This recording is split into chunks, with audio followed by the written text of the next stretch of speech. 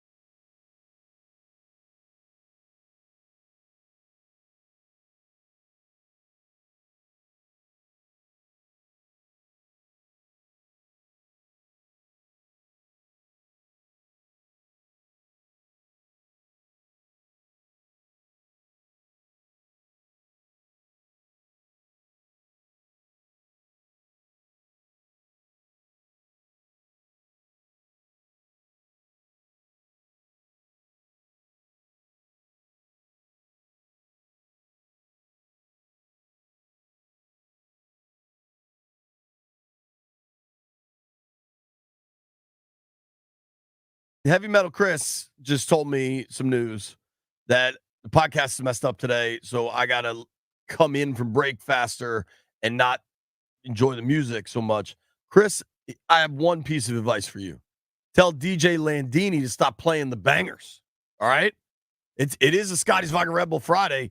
Landfill's Vibes Friday playlist is elite. So, It's fantastic music, pure vibes. it's the best music. It's fantastic music. Got to wish a bunch of people. That was my Trump impression, by the way, which is god awful. I've been told. Got to wish some people a happy birthday. Sonny Jurgensen's birthday, 90 years old. What a legend that dude is. Danny Rouillet, I believe, 27 years old, also a legend. Happy birthday to both those fellas. People are mad at me. All I'm telling you is this roster is not built to seriously contend this year. Maybe if Jaden is lightning in a bottle right away and you get a CJ Stroud-like season, all anybody remembers is that Houston got to the divisional round of the playoffs last year. Nobody remembers that they were 8-8 going into week 18.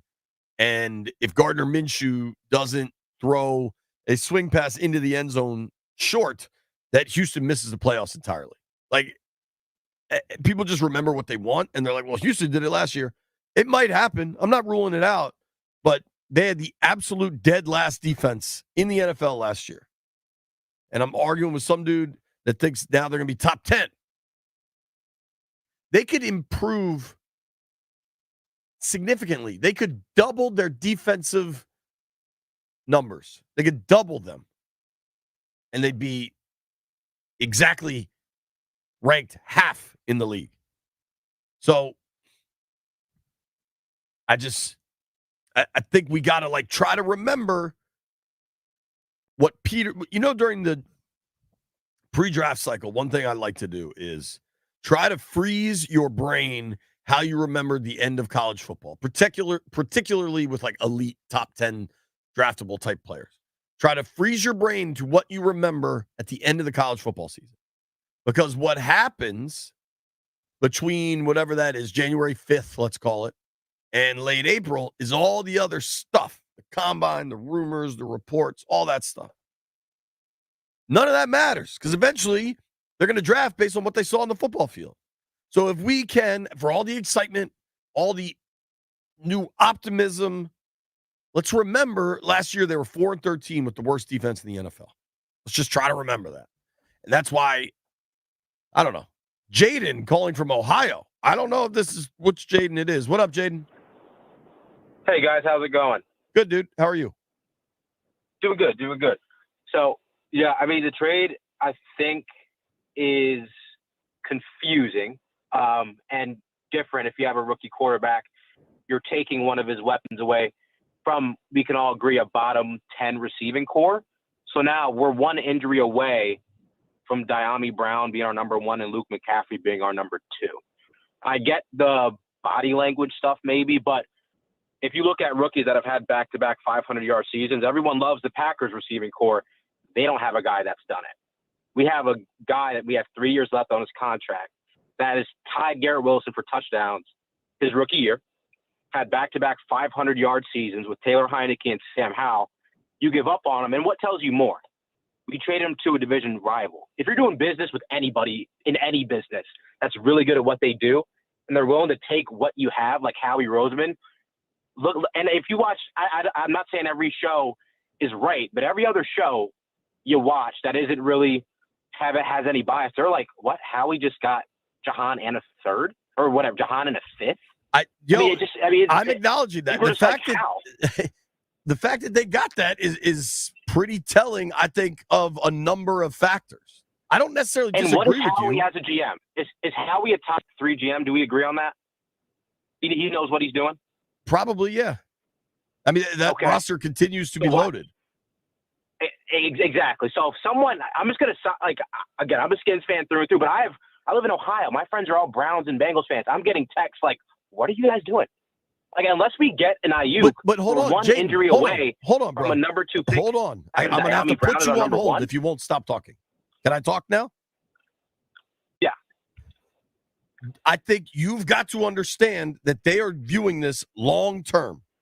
and that they did not view Jahan as a long-term part of their puzzle, and that they got a third rounder for next year. And I understand that that is not fun for this season, and that your friends that are Bengals fans are going to text you like, damn, you just gave away Jahan Dotson. You're not wrong. They clearly, to me, took an L on this trade because they wanted to move on from the player. And that is part of their long-term vision, and we're reacting to it in the immediacy. We're reacting to it in the moment when they have a much wider view on this thing. And I get that, like, looking at this trade, and then they play Tampa in 10 or whatever that would be, 2 weeks, sucks. Like, are they better to go against the Bucs week 1 after this trade? No, period. But they're looking at what are we going to be in 3 years? But he has 3 years left on his deal. It's a different prism. Why give up so early? Thank you for the call, bro. Like you're giving up on your future, too. That's not how they view it. If you think they're wrong, you're entitled to that. But if you think these are the right guys to build for the long haul, then this is how they view it. I'm not necessarily taking a side on that. What's that? My point is we don't know if they're right. They're just giving up on a first-round pick that's had back-to-back 500-yard seasons and 14 touchdowns? You don't know if they're wrong either. You don't know if they're wrong. And they're clearly trying to build the team they want, and they don't view him as a part of it. I got to run. Landfill's going to kill me. Everybody on hold, stay there. I do want to play this Kingsbury audio, but clearly there's a lot to discuss with Jahan Dotson. Nobody go anywhere.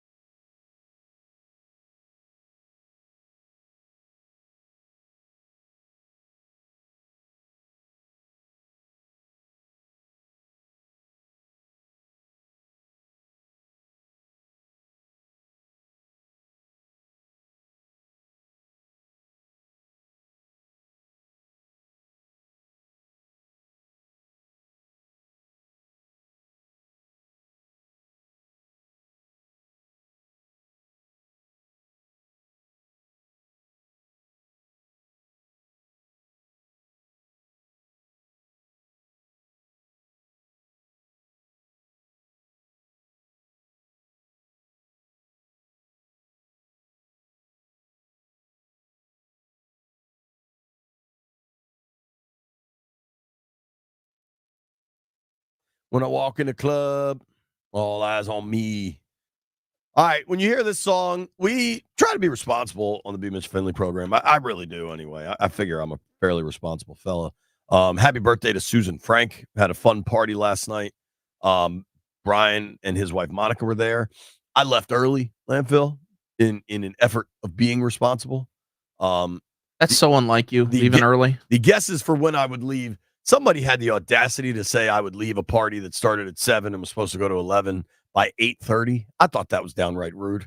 I didn't leave till 8:47, Landfill.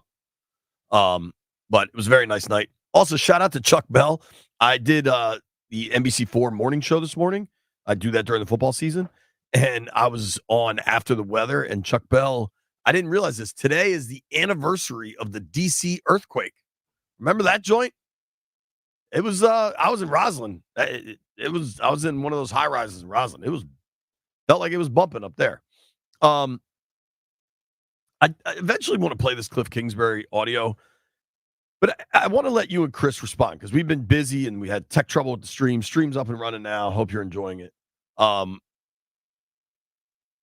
I do not think they did well in the Dotson trade. Maybe if he balled out for them, they could get more in a Dotson trade.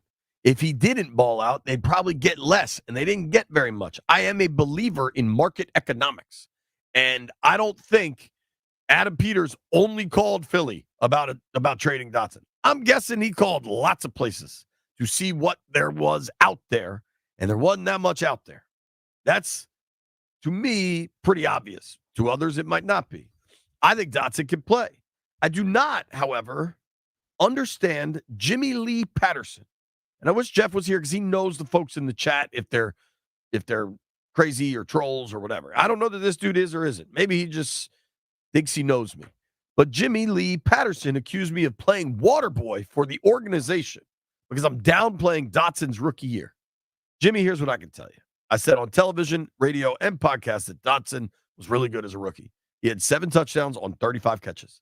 He was in an offense, Scott Turner's offense, that designed ways to get him off the line of scrimmage. They designed ways for him to get off the line of scrimmage without a big bump or a jam or press. And then once he got into space, he was really good. In Eric Bieniemy's offense, that largely dried up, and a lot of Dotson's red zone prowess dried up.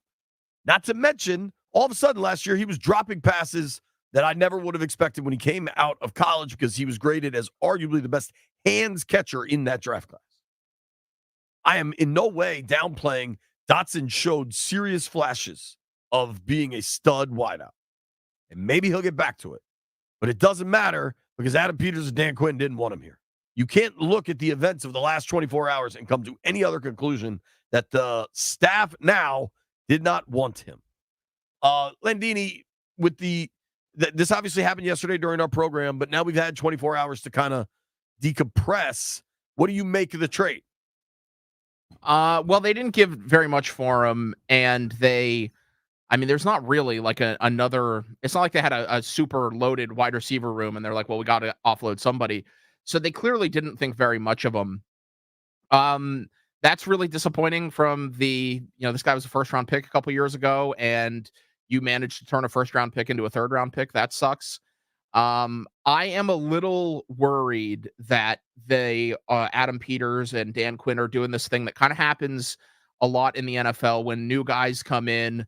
They just decide to just clear out all of the previous regime's guys. That is true. And a lot of times there are some players, not everybody that you get rid of sucks completely. You're taking baths on some guys that maybe you shouldn't necessarily.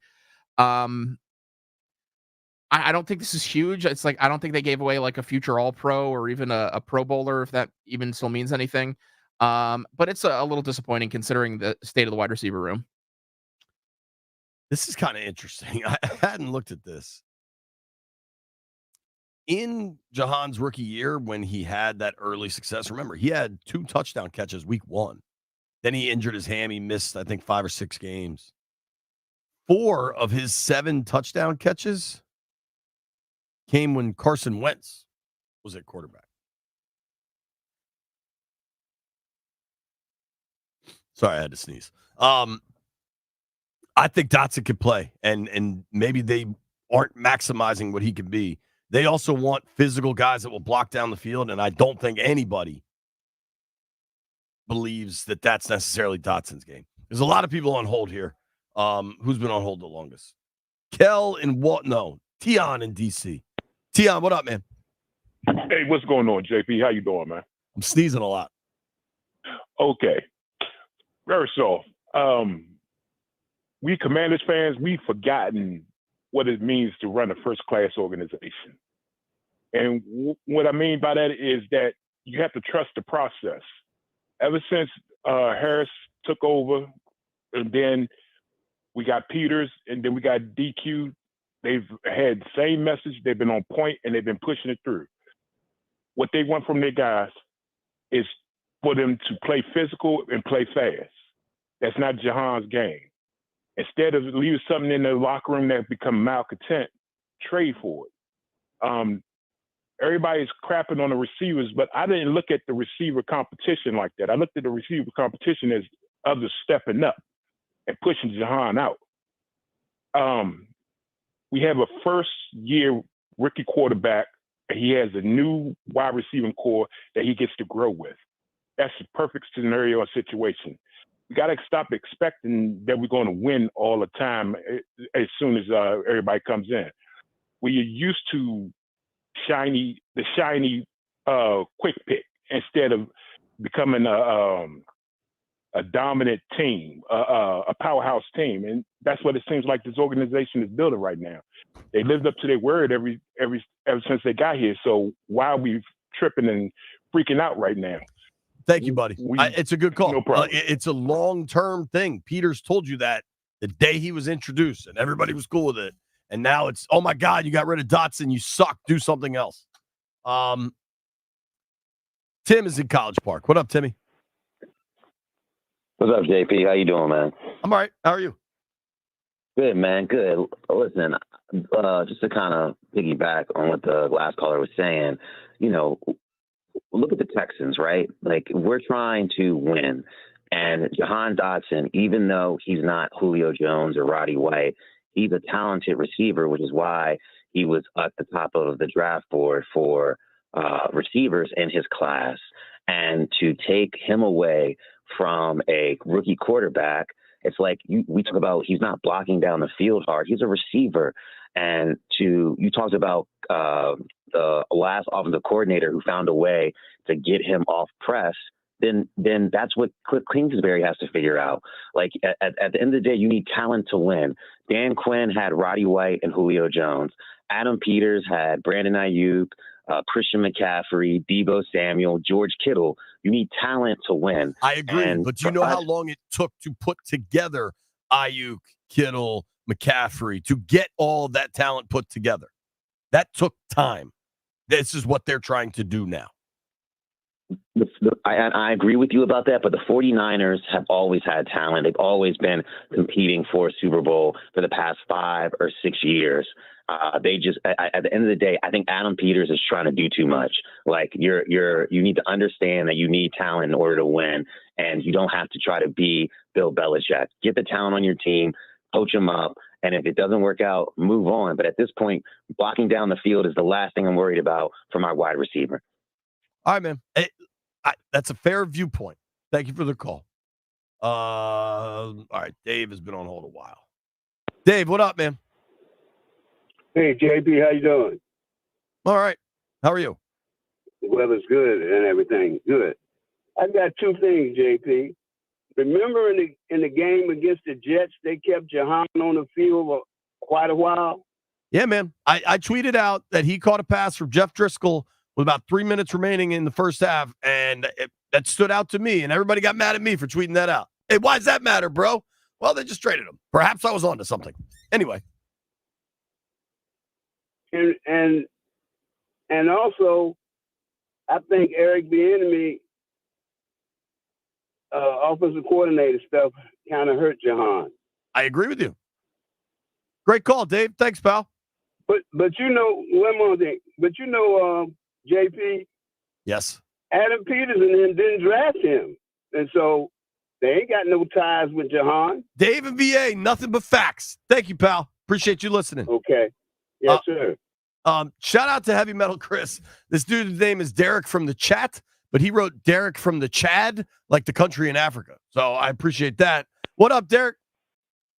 JP, what's going on, man? How you doing? We're chilling. How are you?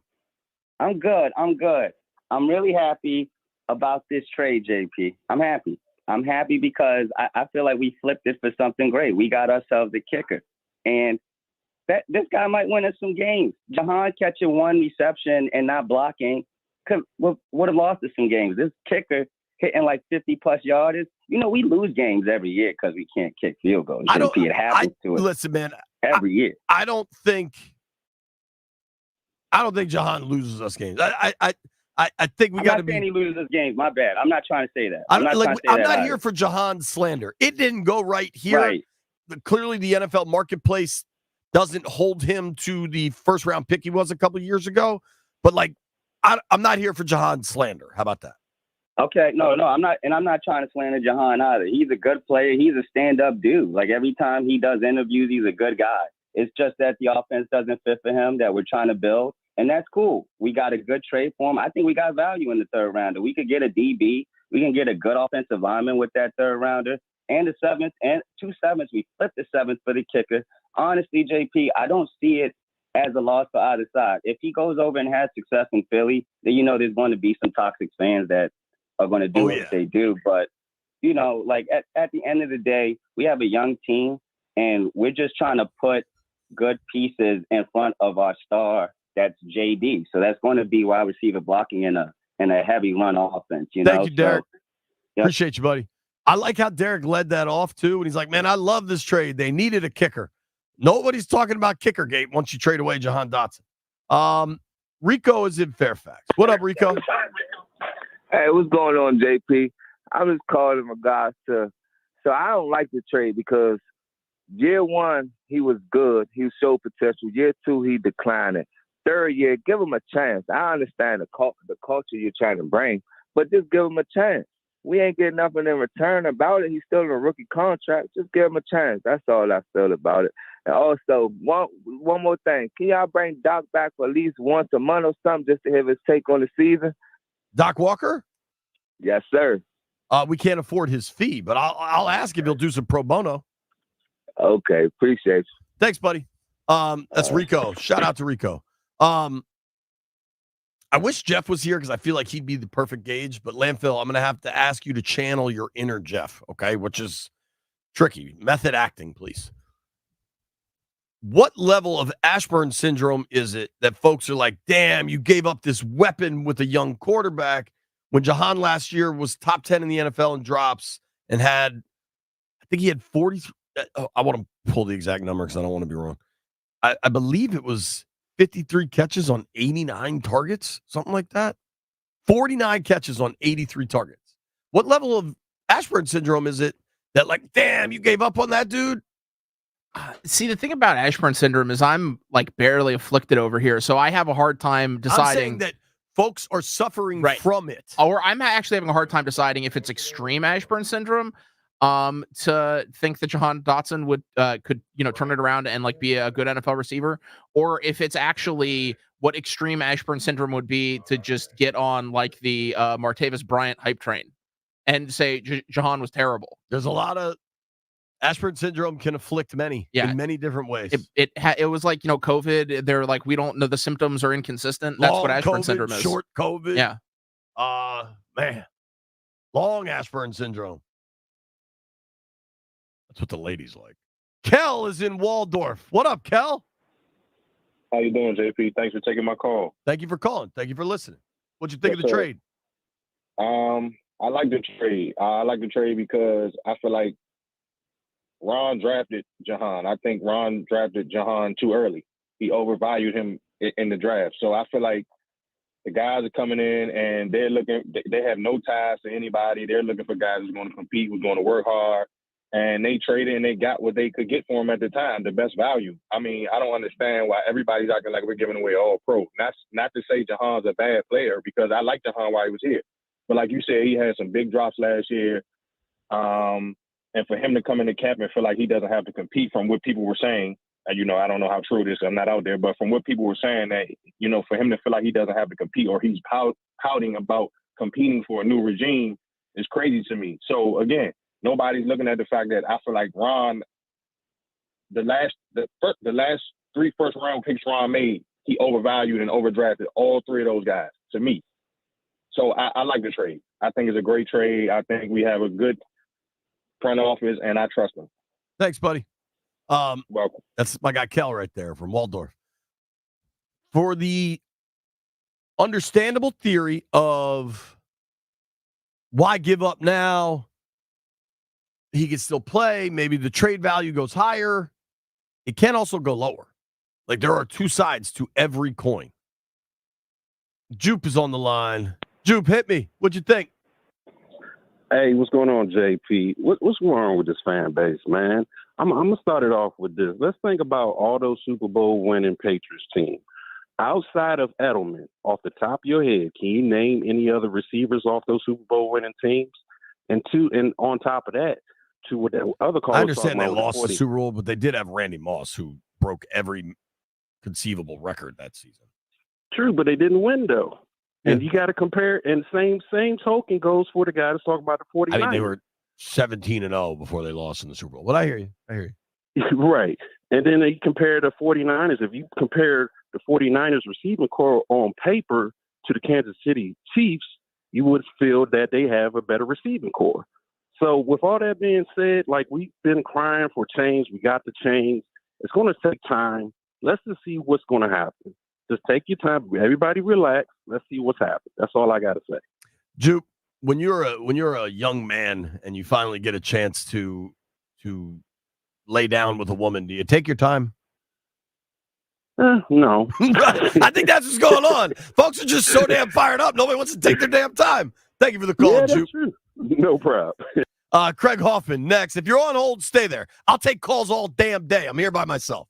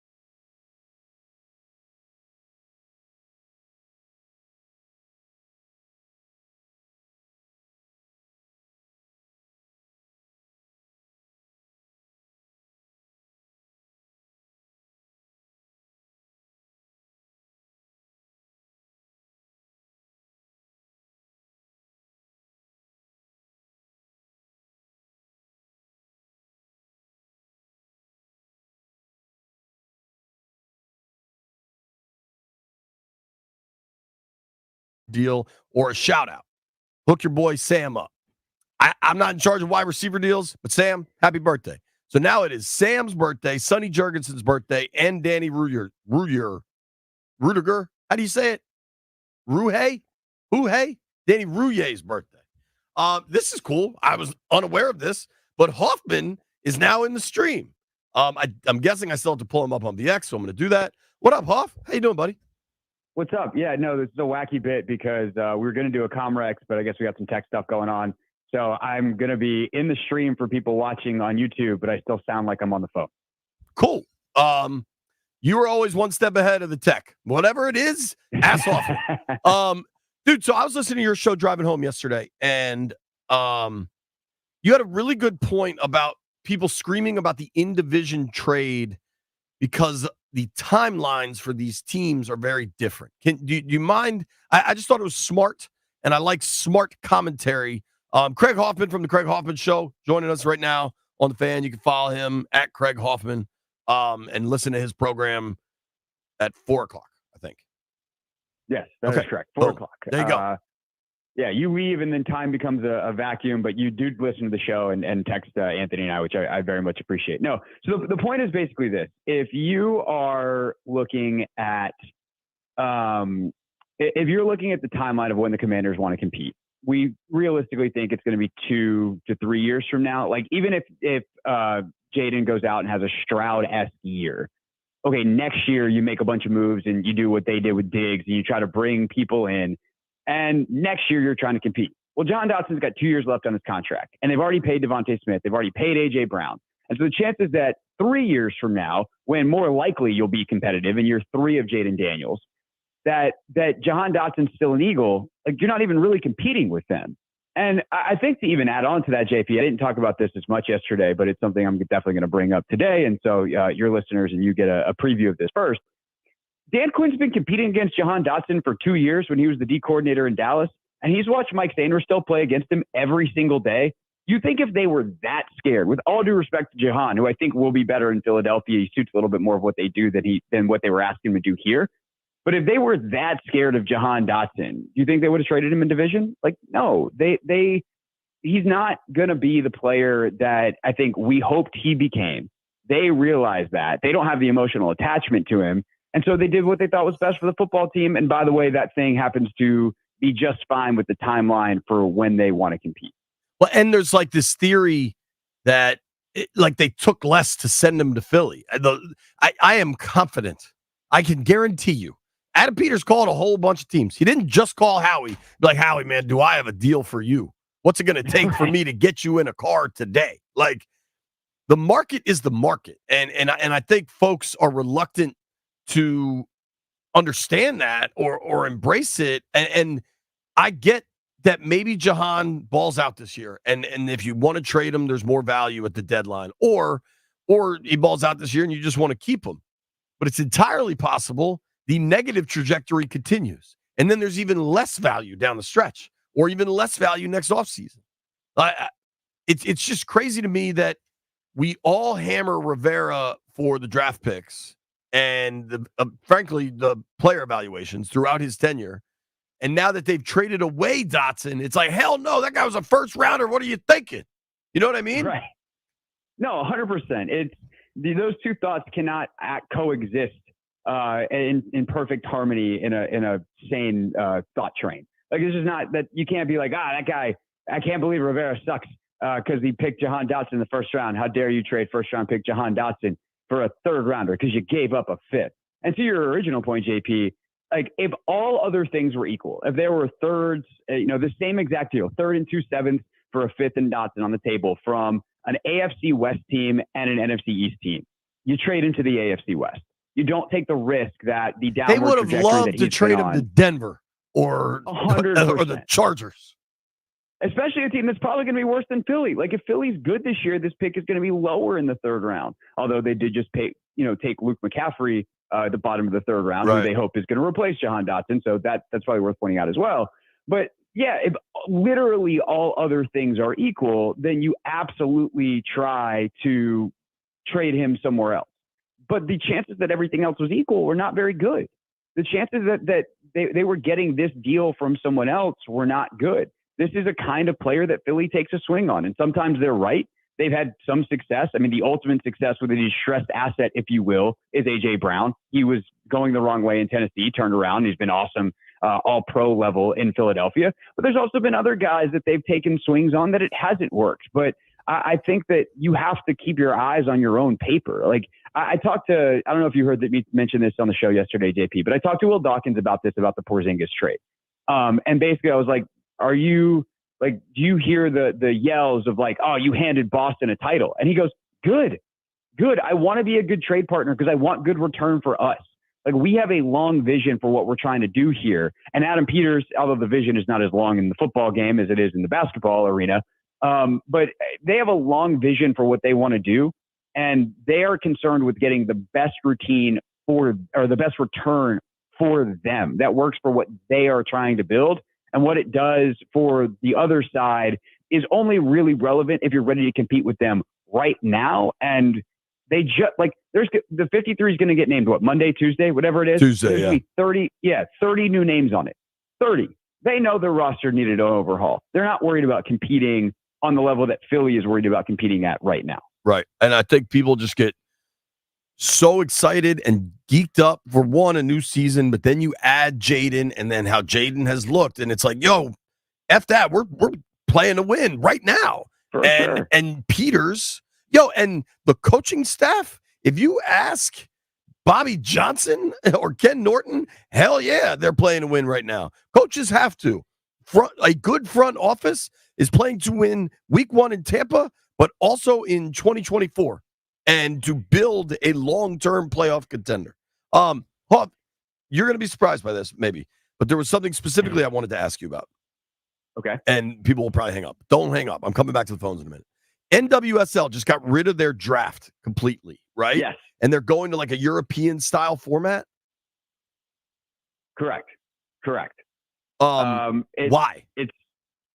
So there's a couple of things, and some of them are kind of like the moral compass of the league. And I think it's a lot easier on the most fundamental level. If you're going to draft Caleb Williams 1-1 overall in the NFL draft and his signing bonus is $25 million, it's a lot more moral to treat that person like a commodity. If you want to trade them, okay, well, he's making $25 million. The NWSL minimum salary has been, 10 years ago, it was $12,000. It's now in the 40s, I believe.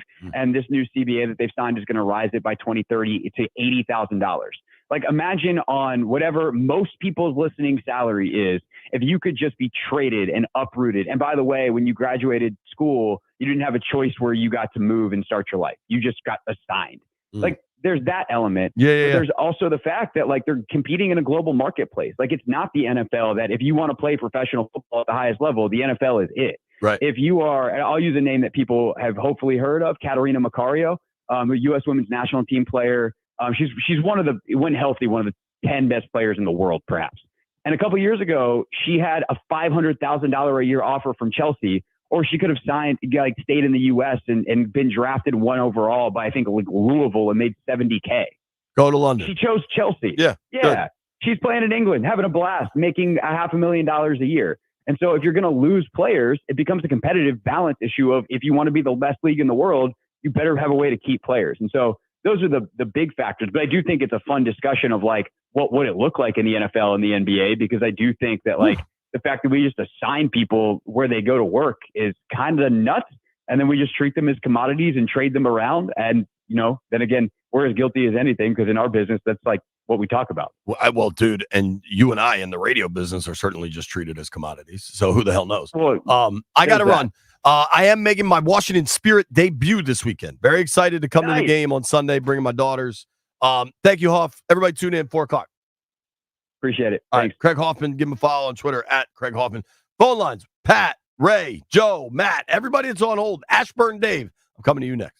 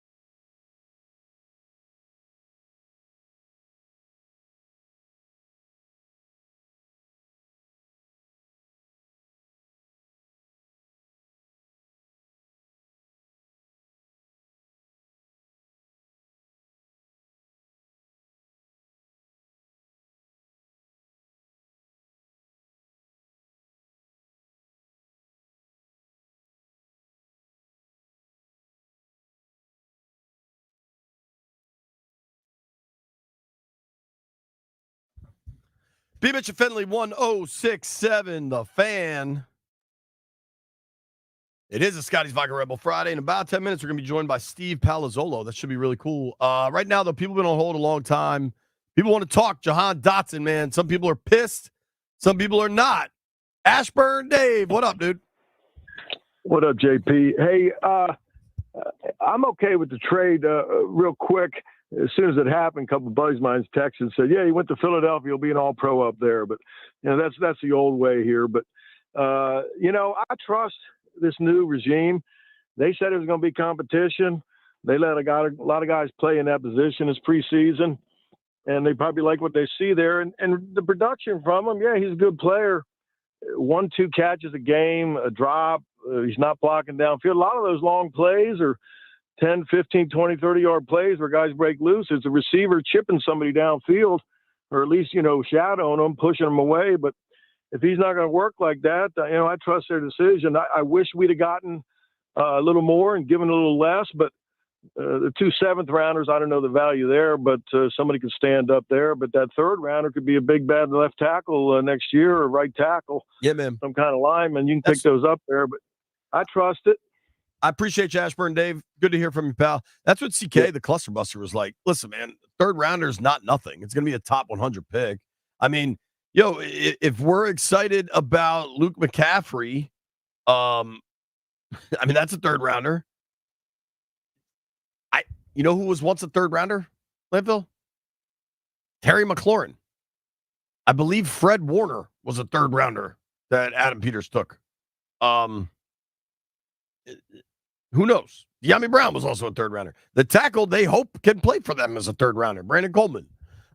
Ray is in Southeast and wants to know why everybody's tripping. What up, Ray? JP, what's up with you, man? I'm chilling, dude. I'm very hungry, and because it's just me and Landfill, we have no means to get food. Chris is kind of running around. Is Chris with us today, or is he doing tech stuff? He's here. He's a person.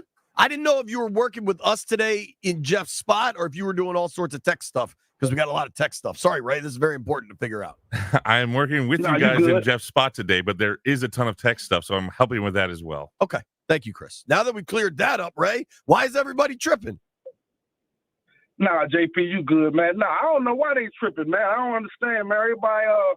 Everybody believe in AP, and I believe in AP. I've been a Redskin fan since forever. I've witnessed 2 Super Bowls.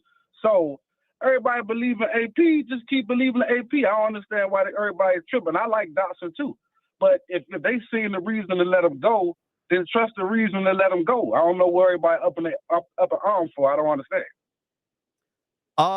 I think that's a fair response, right? Honestly, like, I get that people think maybe they didn't get enough. I'm not. If Jahan balls out, the ops of this trade are going to be significant. But right now, the only theory that I think is completely asinine is that, like, oh, they didn't get enough. They got everything they could. The market, right. The market is the market, man. Thank you, Ray. I appreciate you, buddy. Richard in Springfield. Richard, you there? Yeah, I'm here, JP. How are you? I'm good, pal. How are you? I'm doing good. I tell you why I like this trade. I like it from the way it was handled. It's like a real competent professional management perspective. And most importantly, I think we did right by the young man. We didn't send him to an NFL clown show. He gets to play with Jalen Hurts. He gets to play with experienced pros and a winning culture. And he gets to play for a team that's got a really good shot at the NFC Championship game. And, it's a chance for him to perform, do exactly what he says he's capable of. And if he will, he'll get paid. And from the Commander's perspective, for whatever reason, the coaching brain trust said pass. And Peters went into action. He didn't waste time. He didn't wait till the cut down and release the kid. He got a reasonable, fast deal done. And it reinforces to the rest of the players that this organization is serious about winning and willing to make changes as necessary and almost at any moment. So he did a good deal for him. Peters did a good job for the Commanders. And for me, the days of Snyder ball are permanently over. I appreciate that, Richard. And it's interesting because one of the biggest knocks on Dan Snyder was that he viewed everything as a zero-sum game, that somebody won and somebody lost, and he always had to win. Now, we know that that wasn't the case, but that was his mindset. It's valuable if Dotson is good in Philly because then Philly's getting something out of this trade too. Now, it sucks because we all hate Philly, and it's the most stabby city in America, but like that is how trades are supposed to work. Matt Stafford is on the line. Hello, Matt. Hey, I like this for everyone. I love Jahan, but I like it for everybody. And in a way, it shows the confidence they have in Kingsbury's offense because it simplifies the read progression. It takes the politics out of the read progressions and makes it easy for Jaden to just go ahead and take off with it. And when you think about Kingsbury's Cardinals, they might have had Hollywood Brown. I don't remember him having too many big names or a couple big names at once. DeAndre Hopkins. And the only thing that I would say is maybe Jahan didn't fit in the Y or the Z or where they wanted him to be, but I do think he would have filled in pretty well for Terry. Say Terry were to get dinged up, I think Jahan would have been good to slide into that spot. But well, last thing I'd say is Eric Nathan. They mentioned him on the Junkies this morning. They said, about Jahan, nobody ever really had much good to say, but really no one really ever had much good to say about Eric Bieniemy. So you got to kind of factor that in as well when you're taking in consideration how people are behaving at the practices. Thank you, what buddy. do you think, JP? Appreciate you, pal. I mean, it is pretty remarkable if you look at last year's production to Matt's point. I mean, just catches. Like, was there an outcry, an uproar of angst or aggression when they let Curtis Samuel walk in free agency and he signed with the Bills? Curtis Samuel had 62 catches for 613 yards and 4 touchdowns last year. They let Logan Thomas go. Logan had 6 more catches and about the same amount of yards as Jahan. I think you could argue they should have re-signed Curtis. All right, Landfill, I'm going to try to do the right thing. We got Steve Palazzolo joining us next. If you're on hold, we're just going to have phones going the whole damn day, okay? The whole damn day. Steve Palazzolo, founder of Pro Football Focus, just started his own new podcast, Dude Knows Ball. Let's ask him about the trade.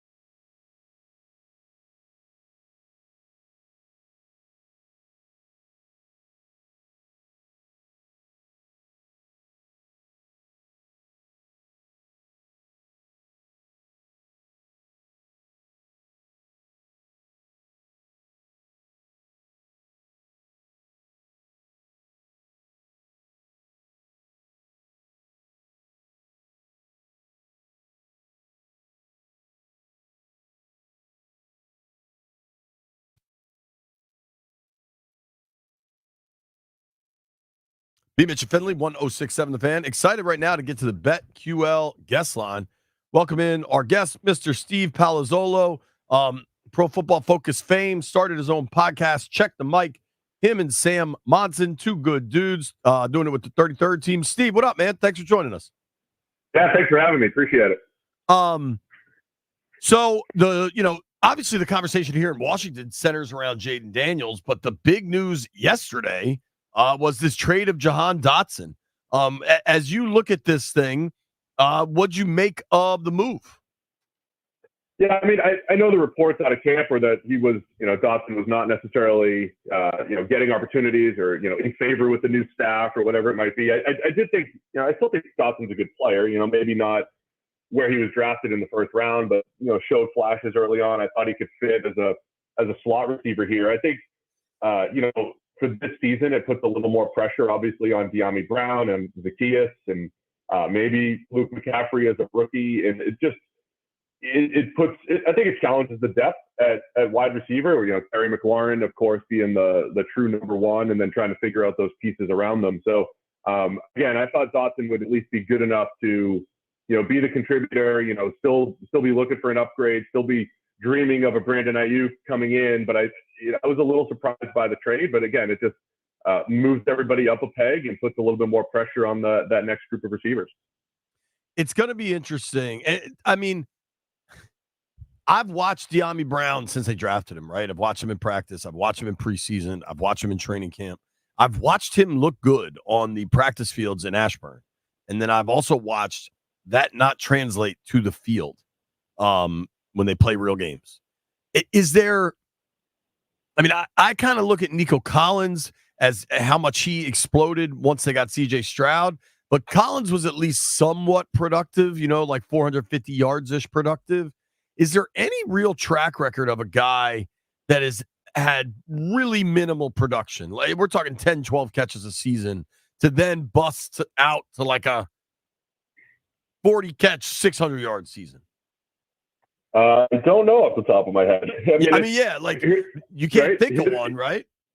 Here's what I'm intrigued by. Not so much this is great for the Commanders, but the storyline of when you see a guy that has a couple years of development and not as a starter, as a backup, and then he gets entrusted.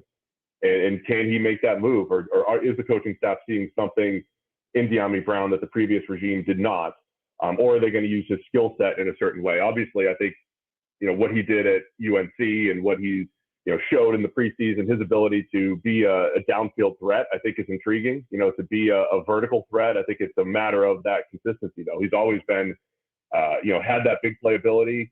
The way he's been used is, let's chuck it deep to De'Ami, see if we can flip the field with him. If that's going to be his main role, I think he can do it. But again, you can't just rely on that. So it's intriguing from hey, let's see if year 4 of development, after sitting as a backup, can actually, do him some good and see if he can develop some of that consistency. Yeah, it's going to be really interesting to watch. What do you think of Jaden Daniels from what the little bit we've seen so far, and just kind of how you expected him to play based on a fantastic college career? I think it's as advertised. When you heard people talking around the league, and when Jaden really made his rise up to number 2 on a lot of people's draft boards behind Caleb Williams, a lot of people said the same thing. Like, but he's a great runner and he was outstanding at LSU, but he wants to sit in the pocket, make throws, go through reads. He's really balanced and athletic in the pocket. I like to separate pocket athleticism from outside of the pocket athleticism, and his pocket athleticism is fantastic. And I think you've seen a lot of that. He looks very comfortable. He's been accurate throwing the ball outside the numbers for the most part. The thing I'm curious about with Daniels and of course with Cliff Kingsbury, Cliff hasn't attacked the middle of the field historically a ton, but he also had Kyler Murray. And so trying to figure out if the Kyler thing, if that's an air raid thing, because they had the pop pass to the tight end last week, but that was pretty much it as far as in between the numbers. It's going to be intriguing to see how this offense evolves. But Daniels, I always look for comfort level from the rookies once they hit the field. He looks very comfortable, looks like he belongs, and I think it's something to build upon heading into the regular season. What do you think? So one I mean, you know how this world works. Like, I think social media and fans kind of tend to overreact. It was actually pretty interesting. Cliff got asked about this yesterday. You know, how much of his offense has he shown? And he said, not much. Jaden's had 15 passes in the preseason, right? Yeah. What do you think? Cliff also explained that he is night and day different than what it was when he first came into the league with Kyler. His offense, his mindset, all of this. What do you think of the marriage between Cliff and Jaden? Yeah, I mean, I'm intrigued to see what that looks like from Cliff, because it is easy for us to only know what we see, which is, okay, here's what happened in Arizona, here's what he did, and we'll assume the same thing. But we're all allowed to change and evolve. And I think the marriage with Daniels is a good one, because there was a point in Kyler Murray's time at Arizona when he was not used in the design run game a ton as a runner. And then they kind of flipped that switch, and I forget how it was, like 600 or 800 yards that Kyler Murray had one of those years. And it was like, oh, we can lean into this. Kyler Murray can do this. I mean, Daniels obviously has that. Now he still have to work on sliding, still have to work on not, taking those big hits. But I'm intrigued by that piece as well, because even if you're going to be a pocket first quarterback, win from the pocket first, that added dimension of the design running game, and what that does for play action, and what that does to just keep the defense in a bind. I'm interested to see what that looks like, and interested to see how Cliff evolves. I think people focus too much on, well, Terry McLaurin's only lining up on the left, and we don't use motion, and we do this and that. And even though I generally like the idea of moving guys around for mismatches and creating motion mismatches and advantages for the offense, there have been offenses that have been good who don't rely upon that. Aaron Rodgers' offenses through the years, a lot more static. Peyton Manning's offenses back in the day, very static. It's not, so it doesn't always mean more success. So I'm interested to see how that all looks. But I think the fit for Kingsbury and Daniels is very good so far, and I think it will continue to be. Yeah, I tend to agree with you. And dude, we're talking with Steve Palazzolo here. Check out the Check the Mic podcast, YouTube, wherever you get your podcast. Give him a follow at Steve Palazzolo, Palazzolo with the underscore at the end. I also think you lose Dotson, who showed real stuff as a rookie. Last year took a step back. I don't know about the rest of this receiver room after Terry, but I think Eckler has looked fantastic. I think Zach Ertz has looked fantastic. And I think Brian Robinson is a heck of a player. How can you maybe build a offense that moves the ball well? It's been brief, but in 3 drives with Jaden Daniels at the helm in preseason, they had a scoring opportunity every time. They scored a touchdown, a field goal, and missed a field goal in his 3 drives. Can you build an offense that moves the ball well, maybe as a top 10, top 12 yardage offense that isn't reliant on chunk plays anymore? I mean, the Chiefs have done it. It sounds crazy to say. The Chiefs, I know, it's been them the last couple of years. They're not flipping the field. Patrick Mahomes had the second worst passer rating on 20-plus yard throws in the entire NFL last year, like 37th out of 38 quarterbacks. That's crazy. I think it's possible, and it's also trending with that's how defenses are playing, right? Defenses are playing more too high shells, which means they're keeping safeties back, and they're saying, go ahead, put together a 10 or 12 play drive, and be patient. Show that you can take the underneath stuff. Run the ball against the lighter box and pick up 4 or 5 and be patient and don't force the ball down the field. I think the NFL defenses are trending that way, forcing offenses to live that life. And then when it's kind of like an old school Belichick defense. Belichick, teams would move the ball between the 20s all the time, and then he'd crack down in the red zone. And it seems like a lot of NFL defenses, for oversimplifying, but are saying the same thing, like, hey, be patient, take the short stuff, and then we'll crack down in the red zone and, force 3 instead of 7. So I think it is possible. It takes that patience. But I also think with Jaden Daniels being such a good deep ball thrower and, probably the best downfield thrower that Terry McLaurin has had, and, De'Ami Brown's downfield ability, it'll be interesting to see Washington have that type of offense with Ertz and Eckler, working the underneath game and, the running game that they'll have with Robinson and Eckler. But I think they have a chance to have an explosive offense because of Daniels' ability to throw the ball down the field. Well, dude, I also wonder, I mean, not to go back to De'Ami Brown, but De'Ami's best asset is his verticality, and they haven't really had a quarterback to test it. You know what I mean? Yeah, for sure. And I think it'd be pretty cool if like maybe that's a reason why this will hit. I don't know. We'll see. But I did want to go kind of around the league with you while I've got you. What kind of team, just overall with Washington, do you think they have a chance at like a worst to first kind of Houston scenario here? Yeah, I mean, the only issue is the Cowboys and Eagles being in that division, right? You know, the Texans had the benefit of Jaguars collapse last year and the Colts maybe not having Anthony Richardson. The Washington does seem like the team. Again, this is dependent on Jaden Daniels being as advertised. You know, to have that very surprise season, and then when you look at from a team building effort, a lot of their moves were short term moves. You know, bringing in Bobby Wagner and bringing in a whole bunch of veterans to kind of fill those gaps. You know, along the roster on both sides of the ball. There's this mix of, hey, we want to rebuild, we need to build through the draft, and I love what they did in the draft. I don't think they forced needs in the draft. They drafted a lot of the best players that weren't necessarily needs, like Johnny Newton, like Sandersville. I love the way they did that. So they had a long-term vision in the draft, and then a short-term vision with dude. Watching him every day. He is a dog. Yeah. He is that, like, as soon as you draft it, I predicted Jim Harbaugh was absolutely going to draft him because I'm like, he has to be Jim Harbaugh's favorite player, right? He has to be. But he'll be every fan's favorite player. He was every Michigan fan's favorite player. He just flies around the field. One of those, nickel players that just does a lot, right? And brings that energy to the defense.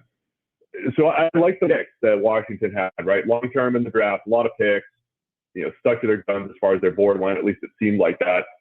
But then the Bobby Wagners of the world and Jeremy Chins of the world and some of those, let's make sure we're putting out a good group of starters here as well. So that's what I think. If that meshes Washington, and then of course Jaden Daniels hits the ground running, all of a sudden I think you're surprising some teams. It'll be tough to, unless the Eagles are in collapse mode again as they were last year. I think it'll be tough to leapfrog the Eagles or the Cowboys, but I definitely think Washington can do some damage. Yeah, I mean, if things break right, now that you got 7 playoff teams, it's almost like the league is almost designed so everybody has a chance at it in a way. If you kind of continue to zoom out, Philly and Dallas look like the class of the NFC East. But how about this? This is an interesting way to look at it. If you had to predict today, and it's impossible to predict on August 23rd, your AFC title game and NFC title game, who are kind of those teams you think get to the Final Four, if you will? I'm going to go out on a limb and say the Chiefs make it to the AFC title game this year. Right. Just really like the way they're looking this preseason. Somebody's got to dethrone the Chiefs. I'm kind of in on the Bengals this year because I think we kind of forget how good Joe Burrow's been when he's healthy. Right. I'll assume health for him. But it's another loaded AFC. The Bills, the Ravens, the whole AFC North is pretty strong. I'll say Bengals, Chiefs in the AFC. I love where the Lions are. I don't think the Lions are going to have a setback this year. I think they did a really nice job this offseason, continuing to get better, shoring up their defensive line, attacking the secondary that had some issues last year. So I'll say Lions. And I think the Eagles do bounce back. I've never seen a team collapse the way they did last year. They looked like the best team in the NFL through 10 or 11 weeks. And then literally one of the worst teams in the NFL after that point, including the playoff game where they got destroyed, right? I've never seen anything like it. They're changing defensive coordinators, changing play callers. There's inner turmoil, and good players look like they aged 10 years in a matter of weeks. I'm going to assume that's not going to happen this year and that their coordinator changes do help them. So I'll say Eagles, Lions, and then Bengals, Chiefs as far as the title games go. Interesting. You can make the case for all those teams, right? You did not include San Fran. And San Fran has been a freight train. They got a lot going on out there. You got Trent holding out or in, whatever that situation is. McCaffrey with this calf strain. The Ayuk drama. What do you make of the Niners? Yeah, I may have just forgotten them as I'm listing those teams, but yeah, look, they have first world problems. They're too good. I mean, they literally have a top 2 tight end, the best running back, the best fullback, a top 5 receiver, the best wide receiver running back hybrid in Deebo Samuel, top 5 edge, best left tackle. They have the best of everything, or top 5 everything. And so I think he'll still be good. Kyle Shanahan is still an offensive play calling cheat code. I know the questions in the playoffs and in crunch time and everything, but Shanahan has, over a decade of experience elevating offenses. And I'll tell you what, I'm intrigued by Brock Purdy in year 3. I always try to balance things. Last year when he has 120 passer rating or whatever it was, it's like, whoa, he's not that good. But because of all the playmakers and everything, but he's also not just a system quarterback. He's also taken Shanahan's offense and elevated it more than any quarterback since Matt Ryan. Matt Ryan won the MVP in 2016 under Kyle Shanahan. So Purdy has a chance in year 3, by the way, to improve. He was a 7th-round pick. He was getting stronger, maybe adds a little bit more velocity. So, yeah, they'll be as dangerous as ever. It's just a matter right now of more than X's and O's. It's personalities and keeping guys happy and getting everybody pointing toward the same goal in San Francisco. Yeah, man. What do you think about the Ayuk trade specifically? You think anything's happening, or like by the time we finally get to week 1, he's just wearing a Niners uniform? He's probably wearing a Niners uniform. I don't understand what the holdup is. There's so much back and forth as far as the negotiations go. And look, they're going to have to pay Brock Purdy a big number that probably starts with a 6 a year from now, unless he That's crazy, dude. Right? I mean, unless he completely collapses this year, he's probably in that $55, $60 million range a year from now. So I think they need to figure out the accounting. How do you keep all those great players? Right now, it's easy. Brock Purdy's got the most valuable contract in the NFL, basically. Worst, last pick in the draft and adding so much value as a starter. So I think that's what they're trying to figure out is the terms, the accounting to keep everybody on the field a year from now. I think that's going to be the biggest challenge there. But I think ultimately Ayuk ends up back there, and we're looking at a loaded Niners team for 24 here. Yeah, they are loaded. They might have the best player in football at like 3 different positions, which is asinine. Maybe 4, dude. I think you could even include Warner if you want to go like Bosa, Trent, McCaffrey. Oh, I forgot Warner. Yeah. Jeez. Best linebacker, best fullback, Kyle Juszczyk. Yeah. They got it all. Yo, you could almost argue Kittle. Kelsey's regular season anyway last year wasn't as good. Yeah. Steve, I have followed your work for years at PFF. I think it's really cool you and Sam are branching out, starting your own thing. Tell us more about the Check the Mic podcast. Yeah, it was. I appreciate it. By the way, I mean we both had a great run at PFF. I was there 13 years, I think, this week. But we had a great opportunity to start our own podcast. It's a lot of the same content, but it's called Check the Mic. And, our fans have always enjoyed our long form analysis. So we go 2.5 hours on a Monday morning reviewing every game. Right. It is long, right? We used to have people say, oh, keep it to an hour, keep it to an hour and a half. Like, no, we're giving every team their love. So we're going for 2.5 hours on a Monday, 2 hours on a Thursday, previewing all the games. And, we hope people come join us and continue with a lot of the same content. Check the Mic wherever you listen to your podcast. And then, same thing on YouTube, Check the Mic. Cool, man. Everybody should check it out. Check the Mic. I like the little play on words there. Steve, thank you for the time, man. I appreciate you joining us. Maybe we can keep doing it as the season goes on. Yeah, I'm down. Appreciate it. All right, great. Everybody check out Check the Mic. Give Steve a follow at Steve Palazzolo. We come back. The phone lines are still lit up. People are mad or happy about Jahan Dotson. We'll talk to him next.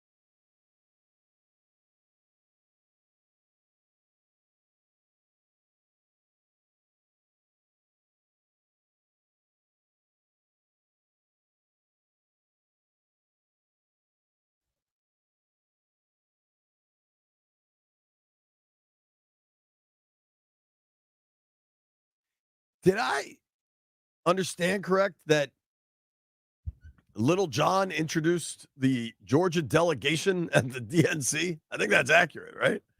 Good for Little John, man. You never know where this world's going to take you, dude. Here's where it's going to take us. A whole bunch of people on the line, mad, happy about the trade. If you live under a rock or perhaps under a bridge or something, and are unaware, Jahan Dotson, 2022 first-round pick, wide receiver, was traded by the Washington Commanders to the Philadelphia Eagles just yesterday. The Commanders sent Dotson and a fifth-round pick, I can't stress that enough, to Philly for a third-rounder and a pair of sevens. A pair of sevens. Good in poker. Probably not worth a heck of a lot in the NFL draft.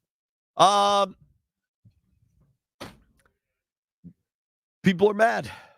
Like Patrick. Hello, Pat. What's up? Hey, JP. Happy Friday to you. How you doing? Thanks, bud. I'm good. How are you?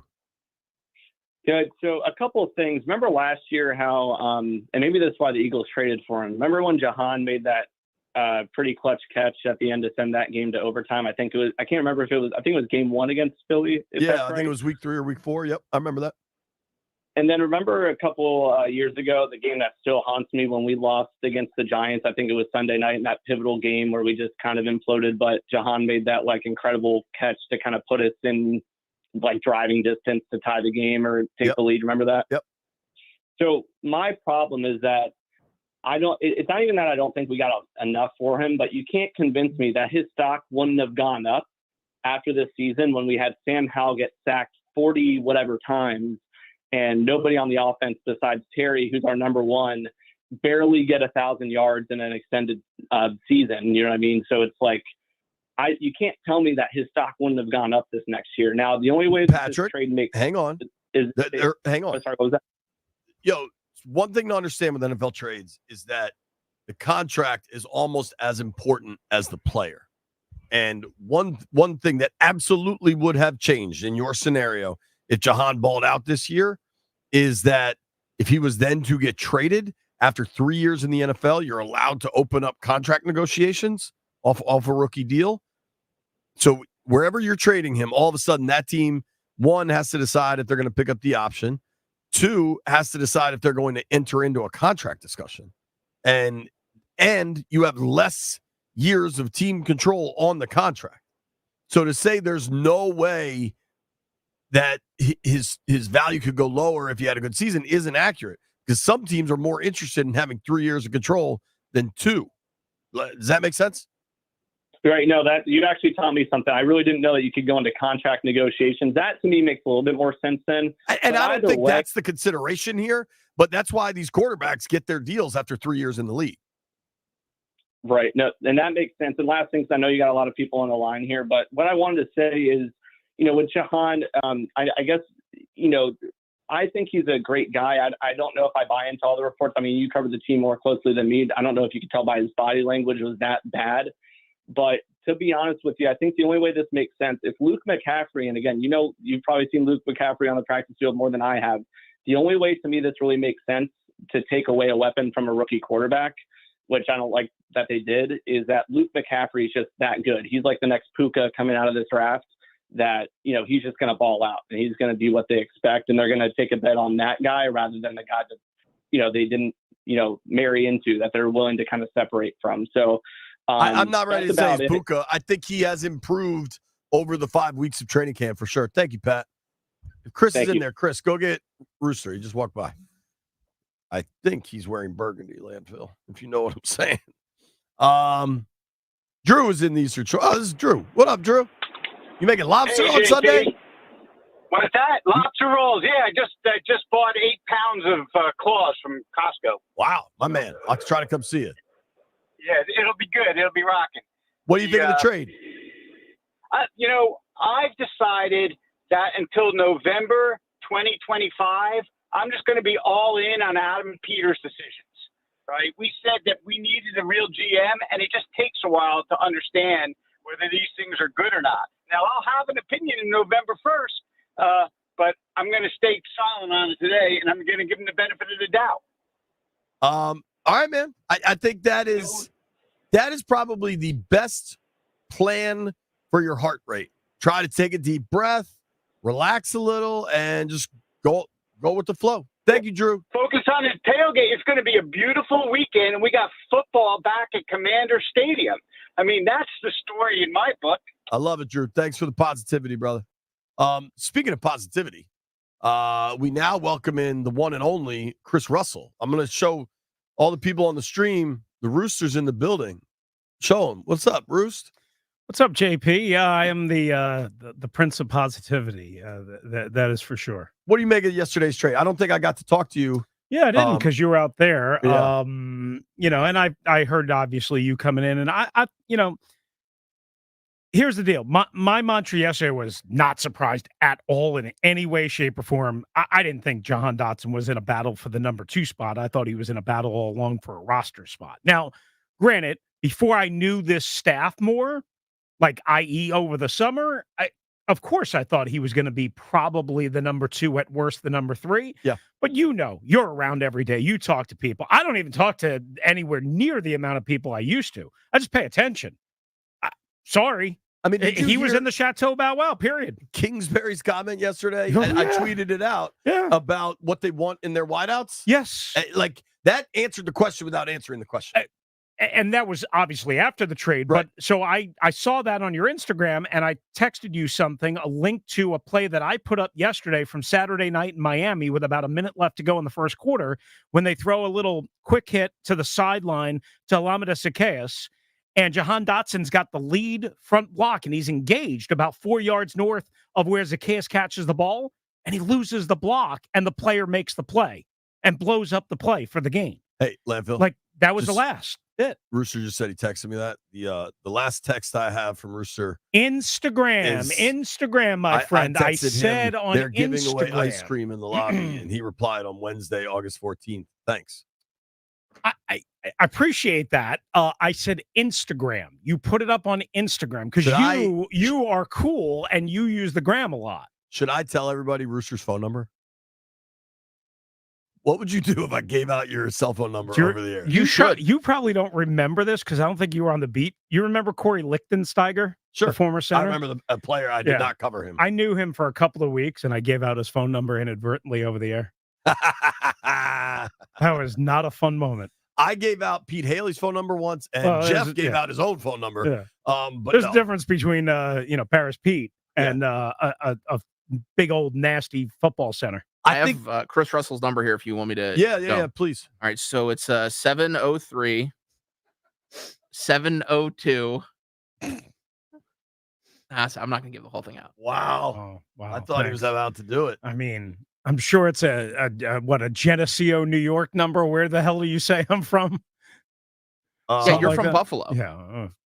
I think you often say I'm from a suburb of Buffalo, even though you don't know any suburbs of Do Buffalo. you think there's another move coming? Yeah. So I still don't buy the whole Brandon Ayuk thing. Maybe I'm Johnny come lately on the. I don't know. I think they're out not because there's no interest, but because of the totality of the cost. Even though it makes a lot of sense for a lot of reasons, and now the drumbeat. You know Mike Silver, right? He's been a long time, NFL scribe. He's well connected. I'm not. He said on KNBR in San Francisco, he wouldn't rule it out. Yeah. And then all of a sudden, the Twitterati started, and let's get what do you call it? Brandon Ayuk back. I still don't think that's happening. I think it's more likely that if they were to trade for somebody that's a big name, it would maybe be T. Higgins from Cincinnati. Somebody that I don't think would cost them anywhere near as much, both financially and probably trade compensation wise. But I still, JP, I don't know how you feel like I heard Grant yesterday, whining and crying about how they're taking away weapons from Jaden Daniels. Yes, they are. But they have some people to throw the football to. They are going to be a better offense. Yeah, exactly. Multiple tight ends. Now, listen, I mean, I might be a little higher on John Bates, maybe having a renaissance year or whatever that would qualify as. But Zach Ertz, if he can stay and that's a huge thing for 15 games. I think we talked about this the other day. Yeah, 60 catches right there. They haven't had that kind of production since 2020 out of the tight end spot. Not to mention Austin Eckler, who 3 years ago had 105 catches. Now, he's not going to have that much this year. Brian Robinson, you and I both know, Brian Robinson can catch the rock out of the backfield. They are not just limited to ground and pound with Brian Robinson. And, oh, by the way, yeah, I mean, and you said it on my way in, and I've been saying essentially the same thing. We all hope De'Ami Brown is the real deal finally, but until he actually proves it in games that matter, we can only hope. That's it. But I do think he will be much better than whatever he has been. And then Zacchaeus and Luke McCaffrey and so on and so forth. I have seen De'Ami be good in Ashburn. Yeah. A lot. Yeah. But he hasn't been good once the lights turn on for real. We'll see, man. Yeah. You got to hope better quarterback, better system. And didn't he do something this offseason that I guess was I think I read somewhere, I don't know, maybe commanders.com that he was catching like 500 balls a day or something like that. He did say something about the jugs machine. I mean, that's great. Terrific. I mean, it should help. If it Heavy Metal doesn't Chris guarantee catches anything. 500 balls a day, does it matter? That who? If Heavy Metal Chris does? I mean, he's a stud. He's a gazelle. Look at that. I mean, would you want to face that if you threw him out on a screen? Now, I was going to talk about you wearing a red shirt, but I see that it's your best buddy's shirt, so that does not necessarily have the same. That's right. So you can't make fun. Best buddies, baby. You got a show today? I do. It starts at 2, according to you. Did you hear how I ended my show yesterday? I did not, because I was on the air with my show before 2:00. Okay, hot shot. We were off at 12:30 because there was a Nats game. That's right. I forgot. And as our show went off, as the Dotson news was going bananas, I said, congratulations to Chris Russell. He's going to have his best ratings ever today. Brother, I had 9 lines jammed pretty much the entire 3 hours. We had to blow off a guest that we had scheduled. So, today we have Santana Moss, who, awesome. I think is obviously a good fit. And WWE superstar Bianca Belair, because WWE is at Capital One Arena tonight. Oh, is it? For Friday Night SmackDown. You going? I am not.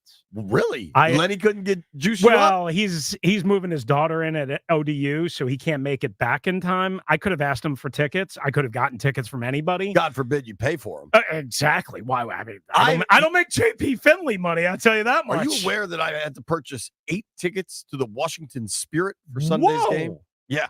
Facts. Whoa. You know what else is facts? You should go buy a car from Oarsman Automotive of Virginia. I have bought numerous cars from Oarsman Automotive of Virginia. They do a great job. People make the difference. You can buy a car anywhere. It's like what Cliff Kingsbury said. It's what you do without the ball is what matters for receivers, because everybody can run good routes and make catches. But will you throw the blocks? Will you? You're all right, Bruce? Bruce, your fly's down. You're on the stream. Here's what I'm telling you. You go to Oarsman Automotive of Virginia. They do the work that people aren't seeing. The service stands out. The Oarsman Lifetime Edge. I can't vouch for these people enough. 7 locations all over Northern Virginia, from Alexandria to Chantilly. All the makes, models you want. Interest rates are going down. Go buy a car.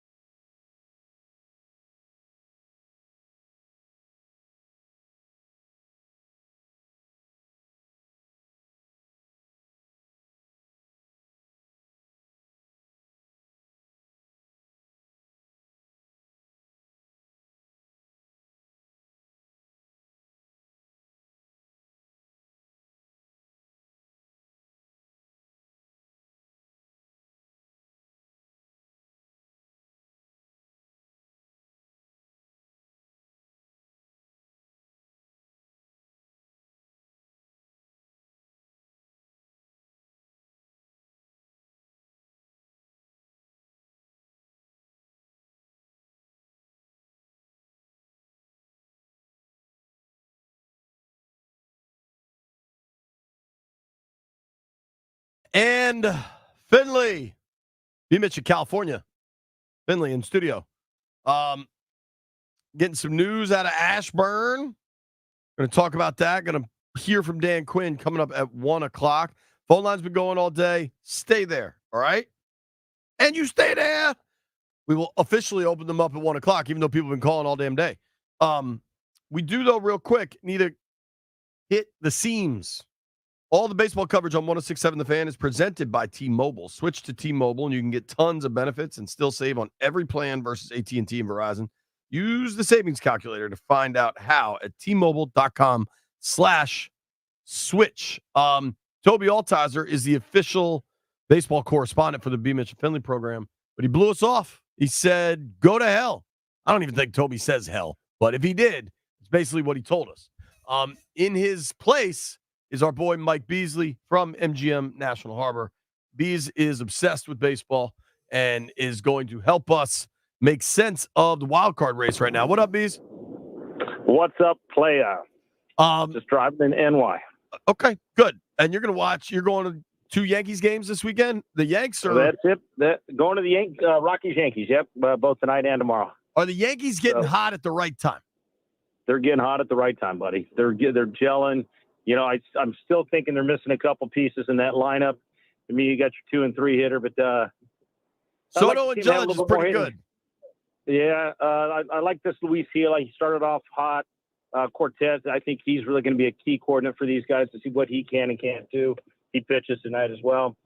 So, yeah, the Yankees are looking good. Your O's are looking horrible. Take it easy.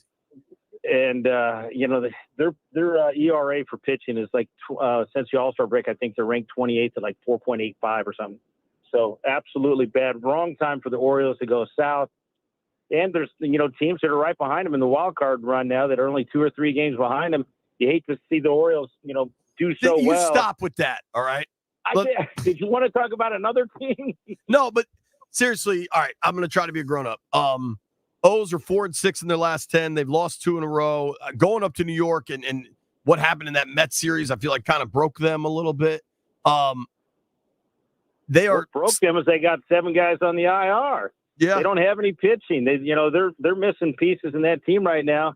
I don't know guys on the IR, but they bring in 7 new guys at the end of the trade deadline. And I think it just really ruined the team dichotomy. I think it's gone away. And I think that's what's hurting this team at this point. And it's going to be tough for them to stay where they are. I mean, I hope they make the playoffs. I'm sorry to say that, pal. There's some other teams that are much hotter. Kansas City Royals. They are currently 1 game out of first in the AL East. So I'm gonna try 1.5. 1.5. Okay. What do we make of the Guardians? How good are they, man? That bullpen is crazy. Well, you know, they are really a good team, and you know, I like them in tonight's game too with Bivey pitching. I mean, he's such a small favorite. I just can't see that particular number, but. I like Tanner Bobby, the Indians. You got a lot of no names on there. We got our boy LT that's over there that's been struggling. Never seen so many strikeouts from Lane Thomas. But that team is just surrounded with good ball players out there. And for the most part, no names. And that's, you know, what's incredibly impressive. You know, that division's impressive. You got 3 teams that are probably going to go to the playoffs. If it started today, you got the Indians, the Twins, and the Kansas City Royals, one of the hottest teams since the All-Star break. Going to go to the postseason, and who would have saw that? You know, when you got strong teams like Texas and Houston and all these other teams in other divisions, and you got 4 teams in American League East that are all over 500, and you got 3 that are going to go from the Central. So, hey, peace. Yep, it's Guardians, sir.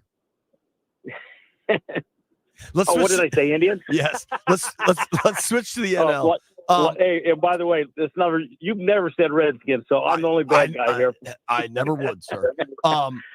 So in the AL, you got Yanks, Guardians, Astros winning the divisions. Who are your 3 wild cards? If you had to pick, like we're getting close now. There's only 30 games left or whatever.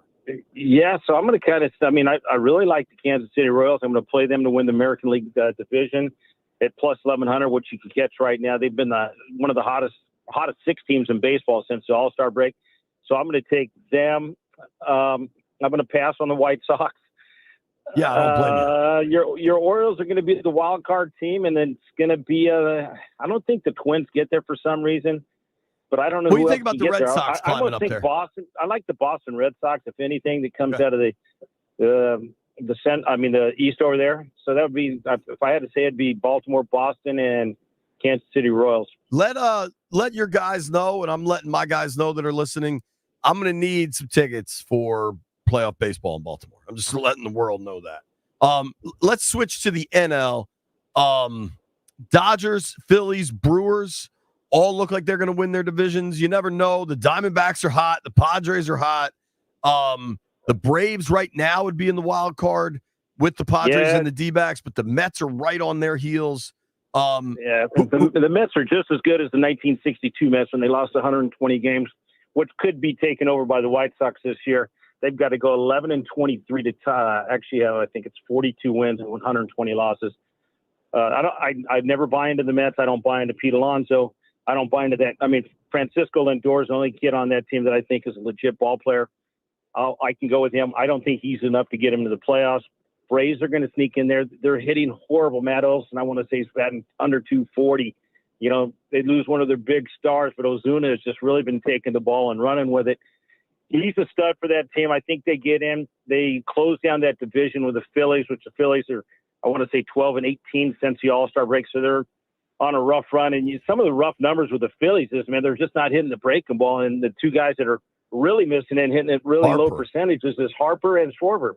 I mean, they're a fastball hitting team, and I think teams are starting to recognize that, and they're getting a lot of off-speed pitches and just, they're not doing what they're supposed to. The Phillies got a tough road set this weekend with the Royals at Kansas City, and like I said it numerous times in just this conversation, Kansas City's good.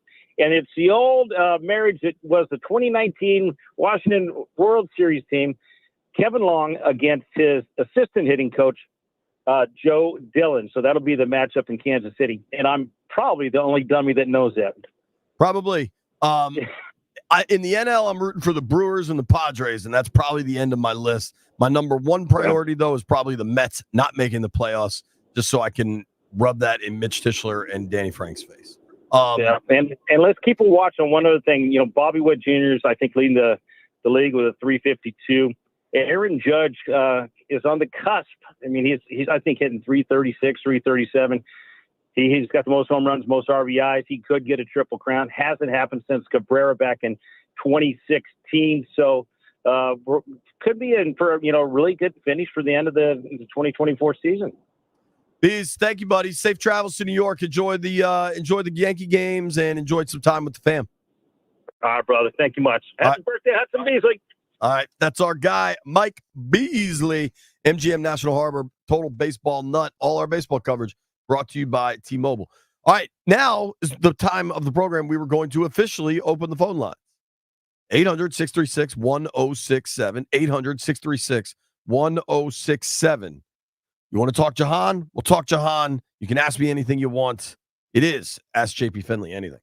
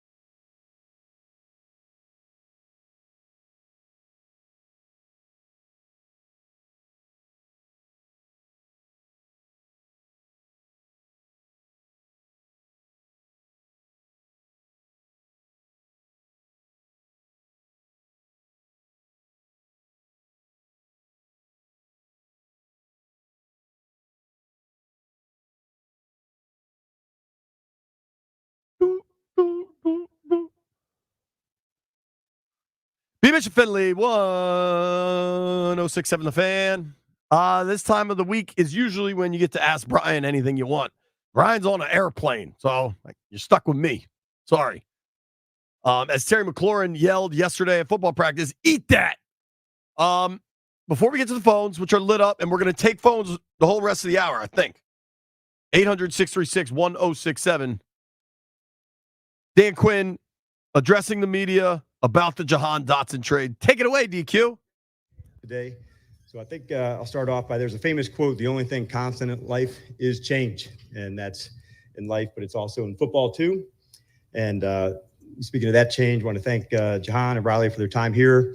And we wish them the very best in their next chapter. So a lot of changes, honestly, since Adam and I arrived. And there'll be a lot more, in the future too. So the one thing that cannot change and won't is the way that we compete. And that's in every single part of what we've done. You've heard us talk through that from the time we got here. And so that's literally what we stand for in everything, to find those edges, find those margins in all sorts of ways. So all that said, John, ready to get started?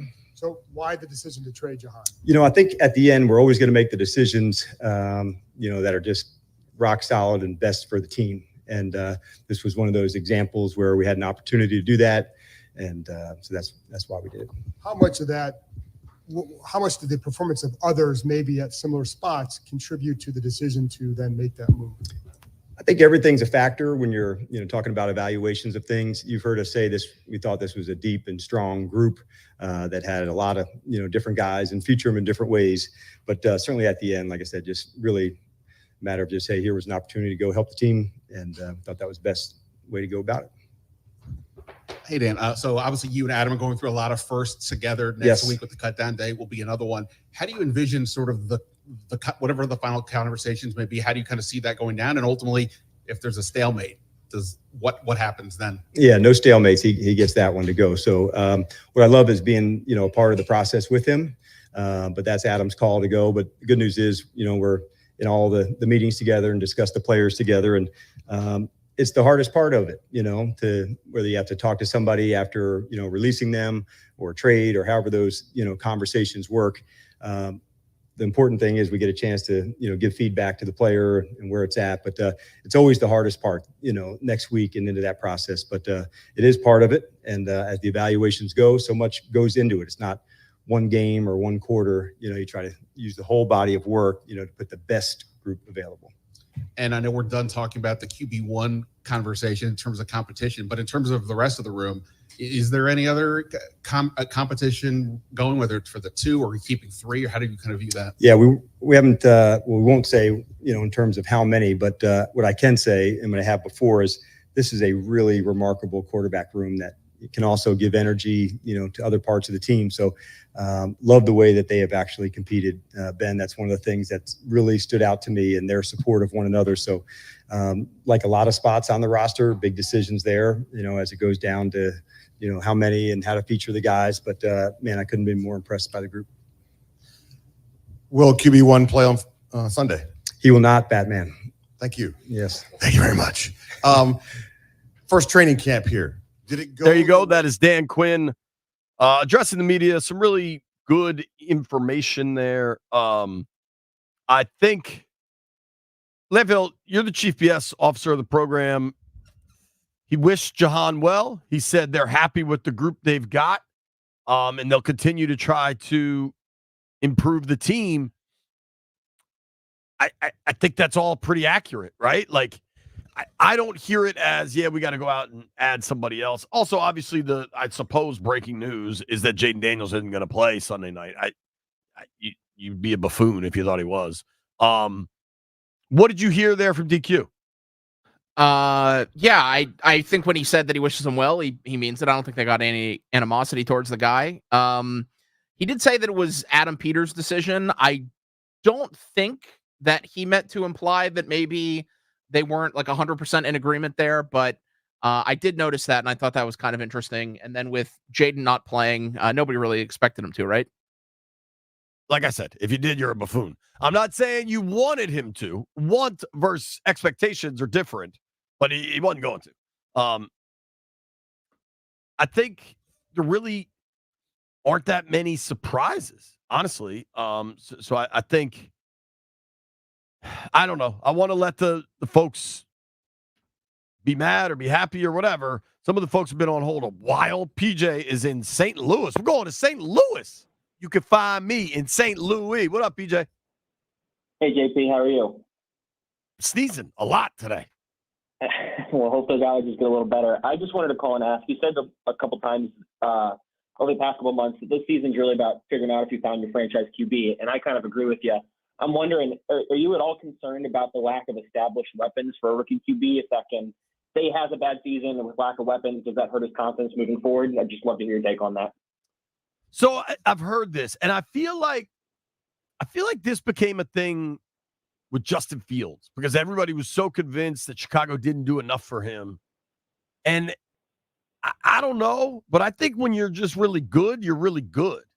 I think you look at Houston last year, and everybody is now convinced that Nico Collins and Tank Dell were just studs, right? And hell, maybe they are, but you're talking about a third rounder and a fourth rounder that just had awesome seasons because the quarterback was awesome. And you can say that like a guy doesn't have enough weapons, whatever you want, and that may or may not be true. You'd love for every situation to be Brock Purdy, where you know the team is loaded and Purdy's able to succeed. I don't know that. I mean, Terry McLaurin is a stud, right? He's getting paid like a stud. He's had whatever it is, 4 straight 1,000-yard seasons. McLaurin's a stud, right? So you're putting Jaden Daniels into a situation where there's at least a stud at wideout. Austin Eckler scored 40 touchdowns in 2 seasons, and that was only 2 years ago. Eckler had over 100 catches. Zach Ertz has been to Pro Bowls and won a Super Bowl. So I don't know that they don't have enough weapons. And I'm not, frankly, I'm not saying this one way or the other, but I'm not entirely convinced that having Jahan meant they had enough weapons. Like if you remove the draft status and Matthew Berry always does this, player A, player B. If you just were shown Jahan's stats through 2 seasons, I don't think anybody'd be like, man, that's an elite weapon. Right? So no, yeah, totally fair. I don't know if you thought they had enough weapons or did not. I'm not entirely convinced that losing Jahan changes that calculus. Thank you for listening in St. Louis. Is that Central Time Zone? What time is it in St. Louis? It is 12:13 p.m. Okay, so you're an hour behind. Central. Do you eat that weird Yes, plastic cheese pizza they like out there? Of course, I got to stick up for Emos. We love it out here. Home of Jason Tatum and home of Emos Pizza. All right, man. Take care. Also Appreciate home of my friend Brian's wife, Jamie Calorie. My man Tyler been on hold over an hour, and I'm sorry about that, Tyler. Tyler, what up? What's up, JP? Chilling.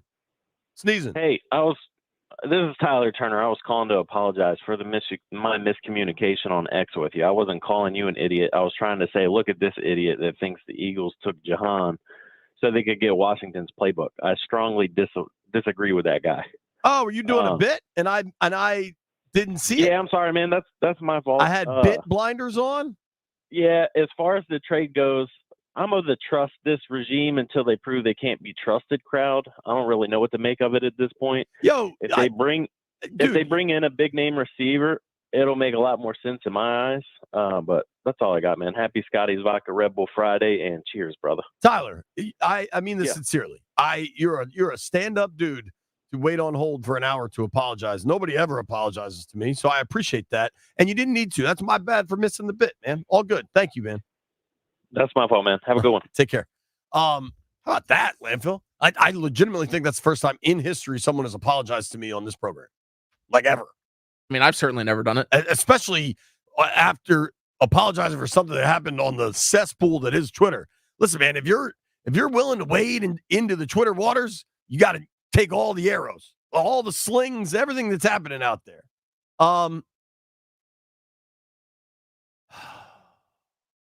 Kenny or Zion? Where do you want to go? Kenny. Kenny it is. Hello, Kenny. Kenny, you there?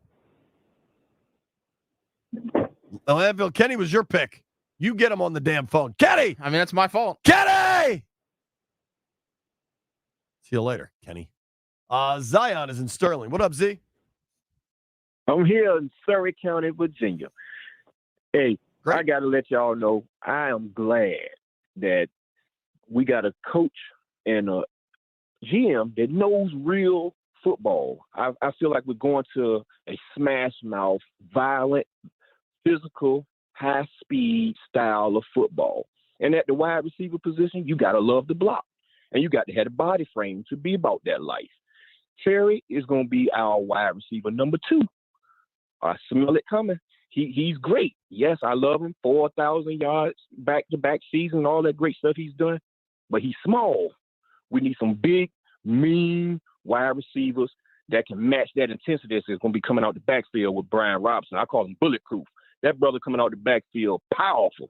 So it's going to be a winning brand of football. But it's going to be physical, and then it's going to be a bunch of dusty clouds on the field. Thank you, Zion. I don't know that was a question, but that's okay. Appreciate the call. 800-636-1067. We're going to talk to Ben Bolin from Boston next. Listen, Jaden Daniels not playing. Cool. The Patriots are lining up Jacoby Brissett and Drake May. So this could be a pretty cool, interesting game to watch. I was just talking to Grant in the break. One thing that's been kind of a bummer is we haven't seen what I would determine to be the Commanders' actual starting defense really at all this offseason because Wagner, John Allen, and Deron Payne haven't played, and they're sure as hell not going to play Sunday night.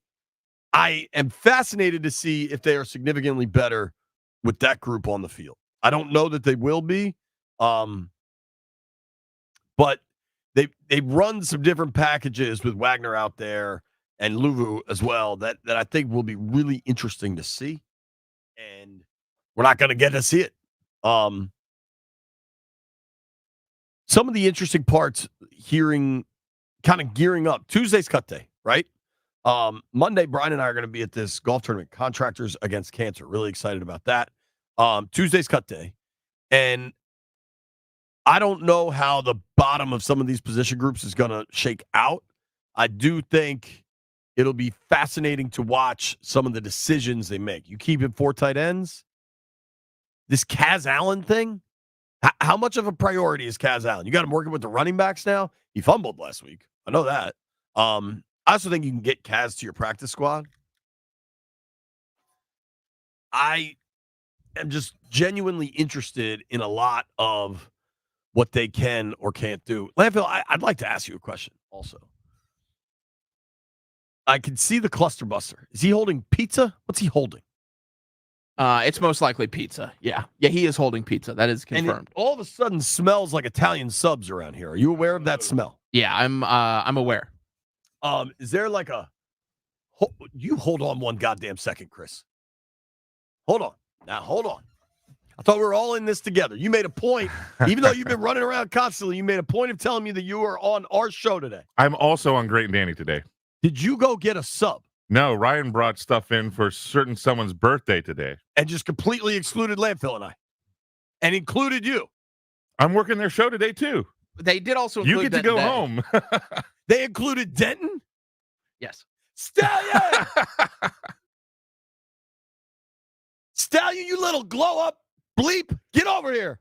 I'm just screaming now. I am hungry and I am angry. Stallion! So he brought in food for Denton and Heavy Metal Chris. It's Danny's birthday. Fire away. Get your ass on that microphone. I don't care how late we go, Landfill. I don't give a rip.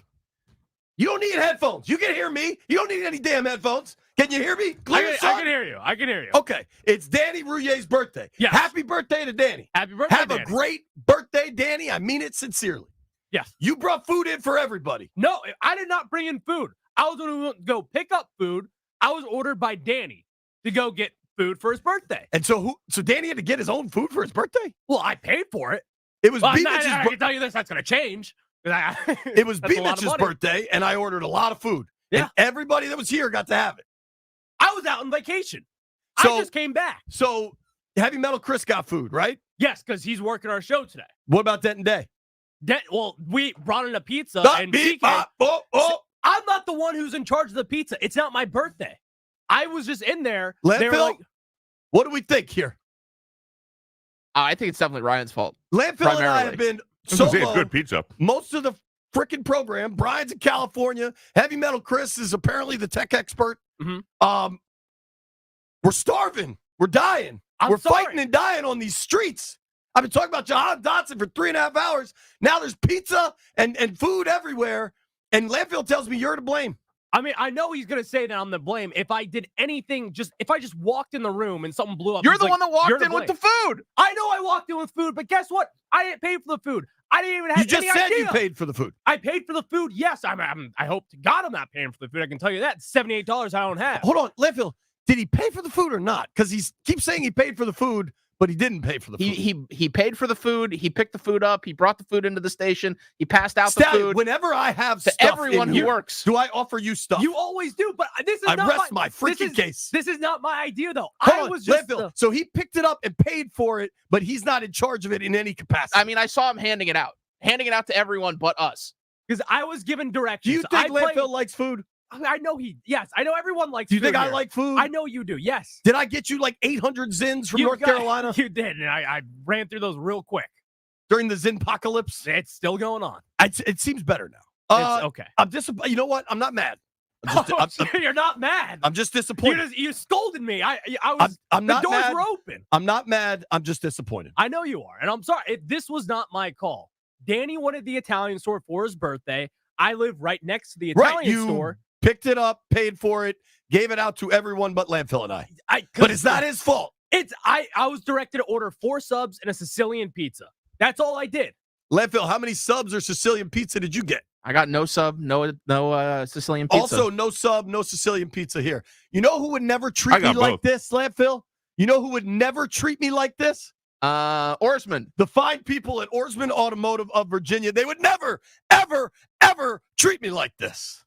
In fact, I once did a podcast at Oarsman Fairfax Toyota. Garv Galati ordered like 80 pizzas. Everybody got pizza. It was a pizza party. That's the kind of service you get at Oarsman Automotive of Virginia. I want everyone in the DMV to go buy a car from Oarsman Automotive of Virginia, except Ryan the Stallion.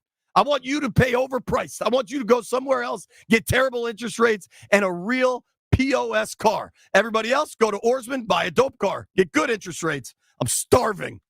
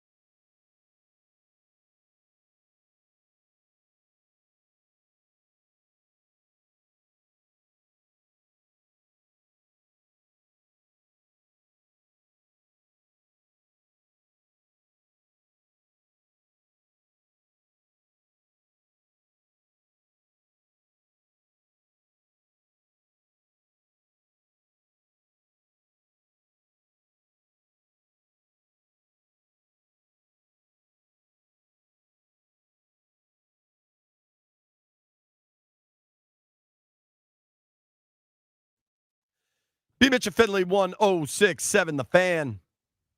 Folks been calling all day. We're gonna keep the phone lines open. Something weird happened in the last segment. I think like a demon took over or something. Go back and get on the Odyssey app. Hit rewind if you need to. I'm gonna let my man Kenny call back from North Carolina. Kenny, are you there this time? JP, you hear me? I hear you, buddy. What's up? Listen, this to me was nothing but a culture thing. You can't have one bad apple spoil the whole bunch. But when you got a new coaching staff and you're trying to make everybody get on the same page, even if the perception is he was not coachable or doing as they were asking him to do, first he got moved down the depth chart, and the second time, now he gets shown the door. I think this was just one bad apple, not spoiling the whole bunch. And the coaching staff in the front office is absolutely 100% right to get rid of that guy now. The last regimes we had in here, he probably could act like any way he wanted to.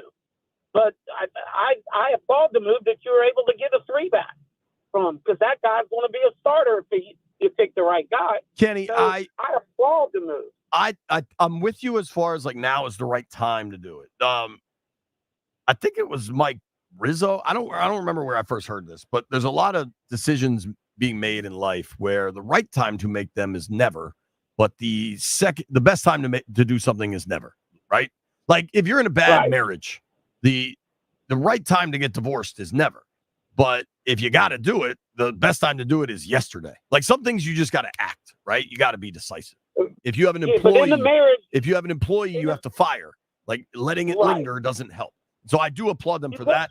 I don't though.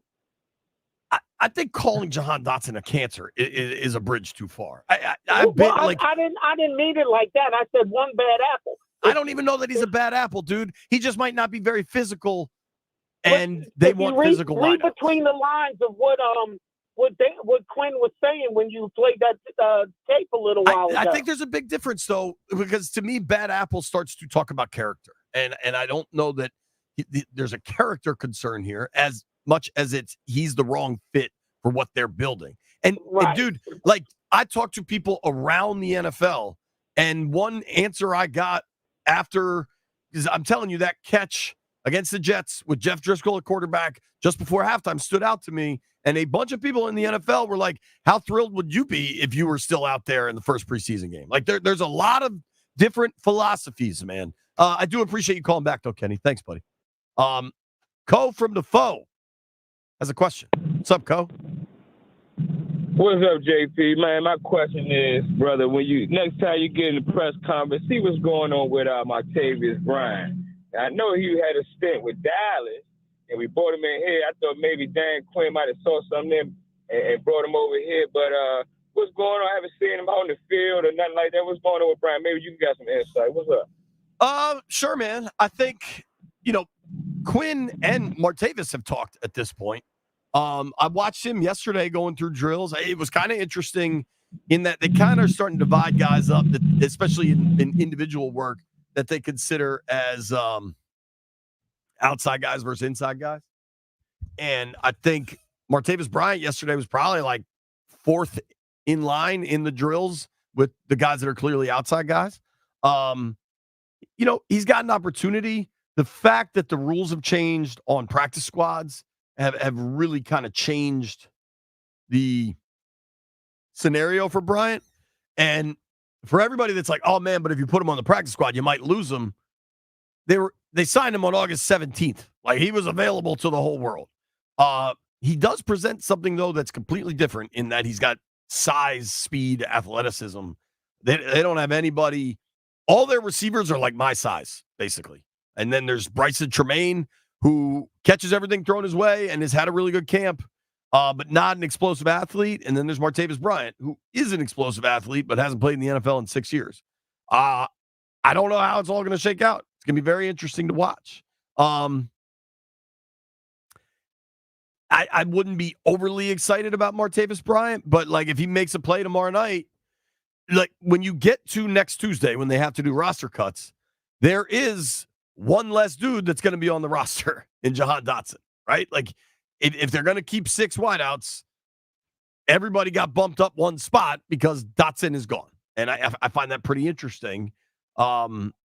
you know, Tischer and I talked about this yesterday. Like, who is the Dotson news best for? Who is the Dotson trade best for? And you could honestly make an argument that it's best for a guy like Bryson Tremaine or even Martavis Bryant. Maybe it's best for a guy like Kaz Allen, who, despite a fumble and I think a really misplayed punt return, they seem to like. And maybe he gets on the roster because he's an intriguing piece that they don't really have, that kind of shiftiness elsewhere. Eckler, I think, gives you that, but you're not going to use Eckler in some of those roles. I don't know. It's going to be fascinating to watch what happens with Bryant, if anything. I don't know how it will all shake out. But, I mean, he was so damn good with the Steelers back in the day, but it was 10 years ago. Landfill, we've basically done nothing but talk about Jahan Dotson all day, save for a little portion where I screamed at Stallion about getting food for everybody but you and I. Just so we're clear, if somebody goes and gets the food and pays for the food, doesn't that make them in charge of the food? Absolutely. Yeah. Ryan the Stallion betrayed us. You have a number of topics on the show sheet that is correct, that you wanted me to discuss. And I largely just blew it all off and just kept talking about Jahan, largely because people just kept calling nonstop. Right. Yes. Now, is there one topic on here you'd like to address most? Ooh, I would like to hear your opinion on who the top performers in Commanders training camp were. Today is the last day of camp, which is kind of wild. Also means next week, like, the reporters getting to watch all of practice is over. All right. Who has been the best performers of camp? Sammerstill jumps to mind defensively. He's been really good. I think, honestly, Jaden Daniels has been really, really good. Diami's been quite good. I think Eckler and Ertz have looked fantastic when I wasn't necessarily expecting that. B-Rob looks good and strong, but I kind of was expecting that. Like, I know what they have in Brian Robinson. The kicking situation has been really bad. Can't stress that enough. But the operation, the term we learned so much about last year, has looked quite good. Tyler Ott seems to have completely, like, the best thing that can happen with a long snapper is you just never hear their name. And I think that's the direction that's going to go with Ott there. Like, the only way you hear about long snapper, like when Sundberg was here for so long and he was so good, you only heard about his charity work. You know what I mean? Like, let's hope Tyler Ott does charity. I was kind of surprised by this. He's a good Instagram follow. He's always throwing content up on the gram. I don't know his exact handle, but you should follow him. Who else has looked really good out there? I think the other rookies have kind of come around. I am very curious, though, as much as this rookie class will kind of rise and fall on what Jaden Daniels does right now. Granted, it's only preseason. The second round pick and the third round pick haven't played at all. Johnny Newton, Illinois D tackle, not playing. Brandon Coleman, third round, left tackle, not playing. Like, at some point, that's a thing. I don't know that now is that point, but at some point, that is a thing. Defensively, in the secondary, I don't know what they've got. I can't be more clear. I don't know what they've got at corner. Castro Fields has had a pretty decent camp. Castro Fields is the guy they signed. Was he off the Jets practice squad a couple of years ago? He's been up and down off their practice squad. You don't want Ashburn syndrome ourselves. Is Castro Fields looking good relative to competition, or is he looking good? Right? Like, those are reasonable questions that we don't necessarily have answers to, but you know who will have answers or who will provide a real test? Mike Evans, Chris Godwin, Baker Mayfield, Tampa, week 1. Tyler Owens, I think, has probably been one of the cooler stories from camp. Undrafted free agent out of Texas Tech, Red Raiders.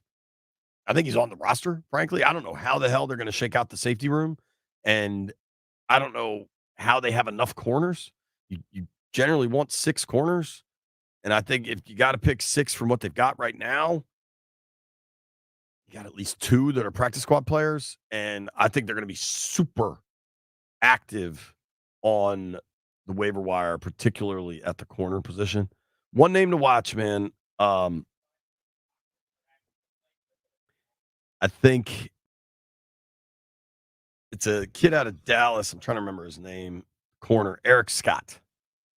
Keep an eye on Eric Scott. Nobody go anywhere. It is B. Mitchell Finley.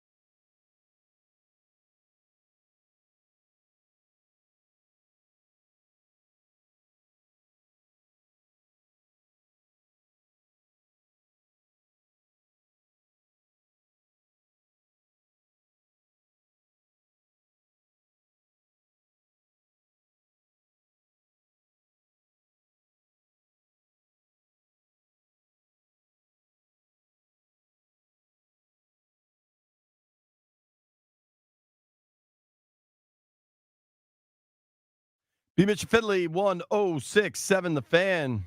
That's great news coming right there. Dylan Cruz in the outfield Monday night against the Yanks. That should be a lot of fun in old Natstown. I hope folks are excited and ready for that. That LSU team, geez, they were loaded. They Cruz and Skeens. Hell of a show today. A lot of fun. I enjoyed it. Hope everybody enjoyed it.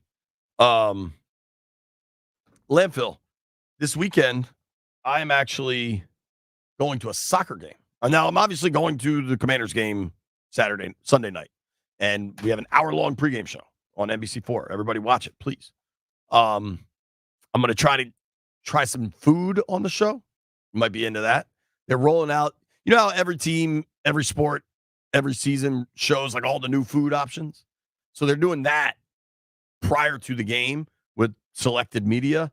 And I'm going to try, what do you think I should try to do? Have them make it fresh for me at 7 when we're on the air, or just keep it from like 4 o'clock when they're showing everybody and then eat it 3 hours later? I think you should try to get them to make it for you. Yeah, I think so too, right? 3-hour-old ballpark food could be a little rough there. Yeah, you're not incorrect. But Sunday, I am taking my daughter and her friends to the Spirit game. This will be my first Spirit game, Landfill. I am fired up. How do you think me and 6 kids are going to do at the Spirit game on Sunday, Landfill? Somebody is putting you in charge of 6 separate children? Let's be clear, my wife is also going. So she's like in charge. Okay. I'm kind of just there. You're the 7th child that she'll be in charge of. Not incorrect. Are you at all surprised that I'm having a lot of trouble accessing my tickets from the Spirit? No, I'm not. Technology seems to flummox you every chance it gets, and I'm not surprised at all. Back to the 7 children at the soccer game. Who's driving? I'll drive. Okay, so you can't even drink. I got to work that night. I'm not going to drink. I got to go to the game that night. Goodness gracious. You're going to 2 different sporting events in one day? You're damn right. That's a lot. My daughter's 9th birthday seemingly never ends. This is now like the 5th time we've celebrated this, which is great. It's tremendous. But yeah, dude. So is that this one? No, that's the little one. That's the little one. She turned 6 in January. But yeah, dude, it's gonna be a lot. It's gonna be a lot. And like soccer games at noon. I know they're 90 minutes. How long does a soccer game go? 2 hours? Yeah, like 2:15. They started adding extreme amounts of stoppage time, which is quite annoying. What should I expect? What is the typical halftime entertainment at a Washington Spirit game? I'm gonna be honest. I've never been, so I can't tell you there. Has Heavy Metal Chris ever been to a Washington Spirit game? I have not. No. I have covered a Washington Spirit practice. They practice at Georgetown, and we did a story on Trinity Rodman for NBC4. And they were very nice and very good at soccer. But this will be my first game there. I've been to games at Audi Field. I've been to a Defenders game. I've been to multiple DC United games. The parking at Audi Field, god-awful. So I think my plan, tell me what you guys think about this plan, is drop the kids over there and then just come park here and then walk back over there. So you're going to stick your wife watching 6 children alone. How much help am I really? I mean, that's fair. To bring it all the way back to Jahan Dotson. Did they give up a weapon? How much better or worse off are they now? I don't know. Every day we make bets. Is your wife getting a 3rd-round draft pick?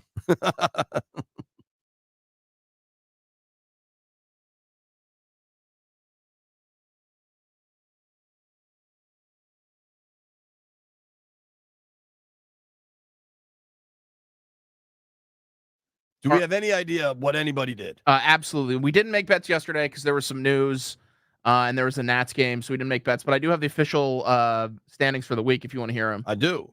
So first place was me. Really? Yep. I came in first. I was 3-0. I do not believe you. I was 3-0. And actually in second place was B Mitch. He was 2-2. He had a parlay. Third place was JP. JP was 1 and 2. Damn, did Jeff go over? And Jeff did go over. He was in 4th, but he didn't actually come in last. Ryan the Stallion came in last when he betrayed us. Ryan the Stallion on he's on the list now. And we've alerted Brian. Brian not happy. I think based on the text Brian has sent, is it fair to say he's not happy with today's transgressions? He's not pleased. He's not pleased. He's in California with his granddaughter and still mad at the Stallion. He's stuck in a metal box hurling across the sky, just being angry at Ryan. I wonder if he's there by now. Who knows? Who knows? He's able to text. I know that much. Thank you to everybody that listened to the program today. Thank you to everybody that called in. It was a really fun show today, honestly. Thank you to a lot of great calls. Listen, if you're mad about the trade, you have a right to be. I wouldn't be, but you have a right to it. Thank you to Craig Hoffman for joining us. Thank you to Steve Palazzolo for joining us. Thank you to the Rooster for sitting in for a few minutes. No thank you to Ryan the Stallion. Thank you to Heavy Metal Chris. Thank you to Heavy Metal Chris. Kinda. He got food, we didn't. He was useful, though. I think, you know what I'm going to do? I want people to unfollow Ryan the Stallion. Absolutely. Whatever his Twitter handle is, unfollow him. Send him a reminder about how much money he wasted on that Corbin jersey, and then unfollow him. Happy birthday to Danny Rouillet. Grant and Danny up next. Big news for the Nats. Calling up Dylan Cruz. I'm sure those guys will be all over it. Sunday night preseason game. Watch us. Channel 4. Made it as far, Oye Beer.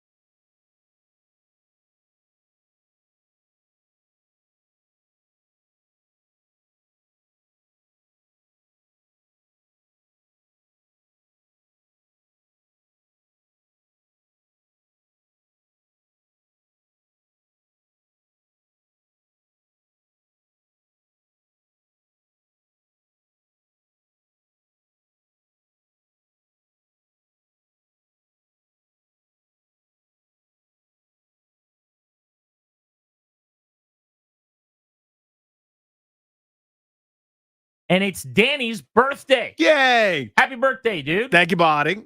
45 years old. Gross. We celebrated with the Italian store subs. We sure did. And a slice of pizza. A side of the Sicilian pizza. You can get a lot of pizza a lot of places. I like the Italian store's pizza quite a bit myself, if I do say so. But I went off the beaten path a little bit. There's Sicilian, not quite a Chicago-style full-on deep dish. It's like that Detroit-style square. I think they do an excellent job of that, and it's a delicious side. Anything can be a side if you will it so. Well, pizza can be a side. Side of pizza. It was perfect. Mm-hmm. You dialed up the right play. We scored a touchdown with the lunch order for Danny Rouillet's birthday.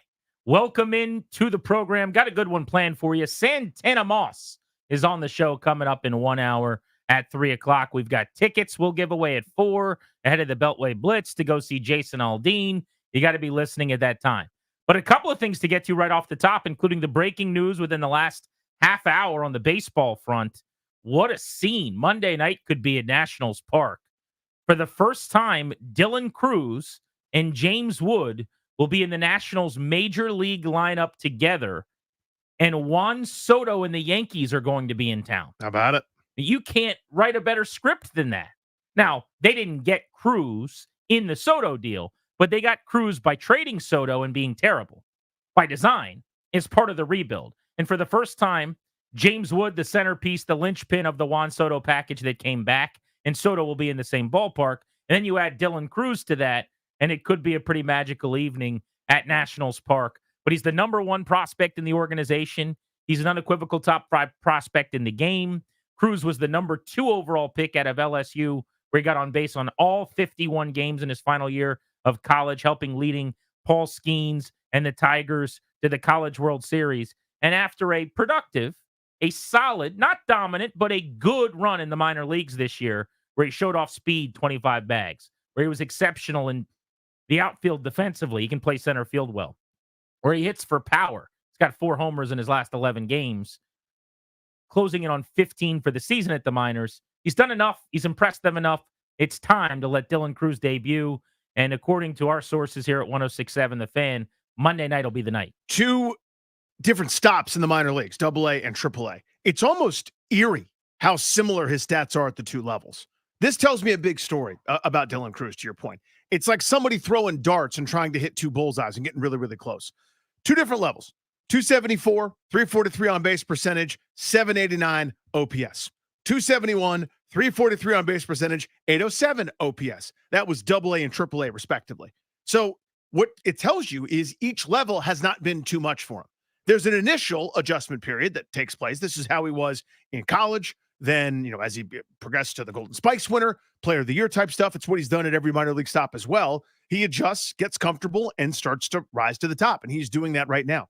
I don't expect him to do what James Wood has done, where you walk into the major leagues and look like you are a 7-year veteran that's just signed a $40 million a year deal, because that's freakish and rare and impossible. He'll go through it up and down a little bit, but nothing bothers that dude. He is unflappable. He looks like he was born to be a major leaguer. You know what I mean? Just the way he carries himself, the tools. You mentioned some of the skill set. He'll be able to do a little bit of everything. I'm excited about it, man. It is your out-of-town preview in town, right? It's your look at the lineup. Look who's going to be going. You've got C.J. Abrams. You'll have James Wood. Now you'll have Dylan Cruz. Other guys from that trade are on the way, maybe taking a little bit longer than those. But that big group of 3 right there, hard to ignore, man. It's really cool. He is right now, in my opinion, as a big leaguer, a 20 homer, 30 steal kind of player, which isn't nothing. No. I mean, the comp I've had for him all along, there's a few different guys you could look to, but do you know Brian Reynolds of the Pittsburgh Pirates? Uh-huh. Like, that's a player, not an MVP type player by any means. I don't think Dylan Cruz is a guy that's going to win MVP awards. But Brian Reynolds is a multi-time All-Star who pretty consistently, year in and year out, strings together a 280 to 300 average. He's been in 260s, 270s occasionally, but he's a career 280 hitter who's got an 825 career OPS, who goes out there and hits 20 to 25, maybe 27 home runs. And in the case of Dylan Cruz, I would add stolen bases to that. But that's kind of the type of player I see Dylan Cruz as. It's going to be a really good major leaguer. The guy that could win the MVP awards, ultimately, in my opinion, is still James Wood. He's the superstar. But they got some decisions to make, and over time, they'll have to figure out, do they want Cruz to play center field? he's more valuable, in my opinion, in center field. A 20 homer, 30 steal season as a center fielder is a much bigger deal than it would be in right field. I think he's good enough defensively to play above average center. We've seen it in the minor leagues, those of us that track those games and watch those games on TV. Jacob Young's a platinum glove player, though. Love JY. There's probably not a better defensive center fielder in baseball this year, and the numbers bear that out. So immediately, this season for sure, it'll be Wood in left, Young in center, Cruz in right.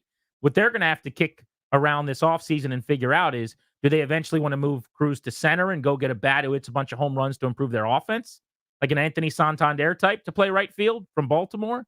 Or do you go defense up the middle, play JY there, let your kids play the corners with Wood, who's 21, Cruz, who's 22, grow into their own, not ask for them to play the middle of the outfield where both of them were very good at times in the minor leagues, and Cruz has recently been excellent. I think that's the big question for me long term, but I think you make a good point. Like, whereas Wood was so dominant at AAA that every single night he was putting together 2 hits and an extra base hit and 3 exit velocities over 100 and walking a ton. You just knew when he came up he had a chance to thrive. Cruz, it's been much more uneasy. There's more offers. It's more of a 265 than a 330 like Wood was. So I think the results are going to follow. It's going to be up and down a little bit, but he's the kind of guy, having had the college background he did at LSU, Danny. Yep. He's not going to crawl into the fetal position when he goes 1 for 15. No, the makeup is plus, as they say. And again, what he's done at every level is struggle at the start, then figure it out. And he'll do that here. So, there'll be some speed bumps and some ups and downs, as you kind of said. But I love this. The timing is really, really cool. Here at the end of August, before September, when, in tradition, you'd find that, let's empty the minor league system and everybody comes up and everyone gets a cup of coffee and, you get to hit white balls for batting practice that time. This is a little bit before that. So it feels pretty neat, more sizable, significant game now that you're playing the Yankees and Soto and company at home. It's hard to ignore the symbolism there. But the comp I've always had for Dylan Cruz, more for old heads, and they're different players. Molitor was an infielder. Paul Molitor, same size that, you don't look at him and go, oh, there's a dude that's going to blast the ball 450 feet. But it's the quick hands. It's a real good knowledge of the zone, sharp, quick, pretty good athlete there. And again, if he has Paul Molitor's career, I think we'll certainly take that as a Hall of Famer. But I don't know that that's exactly where it is, but that's body-wise and the way he swings has always kind of reminded me of that. Remember, and now it's funny that about a week ago I told you my daughter got upset at me that I was wearing my Cruz Wood 24 t-shirt too much. Oh. That's taken on a new meaning, that little story, huh? This might be a decent time to remind everybody that the 106.7 The Fan merch shop is open, and you can celebrate the call-up of James Wood still, and the expected call-up of Dylan Cruz. Again, the report we've got for you here on The Fan is that the team is anticipating calling him up on Monday night, that he will make his major league debut against the Yankees. Juan Soto's back in D.C., and Cruz and Wood will be in the lineup together for the first time. Should be an awesome scene. But we've got those Cruz Wood 24 shirts available at the 106.7 The Fan merch store. You can get yours now at 1067thefanshop.com. More on Dylan Cruz in just a bit. The other big news of the day in DC sports is that it is now official. Like the Cruz expectation of knowing eventually he'd get called up, we now know it's happening. Jaden Daniels is not going to play on Sunday night. Yeah. This was the worst kept secret probably in Commandersville over the last few days, because it became pretty clear after they named him the starter that they weren't going to play him in this preseason finale. But for the first time, finally, on Friday here, Dan Quinn went public and said that Jaden Daniels' preseason is over. Will QB1 play on Sunday? He will not, Batman. Thank you. Yes. Thank you very much. Batman? I didn't quite get that part. But I'm gonna choose. Time I've actually heard that. Yeah. Play that again. I had not heard the Batman. Yeah, I'm part going to choose to take away the Jaden Daniels not playing part and just kind of blow right past that, if that's fine. Will QB1 play on Sunday? He will not, Batman. Thank you. Yes. Thank you very much. There's a lot happening there. So we're not calling Jaden Daniels Jaden Daniels. We're calling him QB1. Jaden Daniels. That's our guy, Chick Hernandez, by the way, Channel 9. We should throw that out there. And then there's a Batman. There's a Batman impression. Chick, where are you? You got to go, where is she? If you're going to do a Batman impression, that's what you got to do. If Dan Quinn's going to go full Batman on you, Which, by the way, is Batman like in the comics, is that like a Captain Obvious thing? Like, of course, Batman. It's a throwback to the old timey, Adam West Batman show, like back in the day. Like, but did they used to say like, like holy obvious conclusion, Batman? Like, oh, that is Robin used to do that bit. Yeah, so I don't know. I didn't know if Chick was Batman or if Jaden Daniels was Batman. I don't know who Batman was. Who's Batman? Man, thank you. Yes. Thank you very much. That's actually the more I listen to it, Chick's not a bad Batman impression there. But I need a where is she? That's what I'm looking for. Man, thank you. Yes. Thank you very much. It's not terrible. Off the cuff? Yeah, but again, I don't. Anyway, you're over it, I think. No, I'm too confused and I have too many questions. Yeah. But I know we gotta move forward. Whatever you want, man. Jane Daniels ain't playing on Sunday, right? That we knew. That made a lot of sense. That is the net. That's your takeaway. That's your Stone Cold Steve Austin bottom line. So I'm gonna give you my thought on what I would do. Nobody cares about that, and then I care about that. I'm interested. It's my birthday. Tell me. What I would do is play Jaden Daniels in the third preseason game because I use football games to get ready for football. I don't think I would play every starter, but I would play the starting offensive line and Jaden Daniels for a quarter or so. That's what I would do. It was pretty clear they were not going to do that, and I understand that too. They feel like he got enough work. He played a total of 3 drives. God forbid you ask him to play 4 in 2024. We know how this goes. It's not just the Commanders, by the way. I'm not joning on them. They are doing what the league does. Players are paid a lot of money. These guys' health is really all that matters to the team. I understand that. They decide the juice is not worth the squeeze. So it's a little bit antiquated for me and a little bit football cowboy of me to want more constantly in the preseason. I mean, do you realize Daron Payne, John Allen, and Bobby Wagner did not play a single down in the preseason? I realize that. Now, Bobby Wagner's been in this defense. Allen and Payne have not. They obviously had a lot of practice work. They had the practices against the Jets and the Dolphins that were scrimmage-like. But Daniels is done. Would you have played him at all in this game? No. I count as other deposits the joint practices where you actually got a lot of significant work, and that's the trend line. To me, and here's my little bit of antiquated thinking. If I'm going to play Jaden Daniels, it means I've got to play my entire starting offensive line for as long as he's in there.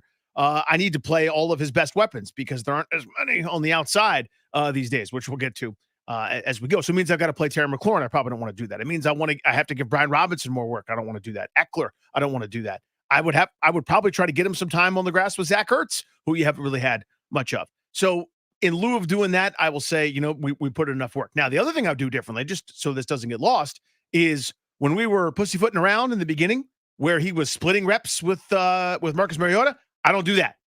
See, because I got in all my work, if Danny's in charge, I got extra work, extra practices, extra first-team reps, all these weeks and months. I didn't sacrifice some of those out of some weird faux competition that wasn't real. So then I can go, I did put enough work. I'm not playing you my last preseason game. Which I totally get. Yeah, I don't think a couple of drives or a quarter or two is going to make all the difference in the world, or all of a sudden now you weren't ready and you are in some binary, or you would have played badly in week 1 and now you're going to play great. I just think there's a limited number of chances to feel as good as possible about what you're going to be doing against the Bucs. And the amount of reps, if you want to call them that, in practice, mental or physical, the amount of time on the grass, just the amount of prep that you get is less than it's ever been before. So to not take advantage of one of those golden opportunities as a potential dress rehearsal just isn't how I would do it. But the entire league, almost to a club, has gone away from that. Even the teams that are mostly going to be playing guys this weekend didn't play them in all 3 games. Some teams have. Like the Patriots is a good example. That's a bad team with a new head coach, which I guess you could say explains Washington's, last calendar year or whatever as well. They're going to play Jacoby Brissett, their starting quarterback, for the 3rd time in 3 preseason games. He didn't play as much as Jaden Daniels in the second one, but he's going to play in the 3rd preseason game. Drake May, who's not a starter, will play in his 3rd straight preseason game. He was drafted after Daniels. Is Caleb Williams going to play 3 times? I would doubt it. So I get that this is the standard operating procedure. I don't think there's anything wrong with this. It's also exactly what was expected. There's no reason to make a big deal of it. Daniels has put in a lot of work and has looked very good. Next stop, Tampa Bay. And he'll be fully healthy. You don't have to worry about that. He'll be 100% ready to go. He'll be on the field against the Bucs. 2 things. By the way, next stop, Tampa Bay. Holy crap. Like, yep. Well, I got a text. Here we are. From somebody last night, actually, talking about the Monday night game in Cincinnati, which is on my mom's birthday, September 23rd. It's 1 month from today. That's the third game of the season. Or whatever. Maybe it's the second game. No, it's week 3, I think. Week 3. Right? So, like, think about just that. Like, yeah, we're a month away from that. Wait, I'm sorry. Say that again? Say that again. One more time. So, a month from now, they're going to have a record with 3 numbers. That's where we are now. That's just exciting. Yeah. That's hard not to really be fired up about. And, this last dress rehearsal where it's guys that are fighting for spots or fighting for playing time, fighting for rosters, whatever, are going to get a look. And the intrigue to me is what New England does at the quarterback spot. I think I heard Jacoby Brissett's going to start. You assume you're going to see multiple guys, including the person drafted right after Jaden Daniels, but I haven't seen any confirmation there, but one would assume is they still have stuff to work out. And they're in a different spot than Washington is. But in terms of the way I would handle the preseason and training camp and everything kind of in general, to me, I try to control as much of it as I can. I have the ghosts of Clinton Portis missing the whole season, of John Jansen breaking an ankle. Some of those things influence me to the point where I go, I just can't just trot him out there and see what happens for stuff that no one's going to remember, except for Larry Michael when he goes over preseason records to talk about intangibles or something years ago on their propaganda shows. That to me is, juice is not worth the squeeze at that point. Again, we're all kind of colored by our experiences. How would you grade Jaden Daniels' preseason? And I don't just mean preseason by the 2 preseason games. Training camp should be taken into account. I think everything that's led up to now, past being prologue, all of the draft to this moment content, information we have on Daniels, throw it into the stew. What grade do you give him on his prep for the regular season that we've seen? 800-636-1067 is the number. Let's open up the MGM National Harbor listener lines on this next. 800-636-1067. You want to hop in? I'm Grant. Danny's the birthday boy. This is The Fan.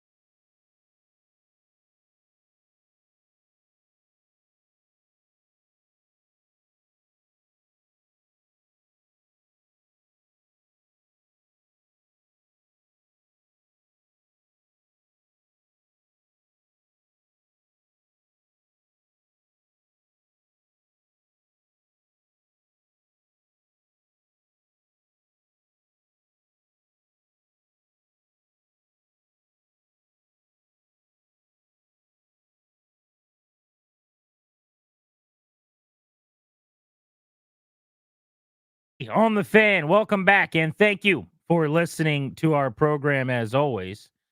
We told you right off the top today that the Nationals are calling up Dylan Cruz, their number one prospect for Monday night's game, according to 106.7 The Fan sourcing. One night, Nationals Park, Soto for the Yankees, Cruz and Wood in the lineup for the Nationals. Gonna be a blast. All of our baseball coverage on The Fan, by the way, is presented by T-Mobile. Switch to T-Mobile. You can get tons of benefits and still save on every plan against AT&T and Verizon. Use their savings calculator to find out how at T-Mobile.com/switch. More on the Nats in just a bit. We have been talking, though, as well about the news today that Jaden Daniels officially will not play on Sunday's preseason finale. Now, Dan Quinn didn't go into any more detail or expound upon who else wasn't going to play.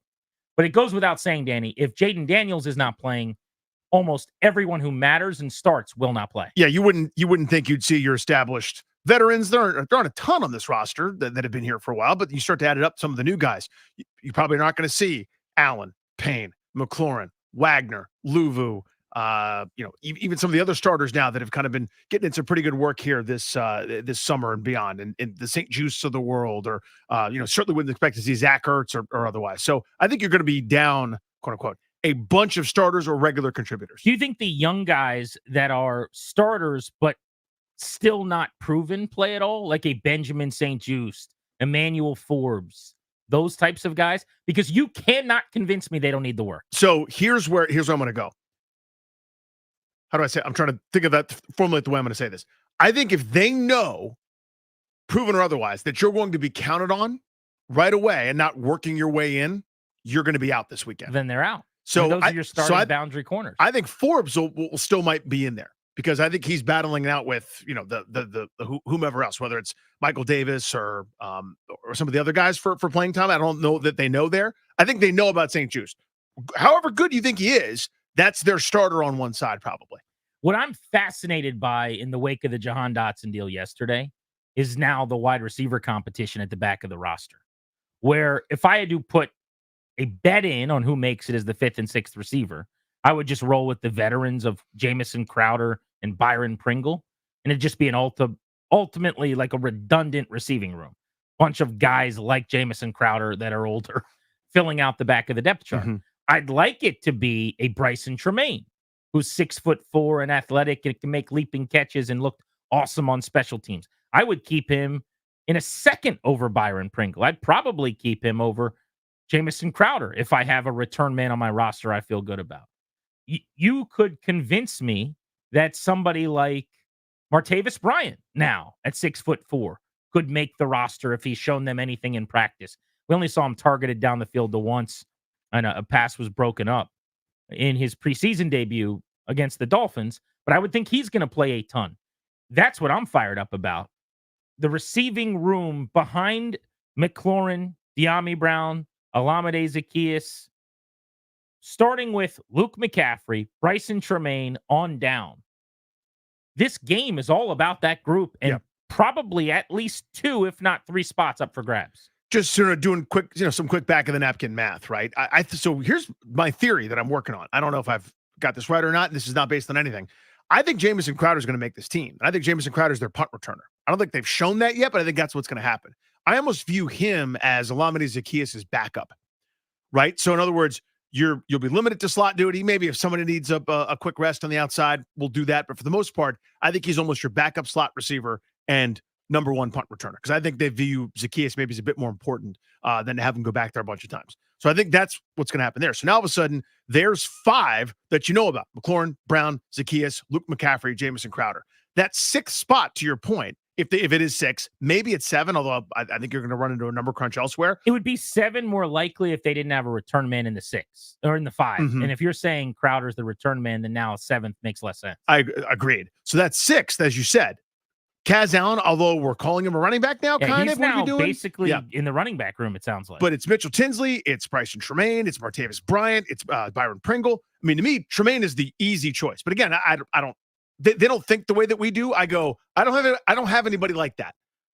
There's nobody that is his size, that looks like him, that's that big and physical. I need somebody like that, and I'm more interested in the unknown there than I am, with all due respect, to I've seen Byron Pringle. I have seen, Martavis Bryant over the course of the years in the league. That's not intriguing. That's not sexy. That's now for them. They see these guys every day, and they don't care about the unknown. They're not as into development at this point. They're trying to do something here in terms of building culture and building something going forward. But for me, Tremaine is way more intriguing than those other guys. You mentioned Kaz Allen. I want to go back to him quickly before we hit on Daniels. It may not matter what position he gets listed at, running back or receiver. Football player. 7th receiver, 4th running back, who cares? Like if there are 6 receivers and 3 backs, and they feel like they could have 10 at the 2 positions combined, then Kaz Allen could be the 10th guy potentially. And I say that because it's very obvious they really, really like him. I was tweeting about this during the last preseason game. But when you start using a guy at a different position and involving him to the extent that they did, giving him those carries, when you are designing screens for him in these preseason games, it's obvious they're trying to see what he does. You're not doing that because you don't like someone. You're not featuring someone. They have him returning kicks and punts. They have him at running back. They have him at receiver. They like him. Then he fumbles, and instead of being in the doghouse, he's right back on the field. In practice, he's right back involved. They are trying to give him every opportunity to get a roster spot, at the least to be on this practice squad again. But it's obvious, and they've talked about this now publicly. Kingsbury yesterday, we've seen it, though, whenever they've been asked about him. They think he is a multiple, versatile, explosive player. They're quick to say he's not Deebo Samuel, obviously. By the way, stand them next to each other. Yeah, they make one of that guy. It's like a DeVito Arnold thing from Twins, right? They look nothing alike.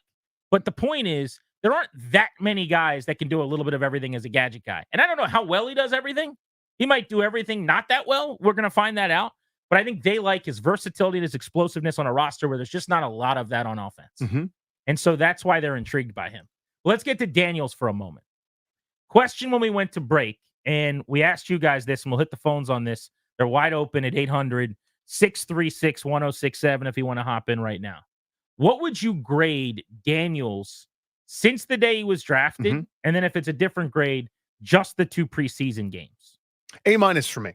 The only negative was that entire weird, I either texted or faxed or screen capped or did something where I sent another player, even though he's my very good friend, something that we were doing in practice. I need you to not do that. I need my starting quarterback, who I love. This didn't change that I loved him before, during, and after. I'm a huge fan. That's a no. That's a good learning experience. It could have been a lot worse. Giving away state secrets like that. There's no reason to do that. I think we learned our lesson there. Of course, it hasn't happened again, and we move on. But that was the only kind of lapse in judgment. And if that's all we get from a young guy that's going to hopefully lead the franchise for a long, long, long time, that'll be a funny anecdote we tell. You know what I mean? Like 10 years from now. You remember that time that Jay Daniels texted his buddy Brandon Ayuk and they were on FaceTime talking about Washington's offense? Ha, ha, ha. We all had shared a good laugh about it later. That's the only blemish to me. Everything else, I feel like I'm going, if I had a daughter, please date her. You know, like this is the thing that I have wanted for some time. It's not the superstar when the lights come on. It's not the working out for Instagram. It's doing what you're supposed to do because you're supposed to do it. Going above and beyond, checking everything that you can do, but checking every box that you can check to try to be the best you can. You may not be, but I'll go down that way rather than some of the part-time effort for show versus the real nose of the grindstone effort. Yeah, I'll give him an A+ in the 2 preseason games based on executing what they asked him to execute. Mm-hmm. The degree of difficulty was low. That's not his problem. That's not his job. All he could do is, you want me to throw a screen? I'll throw a screen. He had one bad pass that I can remember legitimately. I mean, there were other incompletions. Like, he had an incompletion that was wide of Jahan Dotson and what'll be maybe Dotson's final target in Washington on a quick out route in the 2nd preseason game. That wasn't a good pass. But the one pass that was like, ooh, was the first one he ever threw, was over top of Austin Eckler on the little running back screen, 800 miles an hour. Targeted 96 on the outside, a little high and wide there. Shot out of a cannon, right? But for the most part, I mean, he batted like 995 with accuracy, ball placement, decision-making. And yeah, you aced an easy quiz. It was the quiz you were given. He aced it. So I'll give him an A+ on the preseason. Kept the ball out of harm's way. Got it predetermined, pre-snapped to the right guy. think a lot of things were easy. They're going to get harder, but he crushed it. For the entire offseason, I give him an A as well. Because there have only been a couple times, like the picture that you referenced, where anything happened that was not completely the way you draw it up in central casting and when it's 72 and sunny. So the excitement level should be high. People should be very, very hopeful about this quarterback, but we just got to see it, man. We're in a medium where we talk all day long about everything that's going on in the moment. And we, as many different ways as possible over 4.5 hours, peel back different layers on the people that you guys find the most interesting and the most pressing angles about those individuals in DC sports. That's the medium. But to an extent, time's just got to elapse, and we got to get to a point where we can watch him in a real game play real football. Because the rest of the stuff now that the hay is in the barn doesn't mean there's not other ways to discuss excitement and to gauge interest and to try to get a feel for how fired up people are. But it became pretty obvious early in the preseason. They're not going to ask him to do a lot of the things that we need to see him do to figure out how good he's going to be until the real bullets are flying in September. So bring on September. Indeed. Yeah. Let's get that calendar turned. I think it's well put. For my own edification, this is for me, fan Danny Rouillet watching at home. I want to see all the things just because I want to see them. You know, when you get the brand new sports car, but there's construction at the end of your little residential street, so you can't go out on the highway. You can't go 105 right now. You can drive to the end of the block and bring it back, and you still get some really cool stuff. And the speedometer goes up to 180. You know, and that sounds really neat. Cool. I can't do that yet. I got to go 20 and go over a speed hump. Bring it back to the driveway, and you can look at it, and it's really, really nice, but you have to wait until that construction's done. Is a speed hump the same as a speed bump? Yeah. I don't know when I started calling them speed humps. Do you really call them that? Not every time, but I have called them speed humps. I've never heard that before. Yeah. Do you have to do anything when you go over a speed hump, like yourself, or do you just sit there? Great question. Yeah. It seems like there's a Wayne's World thing. Well, you go back to the champagne room and you can't touch. Is that what you're talking about? I don't know. It just you just bounce up, but do you just sit in your seat, or what am I supposed to do with my hands? I think you don't think you have to do anything. I think you just kind of ride it out. The hump. Yeah, the hump. The speed hump. Speed hump. Okay. Grant and Danny Great on the catch. Fan. Thank you. Santana Moss is on the show at 3:00, right at the top of the hour in 20 minutes. He was a big Jahan Dotson guy, weren't we all? What does he make of the trade and of this wide receiver room? We can go down through the list of wideouts he's been watching off and on at practice this summer and get his take. We will do that as we continue on G&D on the Fan.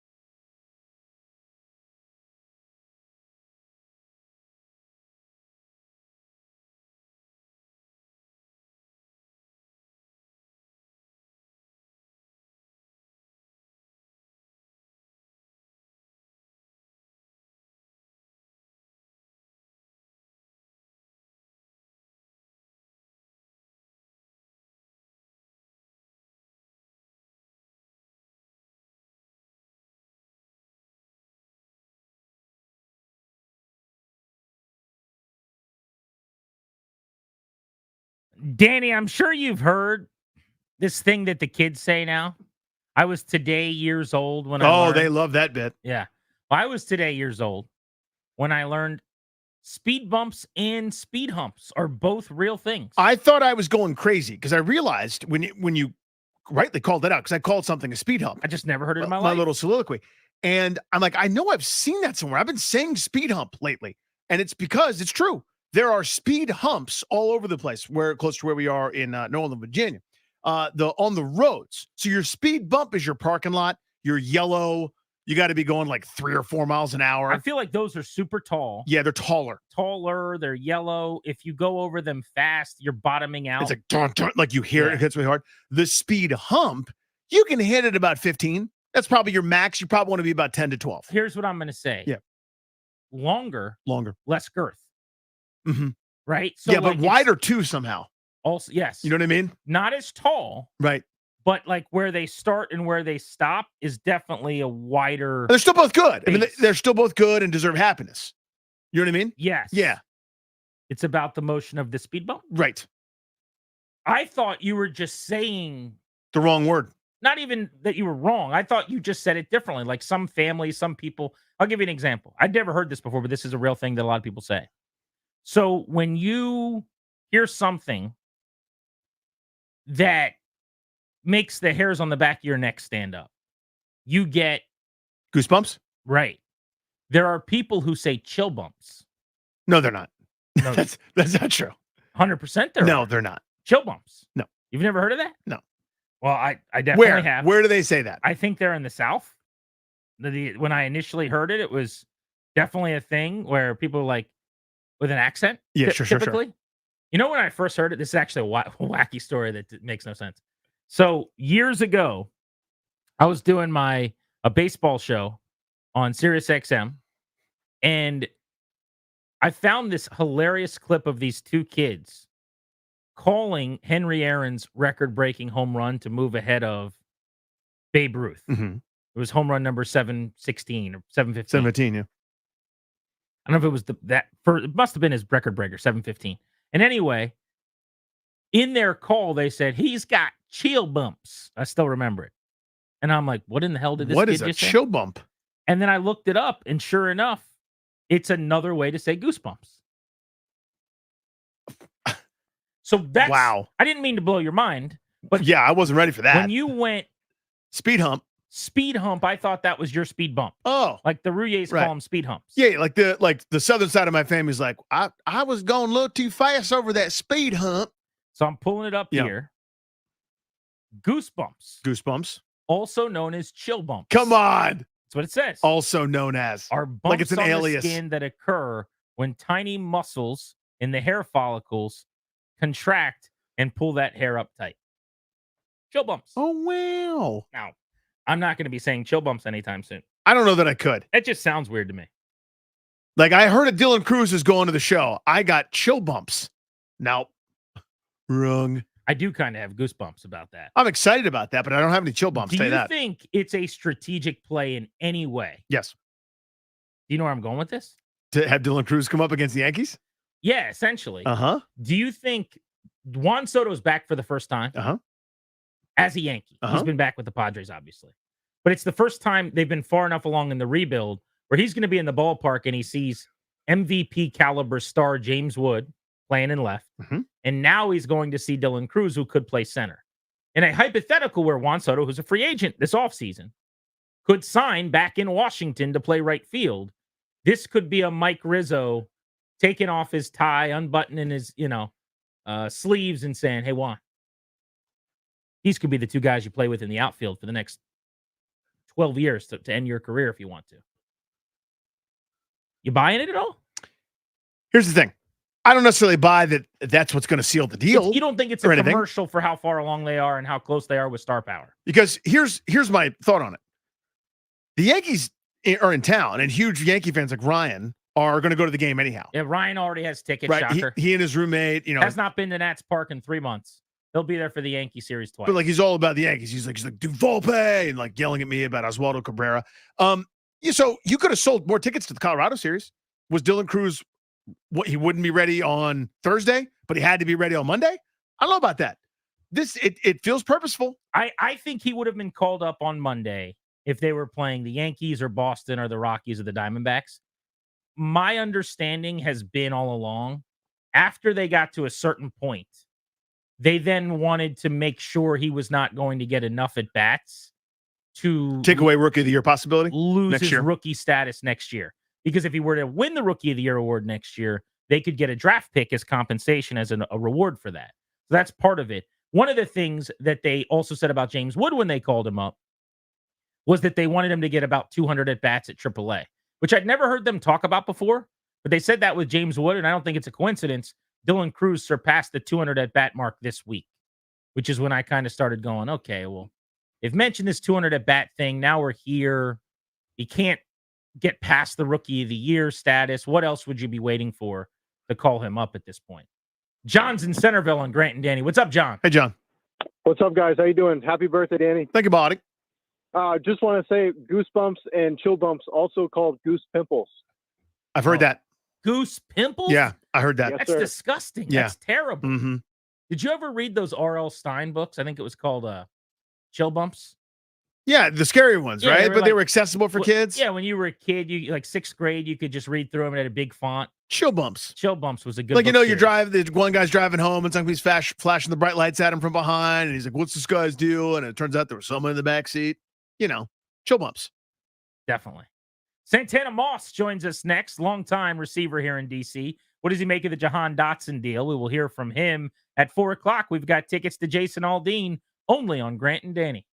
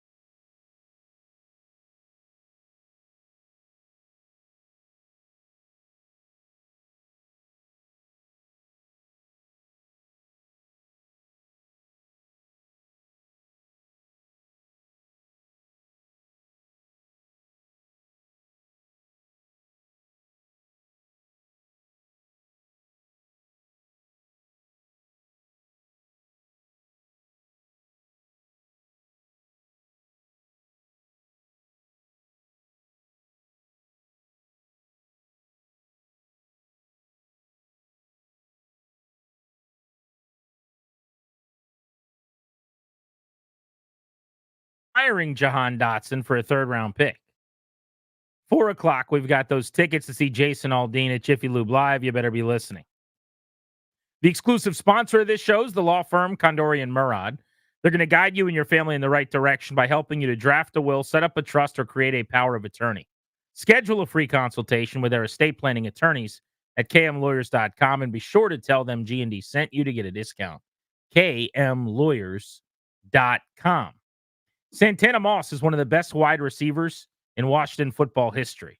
581 catches, 7,800 yards, and 47 touchdowns. And we're lucky enough over the years to be able to say we've gotten to know Tana and consider him a friend of the show. And he joins us now on the BetQL guest hotline.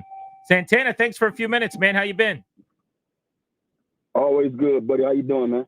Doing very well, pal. Appreciate you hopping aboard. So a lot of different things we want to ask you about the receiver room right now. But let's just start with the trade of Jahan Dotson. Were you surprised that they moved on from him just a couple years after he really showed well as a rookie? Yeah, I'm a bit surprised, man. I think when it comes down to just seeing what he did his first year and then following up his second year, probably wasn't the best. We probably could have got out of him his second year, but there was so much going on with that offense and them passing the ball as many times that they did. You know, I thought this year was going to be kind of that year to rewrite anything that he didn't do last year and really, you know, give us a reason to continue to love him, because that first year, man, he had a dynamic start to that year. He got hurt, and that kind of now leave us all to, you know, believe like that was probably one of the better years that he had, and hopefully, you know, we could probably see him do something. Hold on, let me take that back. I don't hope that he does nothing over there in Philly, but at the same time, man, I'm a good. He's one of my good little buddies, man. So I'm wishing him much success, you know, and hoping that he just have a clean bill of health. He can have success 15 games a year. I think that's a good compromise, Santana. Exactly. There you go. Yeah. What do you think? What do you think went into the decision? Here's what I can't get past, and I don't want your opinion on this as a guy that's been around the league so much. For somebody to say, I'm willing to take a 3rd-round pick in a coming year to move on from what Jahan Dotson might do over the next 3 years, plus another, you know, giving up a 5th-round pick as part of the deal. That's basically saying you're betting against a lot of production, I would say, for somebody that was a 1st-round pick and has enough, has shown some pretty good moments here. Maybe not last year, but overall, what do you think went into the decision? That's a great question, man. I think when it all boils down to it, you know, I'm looking at a lot of different scenarios. I'm saying to myself, okay, if you look at he's going into his 3rd year. If he plays well, we got to sign him next year. Do we want to do that? You understand? That's one. Or if he's just not the guy that we want right now, he's not fitting where we want to put him at. We don't really have a spot where we can really say it's home for him, whether it's X, Z, or in the slot. Do I risk having him go out here and have a good, productive year? You know, because I do believe that he can play good football. Do I risk having him, you know, having him on a team and he goes out there and play like he played his first year? Now we don't have a chance to really deal him and get nothing for him. You understand? So I look at it like that, man. And you know, but when it all comes down to it, this is a new staff. Yeah. You know, they don't owe him anything. He don't owe them much, but to go out there and be the guy that they want him to be. And obviously he wasn't that guy. So they went on ahead and dealt him. And that's the only thing I could come up with. To me, that's the conclusion I come up with. He just wasn't a guy that fit their mold or fit the scheme that they wanted to go out there and see out of their wide receivers. Santana Moss is with us on Grant and Danny. One of the things I heard yesterday, and really even before that, frankly, from people around the building, was that he's not as physical, whether that's willing as a blocker, catch point, whatever it is, as they're looking for. And that as they've harped on that, it hasn't really changed. And they see guys like Zacchaeus, who's 5'8", or others that maybe are a little bit more urgent or physical, let's say, than Dotson was, and it made them more of a fit. I'm just curious to get your thoughts on that, whether it's willingness as a blocker, you know, physicality at the catch point and what that means to you, because you were also not a big guy. You know, Dotson may have been even, I don't know, you'd have to tell me, maybe a hair bigger than you in terms of height. Yeah. But should that be an expectation that he's a blocker, a willing blocker, that he cares to do that? Like, what's your thought on all that?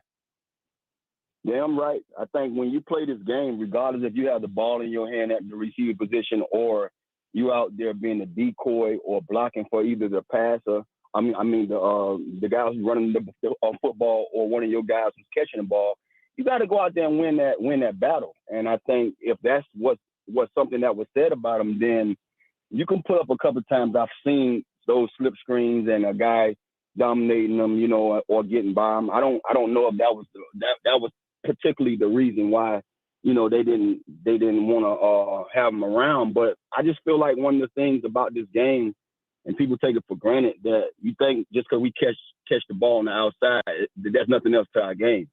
I played with guys that was great pass catchers who really wasn't into the blocking thing, but they can get away with that. And then you have some staffs and some groups of coaches that don't tolerate that. You have to be a complete player.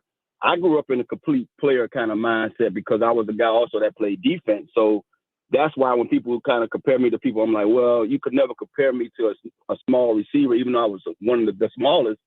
It's because I was a guy that was tough as nails because I was a cornerback at first, So I went through those years of tackling and having to, open field tackles and stuff like that. So that's why it wasn't nothing for me to just be a receiver and take hits.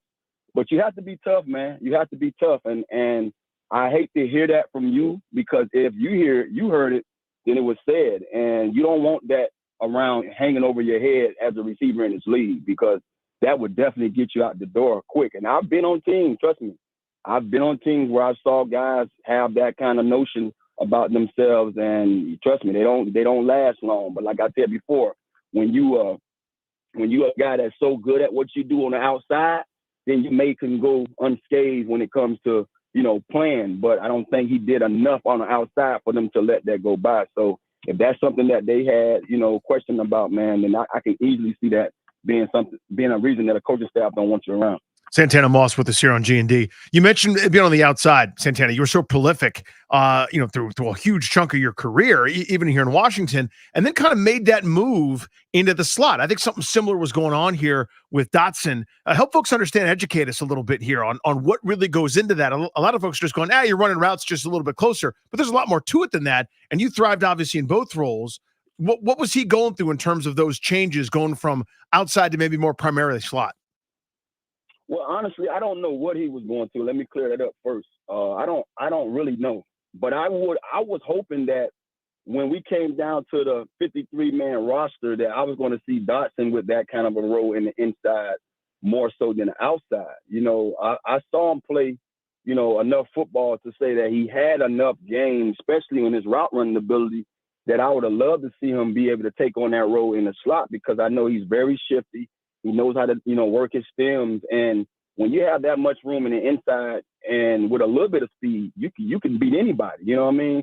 Now, one of the things about playing on the outside, which what you just, alluded to me playing most of my year at, when I came into this game, that's where they was already trying to put me at, in the inside. They were saying more so guys of my stature don't make it on the outside. And me and guys like Steve Smith and some other guys, was able to prove them wrong, because like I said before, we was just beast at what we did, I guess you can say. You know what I mean? Let me pat myself on the back a little bit. Feel free. And call myself one of them. But no, honestly, man, but you gotta have that kind of mentality, man. One of the things about this game, believe it or not, man, you take it lightly and say they are receivers. They don't get hit. You gotta have some, big kahunas, bro, to be out there. And when you're on the outside, it's the sideline, that defender, and you. What you gonna do? So if you half of the time you got to beat that guy, and if they're gonna be physical, which I played in the physical area, you have to be just as physical. You have to be a guy that if you don't like using your hands, you got to use your hands. So I really don't know what it was primarily, but I was hoping that, because I didn't see a lot of success out there on the outside when I did see him have those matchups, I was hoping that he could easily transition into the slot.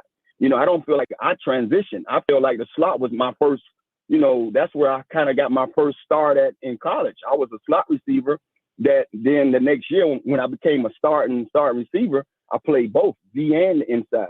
When I got to the pros, I just knew I was going in the slot, and I played my first 10 years on the outside. I didn't play the slot position until Shanahan, came to me, and I was in year 10, year 11, year 12. So, it should be easy to go inside. And I'm thinking that's what they're going to do with him in Philly because they got two studs over there on the outside, man. If you can put Dawson amongst those guys and don't have to really, ask much of him, I hate to say it, I think he'll have a better outing out there with those guys because he don't have to probably be used as much, and I think over here with us, we was trying to really get that first round pick out of him. You got to be a primary guy. And if you can't be that primary guy, then I don't see fit for you on this team. Santana Moss on Grant and Danny talking wide receivers. We'll get to the rest of the room in a moment, wrapping up our Jahan Dotson conversation after he was traded in the division to the Philadelphia Eagles. Correct me where I'm wrong here, Santana, and just kind of coach me up on my philosophy on this.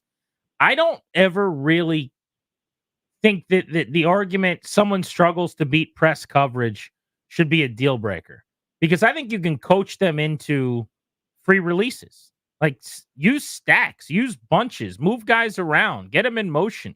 Use the Mike McDaniel Miami Dolphins cheat motion if you need to. Why is that a good excuse? And I'm not saying that's the sole reason that Dotson fell out of favor or whatever, but you hear that with receivers generally. Like, I don't know if he can beat press. I don't know if he can play him outside. What am I missing there? What you're missing is if we spending all this money for you to be on this team as a receiver, you should be able to do something that's, to me, that's wide receiver one-on-one. That's like the easiest thing you should be able to do when you play in a wide receiver position. And that's one of the reasons why people not going to change their offense for you because you can't beat, press. Now, like I said before, there are certain guys that you're willing to do that for. That's because those guys have something exceptional, that most guys don't have. So you might say, hey, you know what? I'm going to bend a little bit and find ways to get this guy going. But like I said before, when you come in with that ticket, meaning that lottery ticket, and even though it's not really the lottery, but anybody in the first round is considered a lottery guy, in our eyes.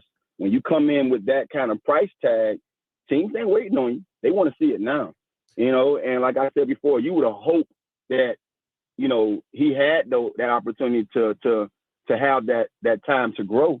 Because I really think I thought he was going to have a good year this year, just seeing some of the things I saw.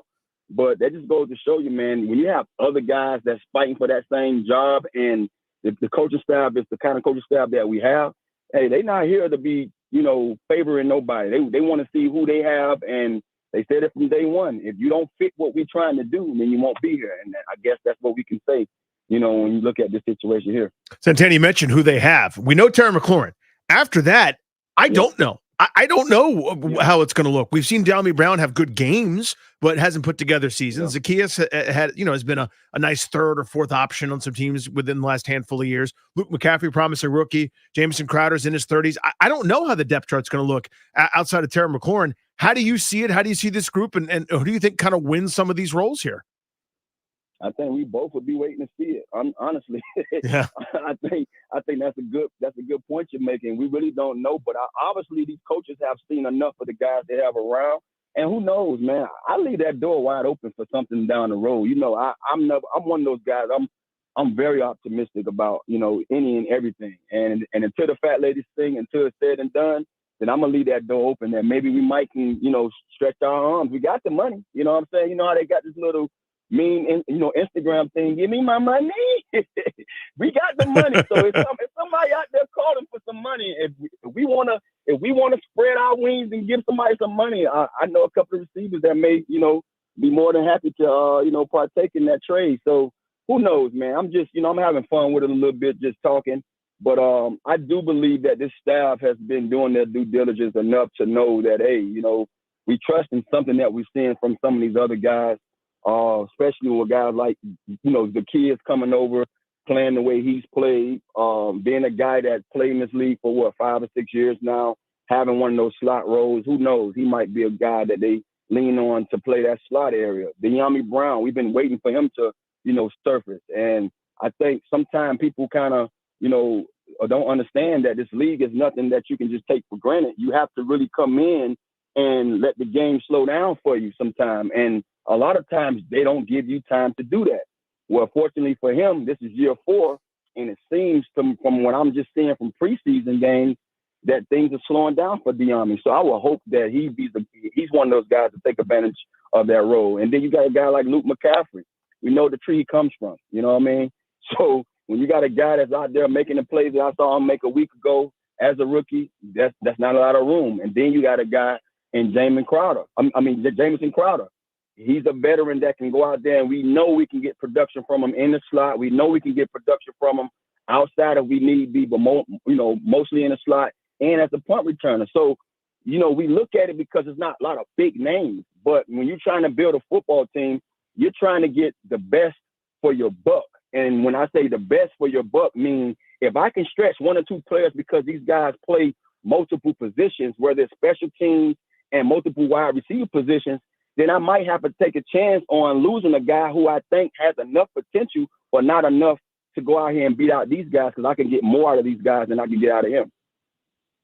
Tana, before we let you go, I want to circle back to Diami for a moment. That was a good breakdown of each of the guys in the room.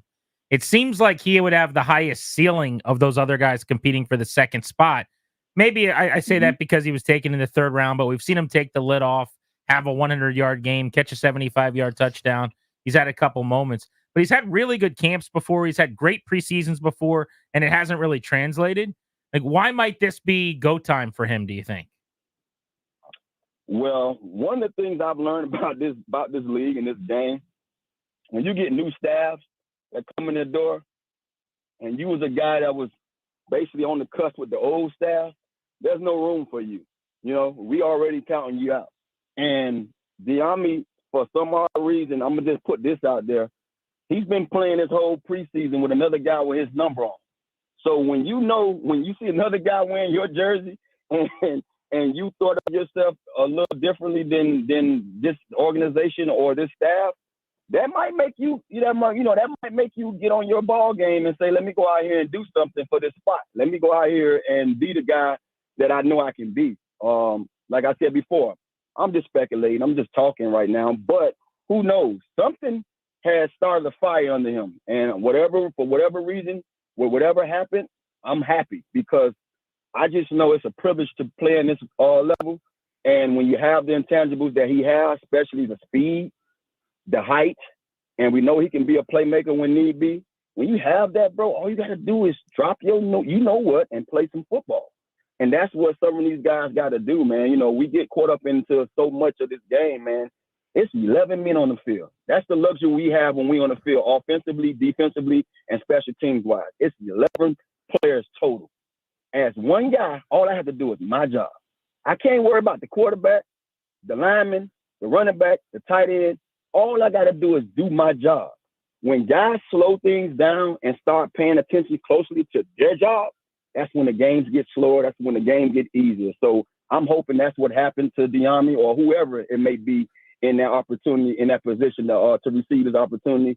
Just do your job. And I think that's what I've been seeing mostly from him this preseason, especially in training camp. He's just going out there and handling his business. And I think it's a fine time for that for him. We love talking ball, and we love talking wide receiver stuff with Santana Moss, who had 1,000-yard seasons 4 different times here in Washington, joining us on Grant and Danny. Hey, before we let you go, are you still a big movie theater guy, or has that slowed for you? It slowed tremendously, man. You remember those days, huh? I used to go. Dude, you used to go as much as I did. You were like a movie pass guy. Every Tuesday. That was my little way of getting, doing something out of the house. I think now they kind of made us all couch potatoes, man, because they have all these streaming networks. So trust me, I'm still turning them on. I'm just on the couch now most of the time. But have you seen Deadpool or no? Didn't see Deadpool yet. No, I just saw Union the other day with Mark Wahlberg and Halle Berry. On Netflix. Was it good? It looks really good. Yeah. It was, man. It was entertaining. It was pretty good. Just to see Holly in that kind of role, Mark can do whatever, man. That dude there's phenomenal. I mean, he looks like he looked like Marky Mark, but back when he was rapping and stuff, he still looks good, man. He's staying in shape and stuff. Santana, he wakes up at his trainer comes to his house at 3 a.m. Yeah, that's sacrifice, man. He's sacrificing that sleep to go out there and continue to look how he's looking, man, so he can keep doing what he's doing out here, putting up those movies, making those, getting those big checks, man. I love it, man. Making money. You gotta have that kind of commitment and determination, and he has it. He's been showing it from day one. Danny, when I was this is back before I was married, kids, and all that, Uh-huh. single on the beat. I'd go to movies all the time, right? Sure. I'm either Yeah, I at the remember. facility Yeah, at yeah. practice or I'm at the movie theater. And Santana was the only person I knew who would see more movies than me. I would like, we'd be in the locker room. I'm like, you haven't seen this. You He's went like, through all the Oscar winners. exactly. Yeah. He's like, I've already seen that. I've already seen that. It's like you had free screenings or no. something at your house. I don't know how you did it. No, it was just Tuesdays was our day off. And that was my way of saying, hey, I'm not going to, once I did my little regimen, get my treatment, get my lift in, I have nothing else to do. So I might as well go to the movies. And that was my thing. I had been doing it for so long that I just felt like, why stop now? And I really didn't stop. Like I said before, like, it's just so much to watch streaming wise. Right. If the stuff is in a movie theater, you can get it in 3-4 days. So, if I miss something, I'm like, well, I'll buy it on whatever it comes out on, Apple or, whatever it may be, Disney or whatever.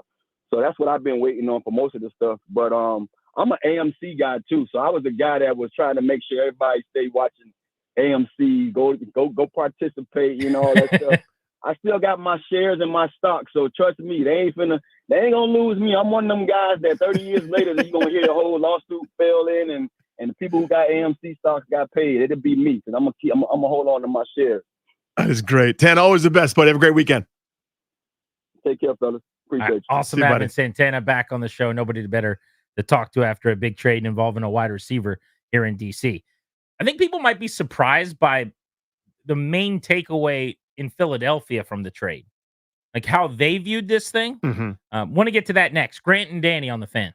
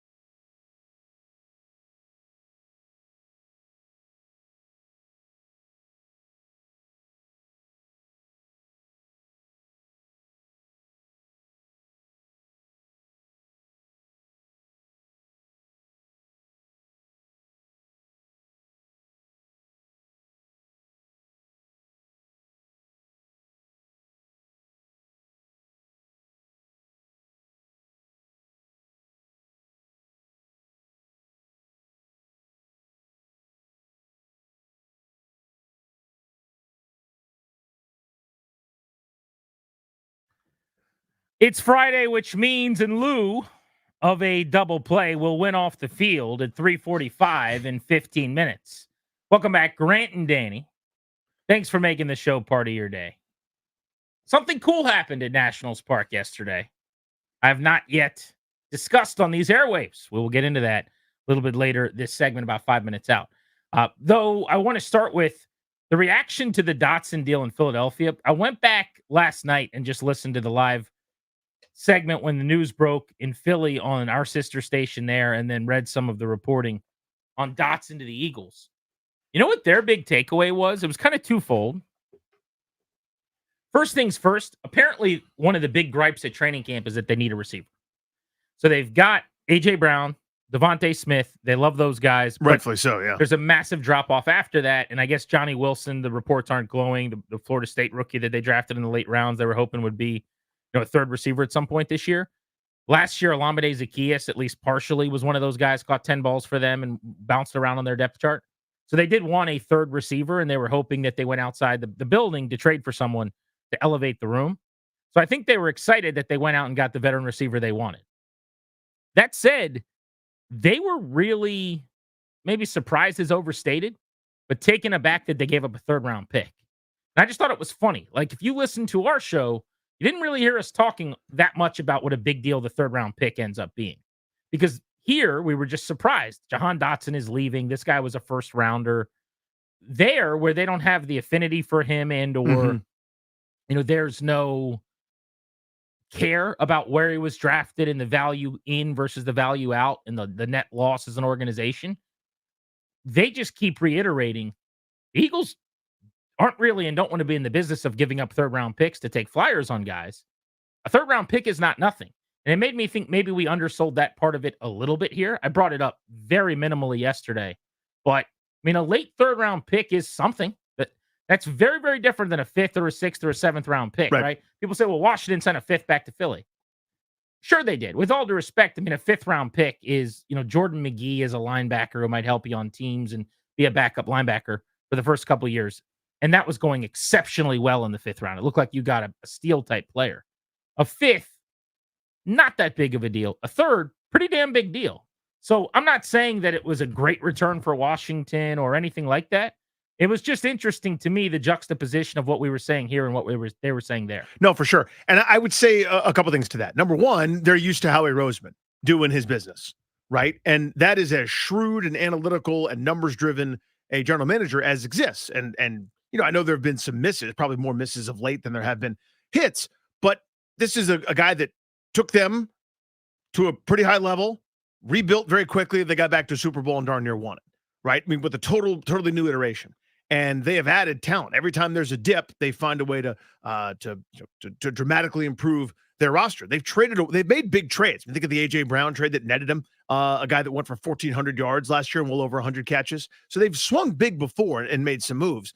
This, to me, is a group where, and if I'm Roseman and company looking at it going, if our window is open right now, which I think they still think it is, a third-round pick means less to us than the potential upside of having a slot receiver better than we could probably get otherwise, right? If it's not happening for, I don't know, but Johnny Wilson or Paris Campbell, who has bounced around a couple different teams, this could be a nice little asset for us. Not that you think that he's going to go for 800 yards and be, almost as dynamic as Devontae Smith and A.J. Brown, but he could help them maybe more in terms of worth and that big catch here or there than in terms of overall production. Whereas here, I'm going, somebody's got to catch the football. I need way more. If he's good, if he's bad, then we're not a Super Bowl contender. There, they need those special little sprinkles on top, these bits of seasoning where maybe a third rounder is not as worth as much to them. Totally. My hope is still that by adding the third rounder, it gives them added ammunition to go solve this problem now. Everybody thinks immediately when they hear that about the name Brandon Ayuk. I'm not opposed to Brandon Ayuk, but it doesn't have to just be him. There are a plethora of other wide receivers that you could make trades for. There are other guys that we know that are available and some that we don't. That's the beauty of the GM role is you are building relationships and rapport with every other executive in football. You watch the Hard Knocks Giants offseason like I do, and it's just one constant phone call process for Joe Shane where He's on the phone with Elliott Wolf, and then he's on the phone with Howie Roseman, and then he's on the phone with Adam Peters, and you're just constantly talking to guys, and you're getting a feel from GMs what other teams think about players and who's available and who isn't and who you need to touch base on. So they know way better than we do what wide receivers might get cut right now, what wide receivers are going to be on the team but are falling out of favor, what wide receivers might be really good and play a lot, but, oh, by the way, are available if you want them at the right price. It doesn't just have to be Brandon Ayuk, but the idea of right now having 2 third-round picks, having a couple extra sevenths coming over, it just all gives you more pick allocation and asset. That ammunition, yeah. Just put it all into a package and go get something if you want to. I just don't think they want to do that right now. I think in the grand scheme of things, that's next offseason for them. If they wanted to be aggressive enough to go get one of those receivers to help them right now, Danny, they probably would have had a different looking offseason. Yeah, I think they would have done it. And I think if you, let's say for the sake of argument, and they weren't as far as we know, but let's say they were in on the Keenan Allen bidding war and Chicago won it, right, by offering the Chargers the most, okay? Then they're on the next guy, not doing quite what Ron Rivera did, where he dialed 1-800 quarterback and called every single team with a quarterback and asked if he could trade for them. Not quite to that level, but you would think there's some sort of plan A, plan B, plan C, plan D all the way down. If you didn't nail one of those guys in free agency, by the way, free agent receiver class and the tackle class, very weak on both counts. So sort of understood that there wasn't much they could have done in terms of maneuvering. You could have traded for somebody. If you don't land any of those guys, one would think in terms of normal logic, okay, if they couldn't land a veteran that's got some pelts on the wall, this is a good receiver draft, they'll draft a receiver. Now, people are going to say, they drafted Luke McCaffrey. A compensatory third-round pick, number 100 overall. There are 32 teams. You can do the math pretty easy. That's basically a fourth rounder that they call a third rounder for, whatever kind of purpose. It's third round extended. It's a glorified fourth rounder. I hope he hits. I hope he's awesome. But that's not exactly solving the problem. If you were in the Keenan Allen marketplace, which again, they weren't, I'm making this up. But if you were there looking for a guy that gets out of bed and catches 1,000 yards, and then you went, the fourth rounder's the same as that, I got news for you. It's not, right? It's not the same tier. It's not even the same ballpark at this stage. You're hoping Luke McCaffrey one day becomes a starter, becomes a guy that you can count on. And if he ends up being more than that, that's awesome. But if you're in that big time market, then going very, very small time, there's got to be an intermediate step there, one would think, right? So that's kind of sort of how I'd filter that. All of our training camp coverage on The Fan is presented by Paul Henry's Window Installation. PaulHenry'sWindows.com, your clear home improvement choice. Danny, yesterday we did the post-game show over at Nationals Park. Yes. I was over there early to watch the game before we did the post-game show. And I was sitting with Clary, and we were getting ready to, I think, even head over to the Red Box shortly thereafter to get ready for the post-game. But we were sitting in what was effectively a row by ourselves. Mm-hmm. Not a very well-attended game. It was a matinee game against a bad Rockies team. There's another Rocky to be named later at the plate. Left-handed bat. And he shoots a foul ball coming right back toward your boys. Now, you know that Ryan Clary earlier this offseason had an opportunity to catch a foul ball. It would have been a home run, actually. A home run, yeah. And instead of trying to catch it, he mooned it. Turned around and stuck his butt out toward it while his buddy reached out and tried to grab it.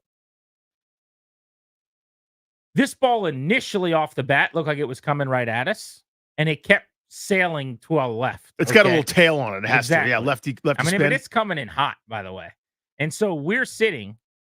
I hop up going, this is my chance. I've never caught a foul ball on the fly in my entire life. In fact, in game, I've never gotten a foul ball in my entire life, even bouncing around. My only regret is I wish I would have sprinted and moved faster. But in the back of my head, people are watching me. I'm shuffling along. I don't look good. I don't need people watching me do something athletic. All of these things. Because what if it goes badly? What if you trip? I'm not even as worried about that, but I had enough time that I'm thinking about eyes are on me. Just don't overreact. Play it cool. Exactly. So I'm kind of slowly, but with some pace, making my way down the road toward where this ball and I are going to intersect 4 seats to my left.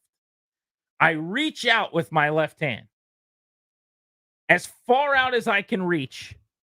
And the ball basically whizzes directly past my fingertip, off the seat, and caroms right back to me on the bounce. I have to kind of bend down and pick it up right there. And I get the foul ball. You got a foul ball I turn around yesterday. I did. I turn around, and Clary is still standing there, ass out, waiting for the ball to land. I don't know what he just turned around and did the butt thing. I'm so sure. I guess it's just what Clary does all the time now. You see a ball, you show your butt. He's just showing his butt.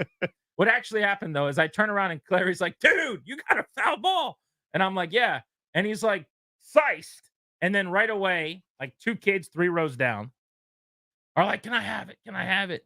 And this one kid's like, "Please, please, please," and I was just like, "Sure, man," and I like toss him the ball. I give the kid the ball, and he's like, "Thank you, thank you," and then Ryan was salty that I didn't give it to him. No, I just wanted to see it. I just wanted to see it. That was it. I just wanted to see if there's any marks on it or anything like that. I just wanted to smell the leather. Just get a little time with the baseball. Yeah, you ever smell the freshly hit baseball that's been squared up like that? Oh, yeah. You know what I'm talking about, right? It came right for me a few weeks ago. Hit you in the butt. Yeah. But It left a anyway, little perfume on your buttocks. First time in game that I ever got a foul ball. How about that? I was so excited. And I almost like legitimately made a hell of a catch. I had to be moving a little bit quicker. I just didn't have the urgency necessary. You didn't have a great break on the ball. It was one of those things where the time to stand up, like my pop time wasn't good enough. Sure. Right? If I got to my feet a little quicker and or if I was moving a little faster, I'd probably make a lunging left-handed, barehanded catch. But instead, like I committed to the bit too late, if that makes sense. I know exactly what you mean. Well, as someone who has gotten close a couple times this year, actually multiple times. How in close? Those Like, have you seats, been hit by the ball? Almost been hit by a baseball. Yep, 109 miles per hour off the bat by Wilson Contreras. What'd you no do? big What'd deal. you decide to do? I turned to my side. Yeah. Not the back side, You but stuck the your butt at side. it. Yeah. No, it was the side. There is video evidence of this as well, but that's another story for a You different know day. what Joe Buck said about what you did? It was a despicable act. I know. I'm sure. That's a good one. That's a good bit. That's a deep cut. That's really great good. bit. But I mean, I think Ryan Moss over Grant, I think you kind of went through the same thing. It's like you freeze and you're like in shock almost that the ball is coming to you. That's kind of what it is. Yeah, I did freeze. I think if I was standing at the moment of contact, though, I would have gotten there. It was just like I'm sitting. Now I got it. It's not easy to get this big engine moving here. To get to my feet and then get going to the left, shuffling along. I wish I would have been a little more aggressive. If no one was in the ballpark, I would have been like playing shortstop, just diving. Worst case scenario, you make an ass of yourself to yourself.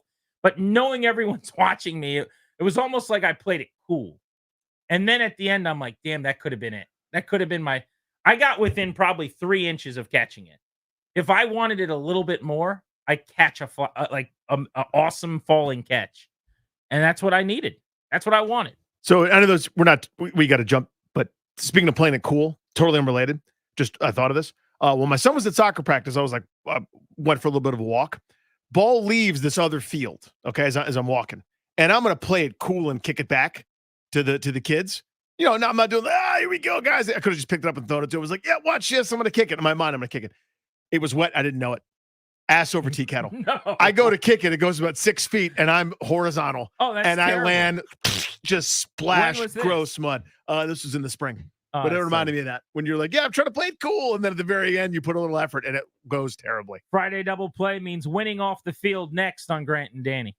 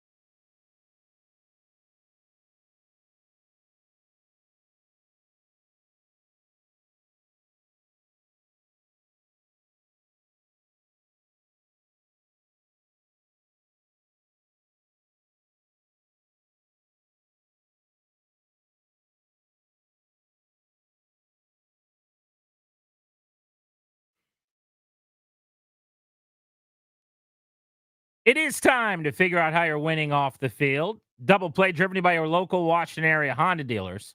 Stop in for a great deal. Rugged and capable Honda Pilot. Contact your local Washington area Honda dealers today.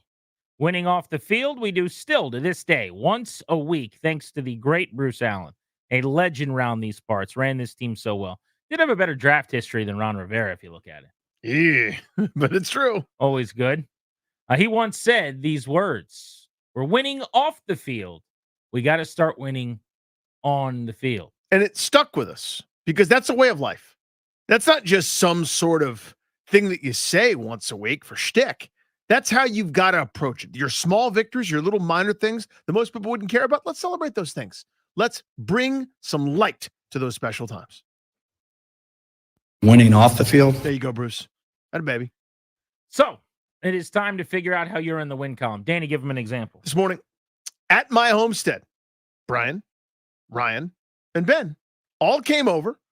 We played pickleball at my house. I got a sport court in the backyard, and we played some pickleball there. I didn't have to go very far. I didn't have to drive anywhere. Went inside to use my own bathroom when I was done, drank my own water. Therefore, I am winning off the field and on the court. Ryan said that your sport court is incredible. It's pretty amazing, dude. He said it's like mind-blowingly nice. Uh-huh.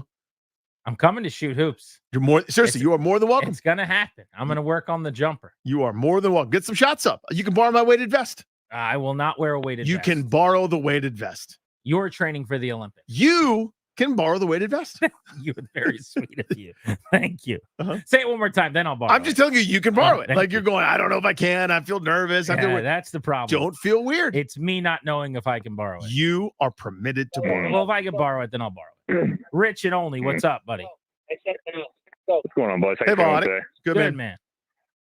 I'm a little disappointed in Grant. I feel like there was a lack of hustle to get this baseball because I've seen him catch a Miller Lite while hanging off the top of a bus. It's true. Good point. When he had enough effort. It's the greatest catch I've ever seen. Want to throw that out there. Greatest catch ever. It's the best catch I've ever. Rich, it's the best catch I've ever seen. It was a good catch. Ever in life. I think Gary Matthews Jr. scaling the center field fence a little better.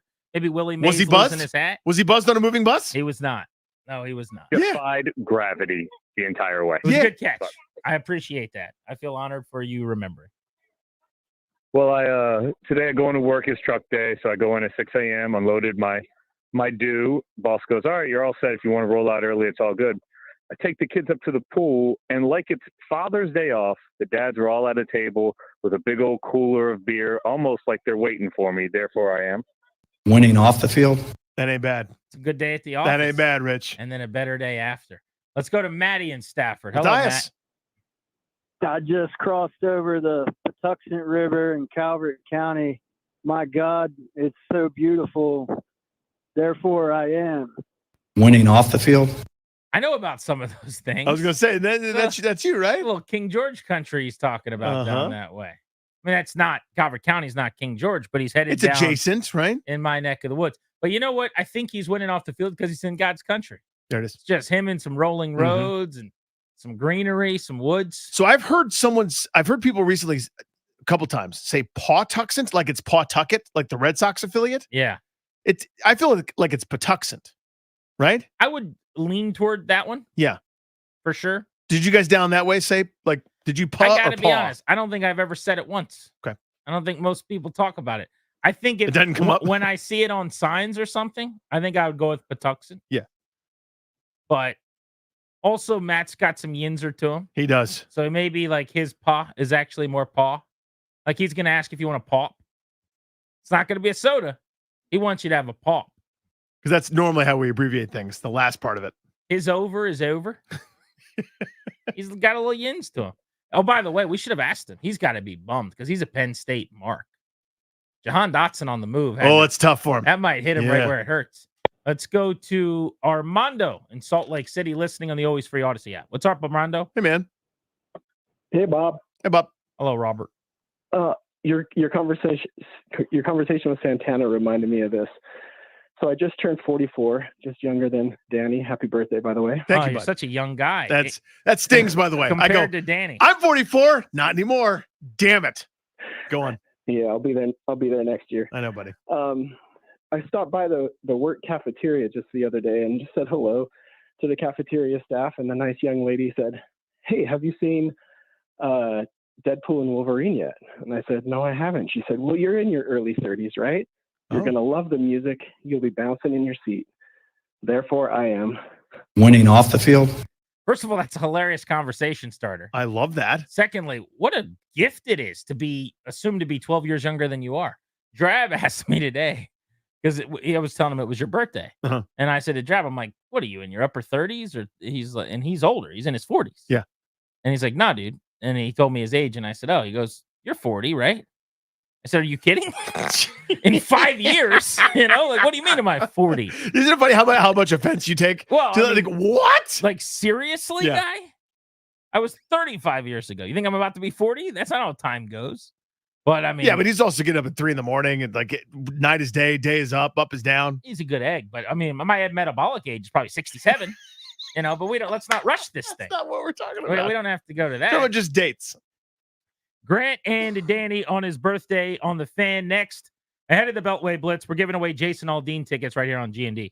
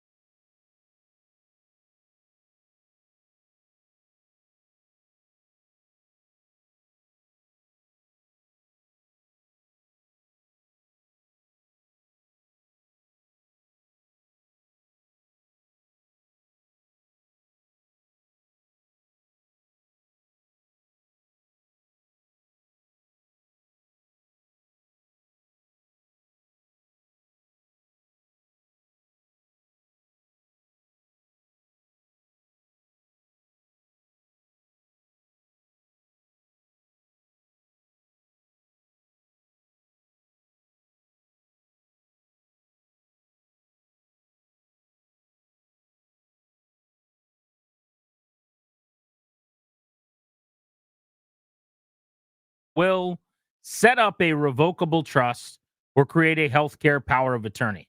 This isn't the fun stuff, but it is important, and they will make it seamless. Schedule a free consultation with their estate planning attorneys at kmlawyers.com. Be sure to tell them we sent you so that you can get a discount. That's kmlawyers.com. The big Nationals news of the day. We brought you this earlier today on Grant and Danny. Dylan Cruz will make his major league debut on Monday night at Nationals Park. He and James Wood will both be playing in that game with Juan Soto and the New York Yankees in town. Should be a pretty epic night. We'll cover that, the NFL, the Commanders, all coming up in the Beltway Blitz, which starts in moments. But as promised, caller 10, 800-636-1067. Congrats. You're winning a pair of tickets to see Jason Aldean. Highway Desperado Tour 2024. Friday, August 30th, a week from today. Jiffy Lube Live. Tickets on sale now. For tickets and more event information, go to thefandc.com/events. Congrats to the winners. Let's go to our Beltway Blitz. We start with Bobby Blanco of MASNsports.com, our good buddy. Bobby, what a scene Monday night could be. James Wood, Dylan Cruz, Juan Soto in the house from the Yankees. Going to be a nice night at Nats Park. Yeah, happy day that Grant broke the news that Dylan Cruz is going to make his major league debut on Monday. Yeah, no, it's going to be super exciting. I don't really think it is a coincidence that he's going to come up while they face the Yankees. I do think that there was some calculation behind this move. We saw them do this with James Wood, right? It leaked out the weekend before he made his debut on July 1st. They probably want to do the same thing where every fan has a chance to go buy tickets, get into their seats on Monday night. I think Monday is the first day of school for some kids around here, but hopefully some parents let them stay out a little late to go see Dylan Cruz play Juan Soto and the Yankees. It's going to be super exciting. I think we've been waiting for this for a couple months now, ever since James did come up. Dylan kind of followed the path with James. I mean, he played a similar amount of games in Rochester, got more at bats actually, and he's been hot as of late. Over this last month, he's hitting over 300, a couple of bombs, some big bombs as well. So he's just a guy that I think elevates his game to the level of play he's playing at. I mean, we know that he's AA, but he played a lot better when he got to AAA.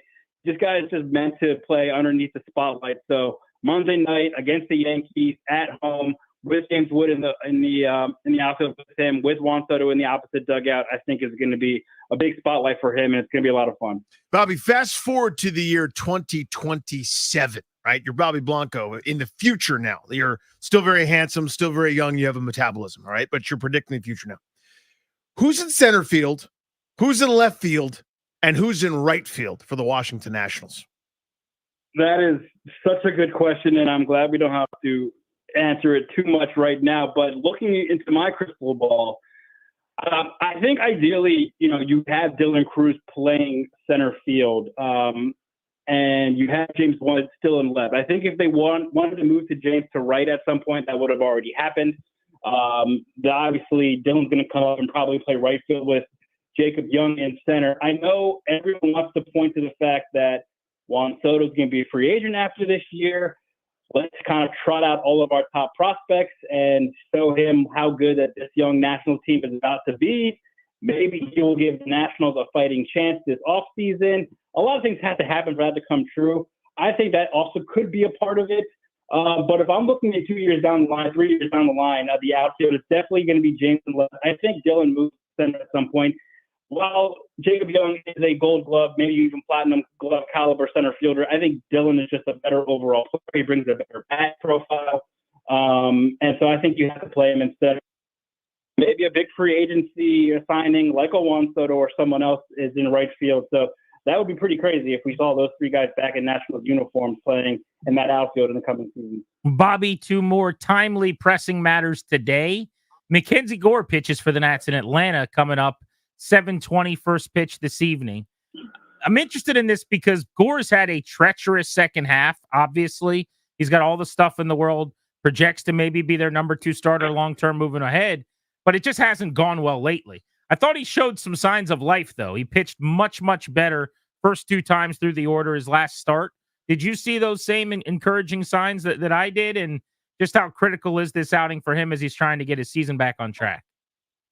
Yeah, I did see those same signs. I was in Philly for his last start, and he was great through 5. Held them to 1 run over 5 innings. The 6th inning kind of fell apart for him. He gave up 4 runs. But after the game, him, David Martinez, all the guys sounded very confident that he did a lot of good things in that outing, better things. They worked on him in his bullpen session leading up to that start, made some changes, trying to get him, obviously, to throw more strikes, with more quality strikes, get low in the zone. David Martinez always mentions, whenever he's up in the zone, that's when he gets in trouble. And that's what happened in that 6th inning against the Phillies. He started getting the ball up, they started seeing it up, and they started smacking it. So he's got to stay low in the zone. He does have 2 wins over the Braves so far this season. Obviously they dealt with a lot of injuries, but that's still a difficult lineup to navigate. So he has had some success against them this year. Ideally, he comes away tonight with another solid outing and tries to finish his season on a high note. Bobby, Patrick Corbin was good yesterday. 100th career win. I know the numbers he gets beat up for him, and understandably, hasn't produced at a very high level, even with that big contract. But to me, he means more than that to this team and to this roster.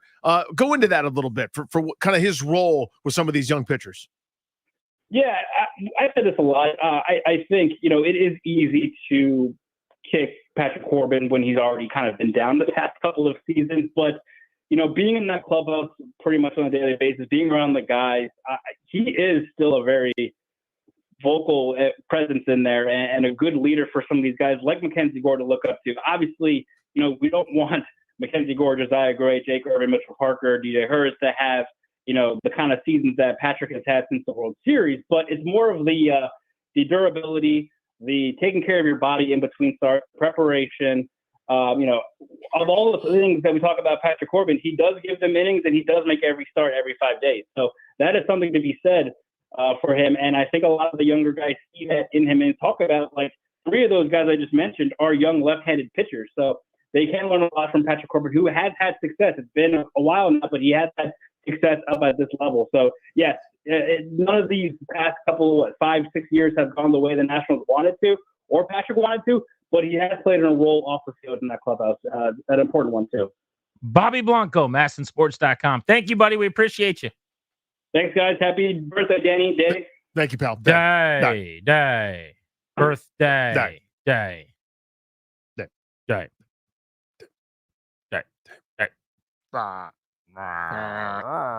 Let's talk football. Mike Jones of The Athletic covers, and he joins us now on G&D. Mike, I don't think Drake May really has a chance to start. I think that story is much ado about nothing. Jacoby Brissett will get another start against Washington in the final preseason game. What say you? Yeah, no, I think that they will go with Jacoby Brissett as their starter, give Drake May a little bit of time to continue to develop and learn this game. Jacoby Brissett is a very solid veteran that's going to give him a chance to come out there and compete. I don't know where exactly they're going to stack up in their division, but it just, you don't want to throw a kid to the wolves when you're still trying to build the rest of your team around him. So I think Brissett's the guy. The big news here last 24 hours, Mike, is obviously the trade of Jahan Dotson. I want to go to the other end of that trade, though, with Philadelphia. I think everybody kind of wrote them off. Understandable. That end of season car crash last year was so bad that, staff turnover, some players are going to be different. A lot of stuff's going to be different. You still got some pretty good nuts and bolts and some bones there in Philadelphia, and nobody wins this division back-to-back. I think Philly is poised for another really good season, and now they added a decent slot receiver there for a third rounder. What do you think about the Eagles? Oh, no, I think that the Eagles are going to win this division. I think that the biggest problem with them last year was not personnel, was that Nick Sirianni didn't further evolve his offense. They started out, I think they were 9-1. They were winning games, but there was always something that felt a little bit wrong. And then it felt like the defenses caught on to what they were trying to do offensively. And Brian Johnson was the scapegoat. Jalen Hurts also got a lot of criticism, but it was Nick Sirianni's offense. And he knew that because he basically fired himself as the offense coordinator and brought in Kellen Moore. I think that he's going to be good for that offense. They've added Saquon Barkley, so you're going to have a stronger run game, ease some pressure on Jalen Hurts. Don't think we'll see a bunch of those rugby scrum tush pushes as much as we did last year, every 3rd and 1 or 4th and 1 or 4th and, goal and inches. I think that also, adding Jahan Dotson will be good because, look, you've got 2 monsters on the outside with A.J. Brown and Devontae Smith. And they've got young guys up front on their defensive front. They got young guys in the back end. It might take a little bit for those guys to all come together in that secondary. But look at everybody else in the division. Dallas is, got crazy stuff going on. They don't have all their guys in camp and happy with their contract situations. The Giants are, very far away from being competitive. And so I think that, Washington's, they're building, but the Eagles are the ones that are in the best shape to win that division and I think make some noise in the NFC. Mike, how would you rank the 3 rookie quarterbacks that have been named starters already? Williams, Daniels, Nix, as far as your expectations for how they perform as rookies? Well, I think in that order that you just said right there. I think Williams is definitely the most NFL ready. He's got a lot to work with. He's got veteran wide receivers. He's got a talented rookie wide receiver. He's got a very good offensive line they've put in front of him. They've got guys on the playmakers on the defensive side of the ball at the up front and in their secondary. So he's got the most to work with. Jaden Daniels has been, has shown some good things for sure in the preseason, but, they're still a work in progress. It's offensive line, the wide receiver position on defense. And so I think he's going to do well. They might take their lumps here and there. And then Bo Nix, I think, he's looked good in the preseason, but nobody's game planning for him. So once defensive coordinators have some game film, they're dissecting his weaknesses. I expect him to struggle a little bit. And so, yeah, I don't expect a whole lot out of Denver this year. And, we'll see with Chicago. They're in a tough division, but I think Williams is going to put up numbers and look like a veteran when he goes out there and play. Who starts more games, Russell Wilson or Justin Fields? I think it might be very close split there. Russell Wilson's going to be your starter, but I'll be surprised if it's mid-October, early November, and they haven't made a switch to Justin Fields. I know Mike Tomlin is determined to prove that he can get more out of Russell Wilson than what Sean Payton did, and he keeps on standing on, hey, he's our pole position guy, and they feel good about the offense they're going to put around him, but I'm not sure. And I think Justin Fields has shown some flash and shown some things with his youth and athleticism that might help them a little bit more. And so that's why I think that he will wind up finishing this year as their starter and being their quarterback of the future. Jonesy, we appreciate you, buddy. Thank you as always. All right, see you guys. See you, buddy. Be good, my friend. All of our Commanders coverage locally during training camps presented by Paul Henry's Window Installation, paulhenryswindows.com, your clear home improvement choice. Let's talk to our buddy, Eric Bickle. You know him from Sports Junkies fame. EB, what'd you make of the Jahan Dotson trade? Well, I was initially shocked, believe it or not. I mean, we all heard sort of the rumblings. You could see the writing on the wall that they weren't thrilled with his production. But I have to say I was shocked that they moved him. But when it's all said and done, I think at this point they still deserve the benefit of the doubt. So I trust them, and I'm okay with it. But I was definitely shocked, to be honest with you. EB, here's my working theory, right? I don't think the receiver room was particularly good outside of Terry McLaurin. I think they don't care about that. I think they need guys that are going to block. I think they don't care if it's like, I think it's going to be like 2012 where their number 2 was Joshua Morgan or somebody else. They want guys on the outside to engage, and maybe the guy that catches the second most passes on the outside is, say, Zacchaeus. They're going to run through Eckler and McLaurin and Ertz and guys like that. That's kind of what I'm working with. What are your thoughts? No, I mean, I think that that's true. There's no doubt about it. They want a complete receiver, willing to do all the dirty work. That's why they like Diami probably, because he's willing to do anything. Zacchaeus honestly has popped. I mean, he looks like he could do the job. It's not an outstanding room, but the only quip I have is with our good friend Barry Faluga, who I think is outstanding. I currently think he's like the best in town. His idea is that this just signals that they know that they're going to stink and they're just going to move on and get assets. Part of that's true. They wanted to get assets for him. But I don't think this is an indictment necessarily, and this coincides with what Danny's saying, on the team. I think it's just an indictment on Jahan. Jahan's a nice guy by all accounts. They just didn't think his skill set fit what they were doing, and they didn't think they were missing much by moving on from him. So I don't think they think that they're worse off getting rid of him. What's your confidence in Cliff Kingsbury to solve the riddle that is fixing and improving a lot of the guys in this offense and getting the most out of Daniels? It's better than anybody since Jay. Okay. If that means anything to you. Like I really like. I think Jay's unbelievable. It didn't really work out as a head coach or whatever, but man, he could Had scheme good up offenses. offense. Yeah. And he's freaking hysterical, so I'm so biased. But yeah, I think Cliff's a smart guy. I think he's going to figure this out. I think he's had plenty of experience. I trust him. I actually do trust him. I'm not worried about the stuff that they say, oh, he's only lining up Terry. What? They're not showing you anything yet. He's learned. He's evolved. He's a smart guy. This is what he's done this his whole life. I have confidence, actually. And largely it's because of Jaden, to be honest with you. I think he's going to make everybody look better. You speaking of confidence, give me the area of the squad. This is, again, dealer's choice here, Eric. Area of the squad, element, team, thing, whatever you're most confident in, and thing that you are least confident in heading into the season. Ooh. Okay. You know what? Most confident in Jaden Daniels being the real deal. That may be bizarre, but I do think he's the real deal. Least confident corners. I just think that's pretty obvious. The offensive line is obviously a huge question mark, but if Jaden keeps getting rid of the ball at one point, the corner situation is worrisome.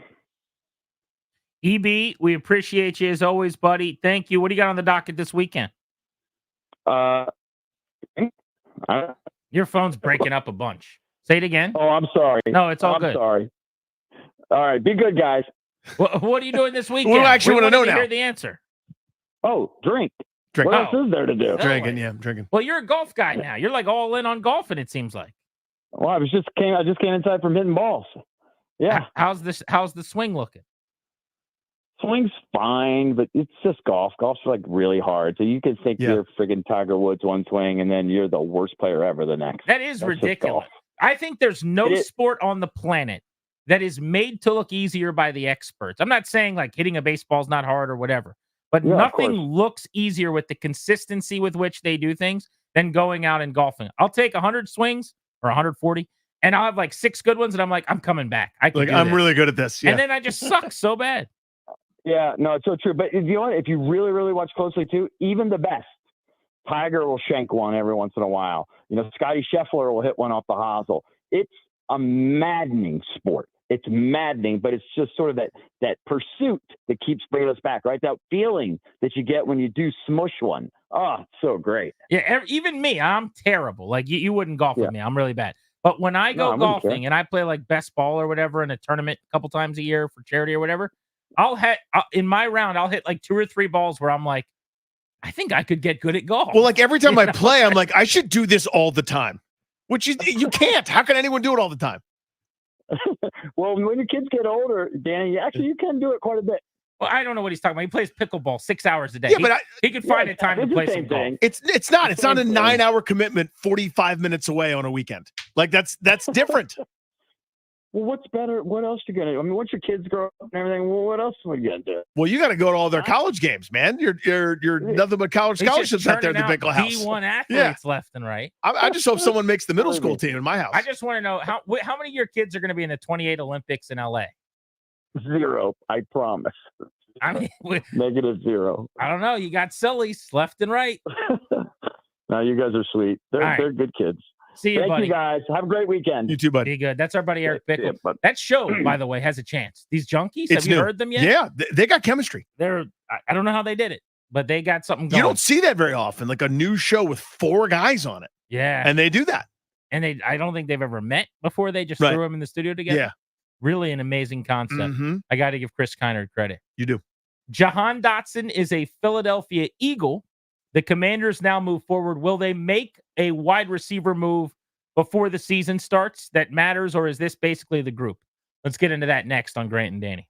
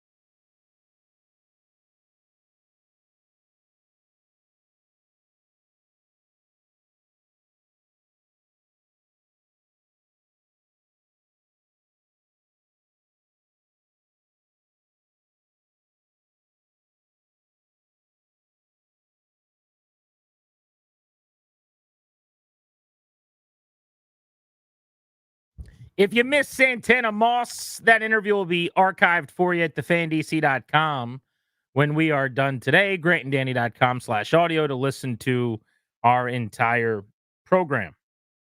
Before we get into the wide receiver room and what kind of moves might be available to Washington as they move forward without Jahan Dotson, we did not mention this on air at all, and it just kind of dawned on us again during a break today that we hadn't brought this up, and it's definitely worth talking about.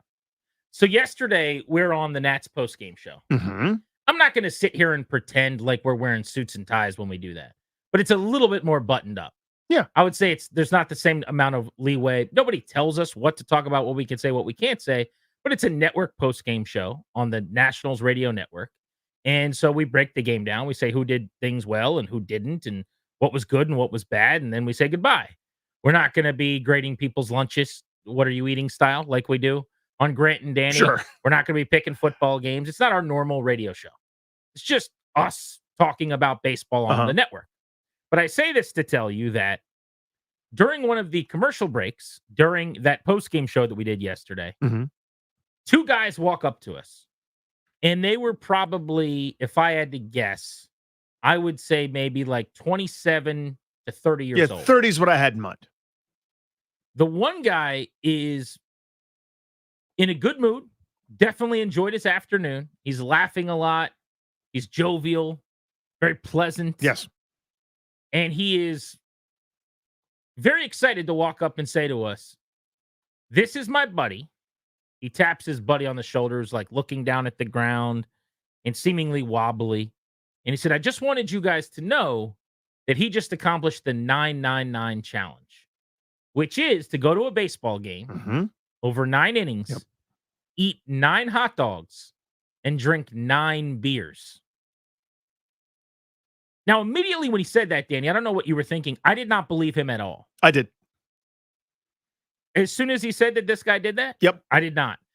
Nobody can do that. 9 innings, 9 beers, 9 hot dogs. Just the thought of it is repulsive. Makes you want to throw up.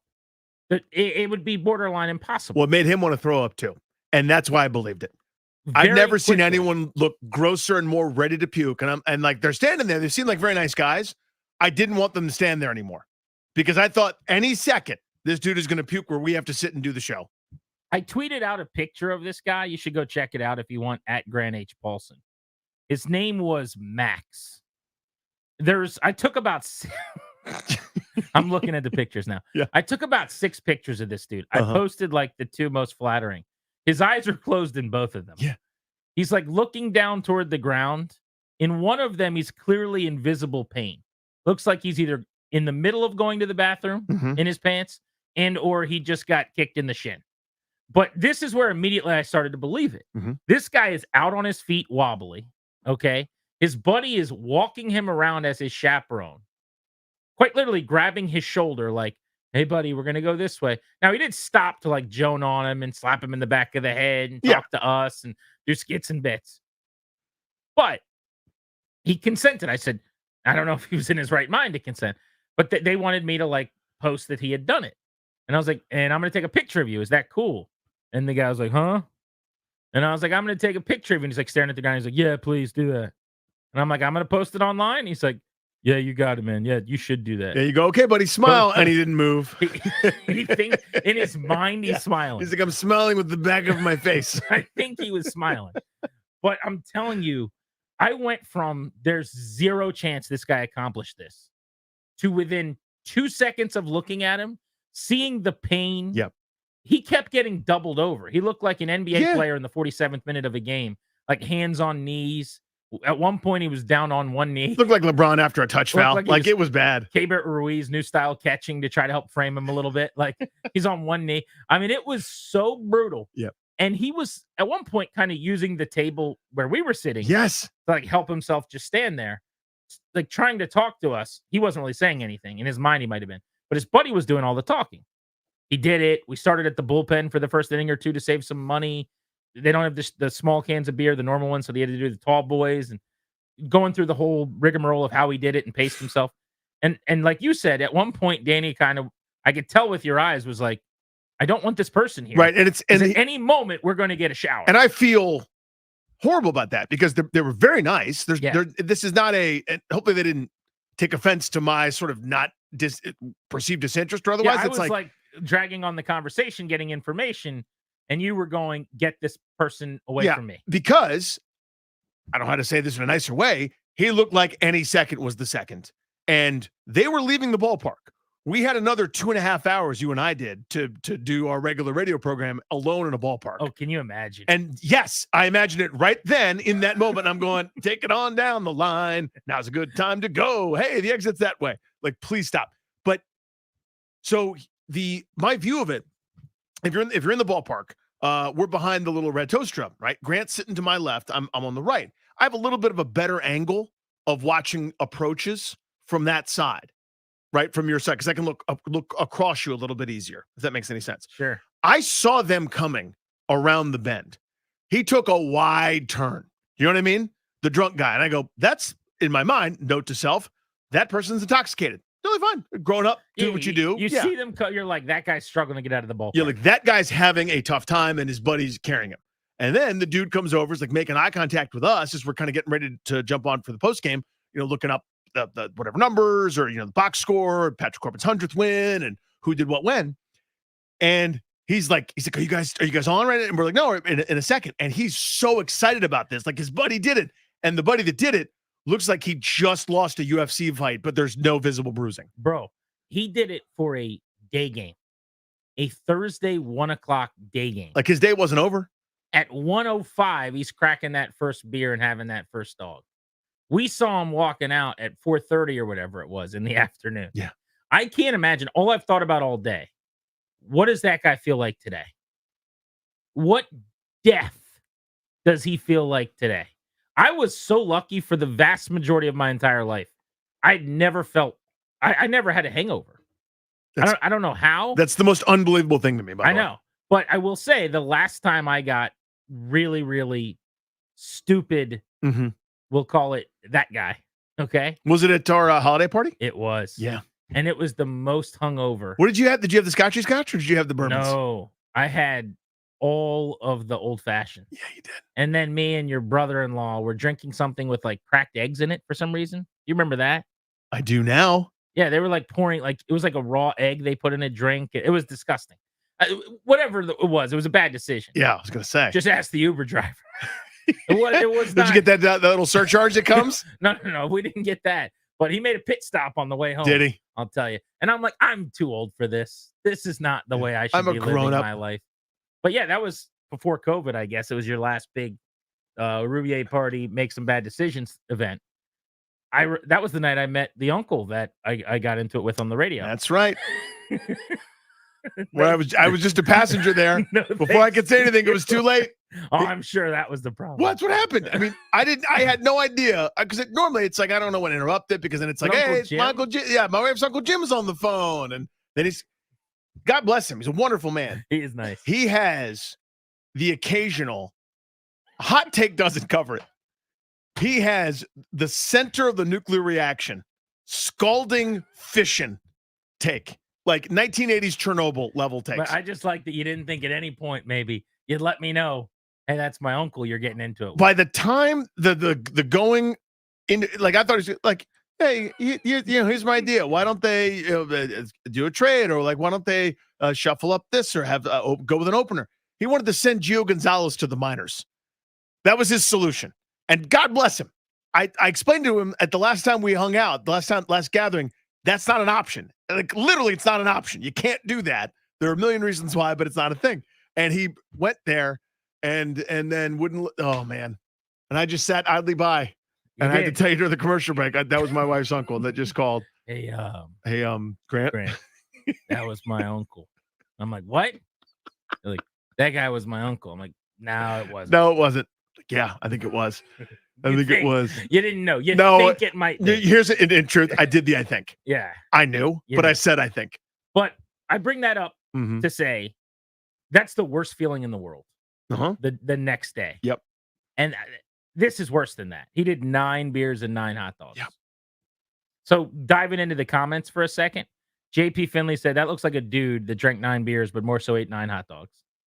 Walters, the sports bar right across from the ballpark, said, I hope he skipped our bathroom after the game, which is very funny. Yeah, they were moving towards the center field gate, thankfully. Had they gone out right by us, Well, he might have seen you. He might have been in the He was not going to double back. You know what I mean? Because he was moving towards center, thank God. Pokey Pillow says, at 1 p.m. on a Thursday, legend. Yeah. I mean, that is the part that I think gets slept on a little bit. Why am I just learning this as a thing? Jake, I don't know, man. A lot of people have been talking about It's been out there, buddy. What was the time of game, GP? The pitch clock really affects the 999.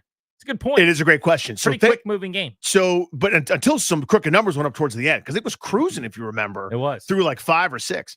But that phenomenon, again, this has been forever ago, but in as a collegian, they used to do these bar crawls in some of the various neighborhoods. There was a Foggy Bottom one, DuPont Circle, etc. So I would, in my dorm room, wake up early and make the whole team pancakes. So you'd load up on something to be able to absorb the beer, and you go and get your wristband, and then we went to all the Georgetown ones. So it's third edition and the Exchange, and then Tequila Timmy's or whatever, odds, all the different places, and you'd be hammered by 1 p.m. Like drunk off your you know what, and then you can't stay up anymore, and then you kind of like half wake up at and it's like 6 o'clock that same day. And you're hungover the same day when you were day drinking in the morning. Is the Wharf the new Georgetown? This is my new theory. Yes. I don't think Georgetown's Georgetown. Georgetown's anymore. not a thing anymore, really. Exactly. Yeah. I think the Wharf, that waterfront, beautiful area, because I was at a rooftop bar recently. I think that's the new Georgetown. It's the new Georgetown. No, it's not the new Georgetown. But actually, I had a friend of a friend do the 999 challenge, and the next day, he actually had to get his stomach pumped at the hospital. So if you guys remember, you guys were actually trying to kind of throwing this out there for me, like, hey, you could do it. And I was like, going to ask you if you were interested in trying it on Monday night for Dylan Cruz's debut. No chance. You won't go 999 for Dylan Cruz. I will not. Are you dedicated at all to Dylan Cruz? I am so dedicated. I was actually all in for this. What if we did it for the Yankees? Then you would do it. Oh yeah, yeah, for Aaron Judge. Yes, if like Spencer Jones made his debut, then maybe. The old Clary would, he really was. He would have committed done to it. the show. He He would have jumped done through tables. This Clary, I mean, we can't even get him to eat a hot dog. He ate for that us. watermelon. We won't even drink a beer and have a hot dog. But he very casually dismissed us, by the way. We're like, hey, I think the waterfront's the Wharf's the new Georgetown. he He goes, just- no, it's not. just dismissed it. Anyway, he's like, you old idiots. But I think honestly, I'm just telling you, I was at this Mhm. gorgeous rooftop event, and it was packed and hopping, and everyone was along the water. Young, good-looking people were partying and drinking and eating and doing all those things. Mhm. I think that's the new Georgetown. So the thing is, I realize Ryan's so young, he doesn't know the old Georgetown. Exactly. To him, Georgetown's always been this. His file is very blank on Yep. the old Georgetown. He doesn't know. Grant and Danny on the Fan. All right, let's get into the wide receiver position and possible fixes. Is there help coming, or is the group already at the park going to have to solve Washington's problems on offense? You're listening to the Fan.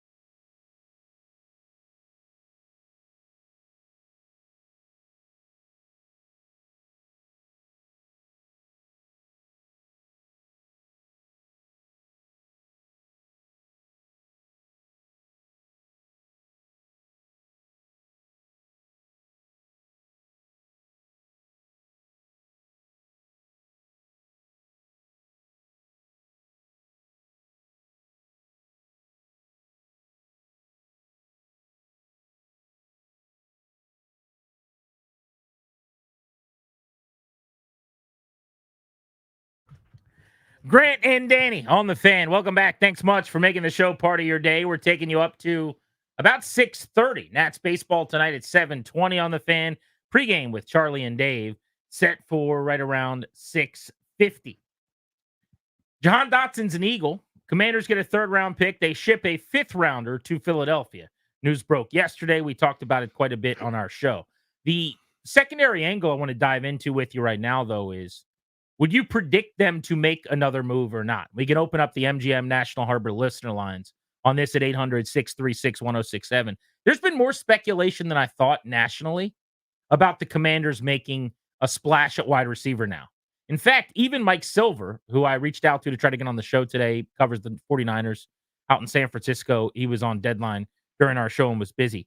But he said that his sources are telling him don't count Washington out on Brandon Ayuk, and that all options are still on the table for Ayuk, meaning a extension with San Fran or a trade, be it to Washington or somewhere else. But that was the reaction around the country last night after talking about what Philly got, what Washington got in the trade. The Commanders aren't just going to roll with this receiver group, are they? So I wanted to pose that question on the MGM National Harbor listener lines. We'll hit the phones. They're wide open, 800-636-1067. But Danny, you get us started.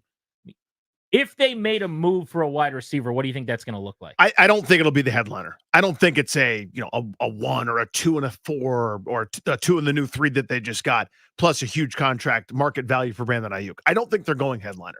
I just don't see that from this group right now.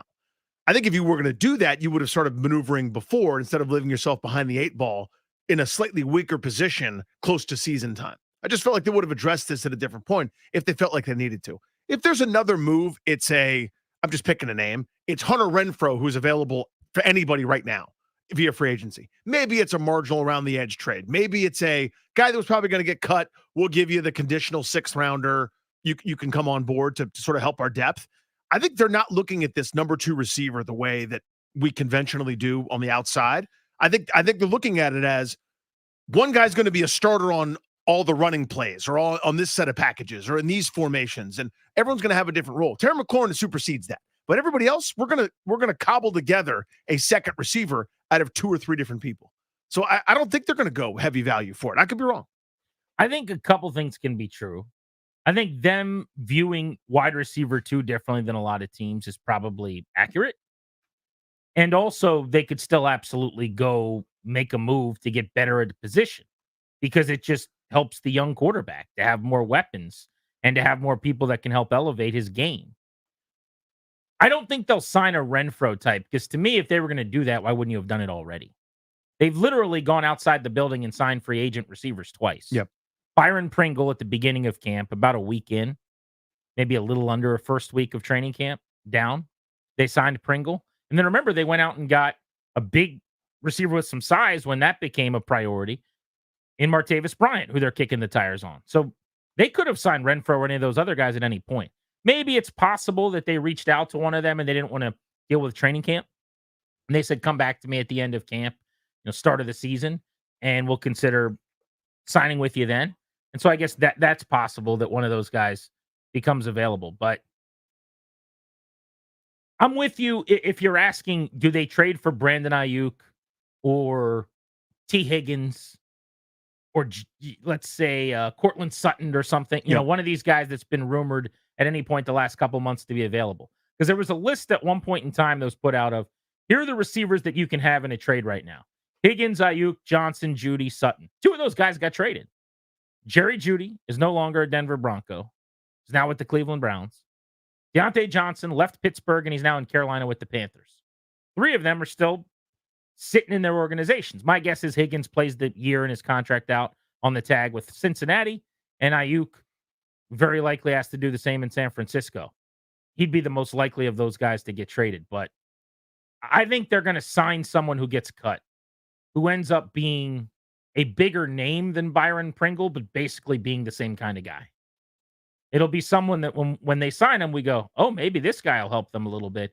And in the end, he's going to be Crowder. He's going to be Pringle. It's a veteran, back of the depth chart, doesn't really move the needle a whole lot. Yeah, I know exactly what you're talking about. I don't have a great example, but if I'm like just trying to think of like a good name. let's say if Carolina goes, we're younger now, we like some of our young guys. We don't need Adam Thielen anymore.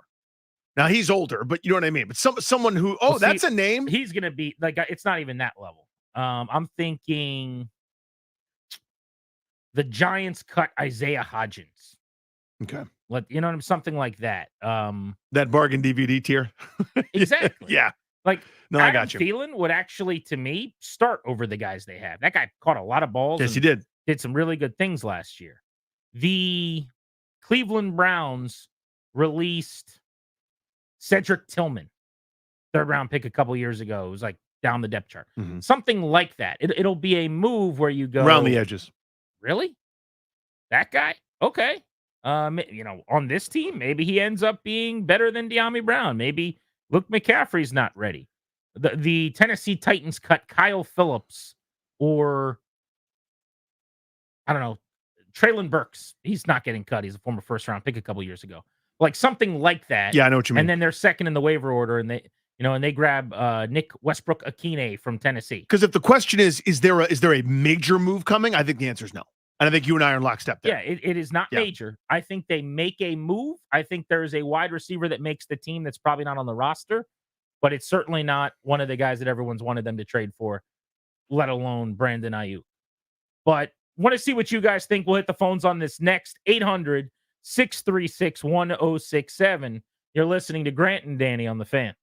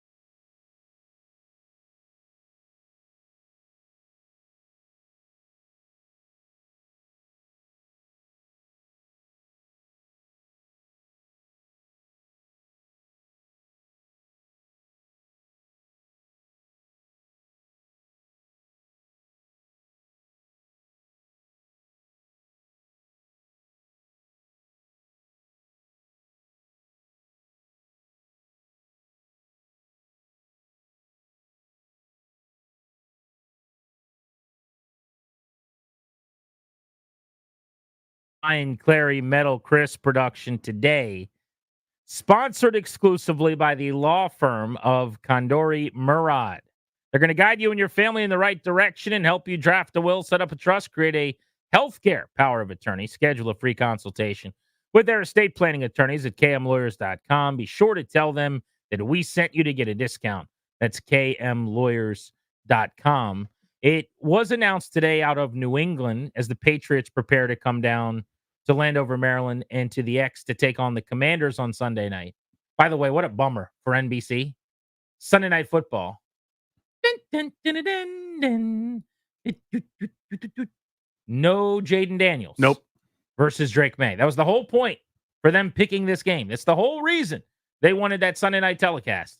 They're not getting it. Yeah, I might have been able to advise him. I might save you some trouble and issues here. One of those guys ain't going to play that third game. Maybe they don't care as much because they still have the storyline of the 2 picks, and you're going to be able to show Daniels on the sideline. Yeah, the story still plays. You'll still get to do a sit-down interview with him and show clips of that if you want to.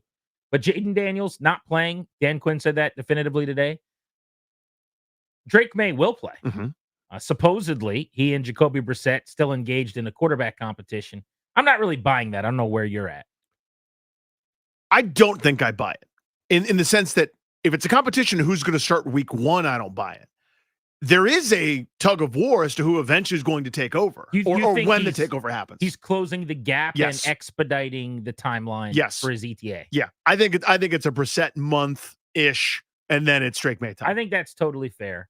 They also have a pretty arduous schedule early on, although when you're as bad as they are on paper. They're all tough ones. There's not a whole lot of easy games. But if you look at their schedule to start the season, New England plays Cincinnati, then hosts Seattle. Then they play at the Jets, at the 49ers, Dolphins, Texans. Damn. I mean, that's pretty brutal. So that's 6 games where they're probably, best case scenario, they're 2-4. And I can't really find the second win. I'm just kind of giving them one along the way. But if they're better than 2-4, God bless them. Jacoby Brissett probably should start for the rest of the season. But at that point, then they play, this is your softer landing spot, the Jaguars, the Jets at home, the Titans, the Bears, the Rams. So if you wanted to give Jacoby Brissett 4 or 5 weeks or something and then a little softer place to put the plane down for Drake May, they could certainly do it that way, and I still think they're going to. But for some reason, they've gone from saying Jacoby Brissett is their starter, Drake May isn't competing, to now, since really a week and a half ago, they're saying that there's a full-on competition and May might start. I don't really see it. I don't buy it. They also haven't had him start a preseason game. If he's competing for the job, why does Jacoby Brissett go with the 1s every time and Drake May go with the 2s? Give him a fair look if you're actually doing it. I'm with you. It's kind of nuts.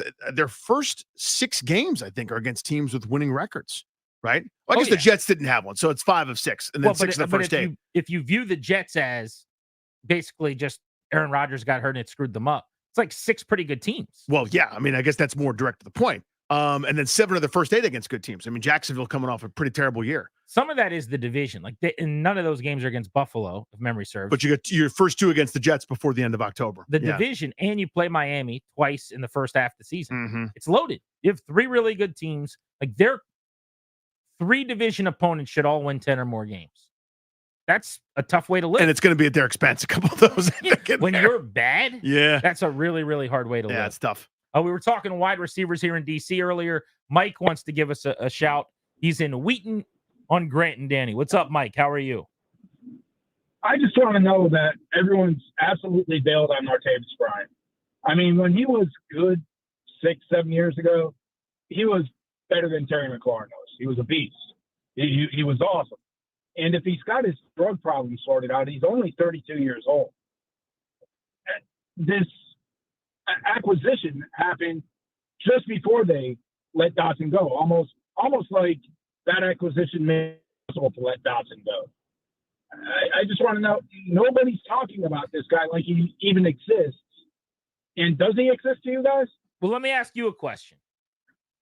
When's the last time you remember a player going 5 years without making a catch or doing anything, playing in a game in the NFL, and coming back and being really good? So I'll flip that question back to you by saying, I don't remember a guy coming back 5 years after their last play in the NFL at all. This is new territory. But he's going to be fresh. The freshness is there. There's going to be no issue with nobody's freshness. questioning freshness. You're right that it doesn't happen for good reason. Deshaun Watson missed a season, has not been the same since he came back. Now, you can tell me he was overrated if you want to, or that the system doesn't fit him, or we could find other caveats as to why he's being bad. But that's just the fact. Le'Veon Bell sat out a season at the peak of his career, came back, and was never the same after that. There are plenty of guys, and I'm not talking about rehabbing an injury. I'm talking about when you miss time, seemingly healthy, and you sit out and you watch and you come back, the track record of that is bad. 2 seasons of trying to come back is borderline mission impossible. This guy last caught a pass in 2018. His last truly productive season was 2017. And to find his last Terry McLaurin level year, to kind of quote you, it's the first 2 years he played in 2014 and in 2015, when he averaged 21 and 15 yards per catch. That's when he was last at an explosive, weapon, scary, like beloved young player in the NFL. That was the first year you and I did a radio show, was the 2014 football season. Yeah. 11 seasons ago, 10 years ago. We were in middays. Yep. I was in my mid-20s. You were my age. You were 35. That's right. Today's your 45th birthday. There you go. It's a long damn time ago, man. Yeah, things have changed, haven't they? Why are people not talking about him? That's why. So we talked about him when he was signed, and I think we're kind of pouring some cold water on the idea that they just found their answer. You know, this guy was, he and Antonio Brown were the 1-2 punch, and I mean that's how long ago that was. By the way, these are 1,700-yard, 13 touchdown seasons from Antonio Brown. That's when Bryant was the number 2 there. That's how long ago we're talking about. Things have changed at all. So someone hadn't got passes that long, just age, different things. Anybody could have signed him at any point in time over the last handful of months, and cleared now. This is more of a project. He was on the practice squad in Dallas last year. Dan Quinn knows him. More of a, there's no downside to this, but counting on him to not only make the team, but step up and be the replacement that Dotson was supposed to be, right? To be the number 2 receiver. I'm not that optimistic. If it happens, it would be one of the all-time stories. I mean, all time. He was in the United Football League. So the XFL merged with the USFL. This past year, they created the UFL, the United Football League. First year of its existence. But it was the equivalent of basically XFL, which is decent, really legit spring football play. In that league, in 8 games, with 6 starts, he had 14 catches for 154 yards. He was not dominant. He didn't take games over. He was not the best player on the field more often than not. He was kind of a guy on the team in the United Football League. So these are reasons why my expectations are low and my excitement is tempered. Those are the answers to your questions. Now, if you want to have a different conversation, can he help them? I think that's a really fair way of thinking about this. Yeah, he probably can. But if you're saying in the wide receiver 2 conversation, making up for Jahan Dotson leaving because they've got this guy who will start opposite McLaurin, and at 32, they just found someone who over the next 3 years is going to go catch 160 balls or something. No, absolutely not. If it happens, I'd love to write the book because it will be made a movie, for the record. But it's just not a thing. Can he maybe get on the field? That would be awesome. Let's try for that. Could he catch a few passes here and there? And, who knows? Maybe have a 20-catch season. Again, I'd bet against it, but that would be great. But I think that's more realistically the ceiling here, not that he ends up being an impact performer. And did we talk a lot about when they signed Byron Pringle? Just when they signed him. Other than that, he just doesn't come up very often. It's pretty much the same thing. The only difference between Pringle is he's actually been in the league making plays the last couple of years. Right. And Martavis Bryant, who has not been. So still, to me, uphill climb just to make the roster for Bryant. It became a lot smaller hill after the Dotson trade, though. Yeah. If they have 2 open spots now instead of 1 for like 5 or 6 guys, just mathematically, his chances just improved big time. And is now basically one of the 2 guys with size. Yeah, it's either him or Bryson Tremaine if you want to keep anyone other than Luke McCaffrey decidedly over 6 foot. But I mean, to me, he's a great practice squad candidate as somebody that can be around, still get his sea legs underneath him. And then again, you see what happens. To me, there's no rush in throwing him into a game or seeing what's what. I imagine he'll get some time here this weekend in their third preseason game. But just in terms of him having an impact role, it's really hard to see. Let's go to Joe, who's in Ashburn, out where the Commanders train, on Grant and Danny. What's up, Joe? Hey, Joe. Hey, fellas. Appreciate what you do. You guys are always interesting. Thanks, pal. Hey, listen, I got a proposal and I need some advice. Let's talk about some collateral damage with Dotson moving. My kids went to training camp the other week. Before training camp, we go to a sports store. My son picks out a jersey. I said, get Daniels, get Eckler. Who does he pick? Dotson. Oh, boy. $130 later. No. He goes to camp. He does get Dotson's signature. And then what happens right now, right? So that's what happened. Here's the proposal. Danny, I see you wearing this jersey, buddy. With the signature, I'm thinking it's worth at least a cool 200, but I'll give it to you for 160. Ooh, that's I really like nice that. of you. I tell you what. Here's what we'll do. And this is actually intriguing to me because it's kind of like a novelty thing. Like I'd be the only one that has that, or kind of a deal. Yeah. I want you to drive west until you run out of gas. I'll meet you there, and then we'll do the exchange. Prejudice? Yeah, like just start going as far as you can, and then at the end, just wait for me. No matter how long it takes, I'll be right there. Route 66 good? Yeah, that's perfect. Just go to the end of 66. Just go. Get my keys right now. I'll see you at the end of 66. Very Are good. you guys meeting tonight? Yeah, or- I mean, I got to finish the show first. Yeah, but and you'll then be I'll go. out there. Yeah, then I'll go. All right, so Oh, sir, he'll be there. I'll bring a snack too. So me and my Perfect. son RJ will eat and we'll wait for you. Yeah, dude, just nothing but veggies. I want a veggie platter, and we'll do that. Anything else? Are you gonna bring Grant? Whatever you want, wings? No, Grant will come too. Oh, Grant I'll wants to come. see it. Yeah. I want to see everything. I want to bring my phone to video it for the show. Hey, I got points for the Red Roof Inn. If you guys want, I get you a room. Let's get a room together. Pick 'em up. How about we all have one room? You guys have just made my dreams come true. All right, I'll let you go. Thank you very much, Joe. We'll see you there. Bye, guys. All right, very good. I like the shtick. We need one of those like heart bathtubs, like Harry and Lloyd were in, talking about Freda That's Felcher. That's from Cranston. Remember you talking about her? Yeah, but that's the kind of stuff. I feel so bad. Oh, it's a killer, right? Like I wanted to ask how old was the kid, because if he's like, if it's 15 to 17 or something, like a younger, or an older son, it's a little easier. When my kids hear that players that they watch on TV and that they know we like or whatever are no longer with the team, it is a ordeal. Yeah. Like a real legitimate problem. Shane's in Virginia. What's up, Shane? Commander Danny and Grant, how you guys doing today? Happy Friday. Hey, man. What's up, bro? Hey, look, y'all guys got start screening your callers, man. Did I hear that guy last caller said that Terry Bryant was better than Terry? I mean, what are we he doing? said, I think his point was a little aggressive, by the way. I'm not sure if I completely agree. But he said early in his career, Bryant was better than Terry. So pace-wise, the 1 year he only played 10 games, but he had 770 yards in 10 games. That's a really good pace. Terry, look at Terry had the quarterback now. Let's talk quarterback. I know. And No, sure. That's ridiculous. Nobody. He was on a 1,300-yard pace in that season. So I think his point was he was really, really good at one point in time, which is true. But at that point, that's 10 years ago. It's 10. Your boy had not met my wife of 7 years. Right. Hey, but here's the thing. You better be worried about this wide receiver room, because what if we have no injuries? That happens all the time in this league. I'm kind of worried about this wide receiver. I think they are going to make a move, though. I really do. At this point, you can't go in there with Brown as your number 2. I don't know what they're going to do. What kind of move is it going to be, Shane? Is it a headline? Is it a headliner move? Is it like a big splash move, or is it kind of what Grant's talking about? I think it's going to be – no, I don't think it's going to be like that. I think it's because the wide receivers right now is pretty much going to be like the running back situation. You can get them in the draft anywhere.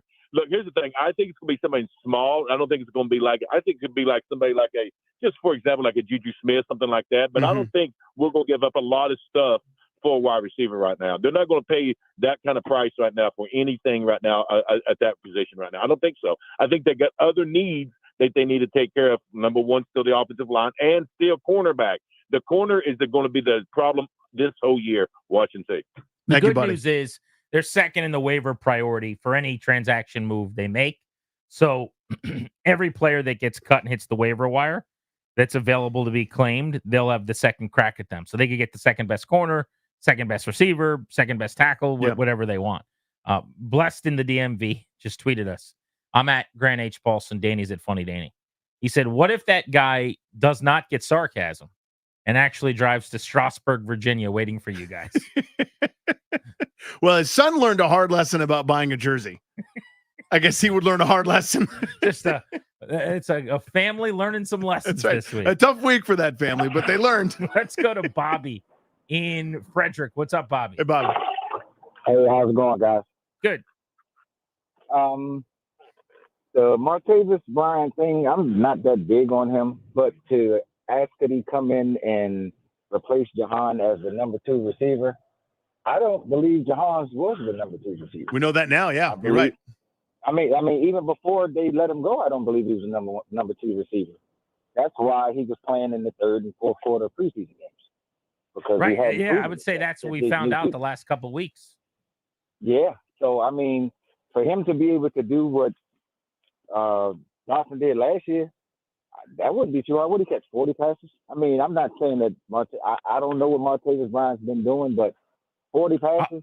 Well, it hasn't been playing football. Yeah. That's the thing I can't tell you. In the UFL, he wasn't able to do that. But maybe, I guess your thinking is maybe he could do it in the NFL, which is a little more difficult. I'm going to bet against that, but I guess it is possible. I think let's see if he gets on the field first. That'd be nice. And I'm willing to readjust on this if I see something. Like, he's going to play a lot, hopefully, on Sunday night. He's an important player. Let's look into that next. Who is actually playing with a lot on the line? And who do we need to see Sunday night so that we have a better understanding and feel for what they can bring to this team and if they're going to make it or not? You're listening to Grant and Danny on The Fan.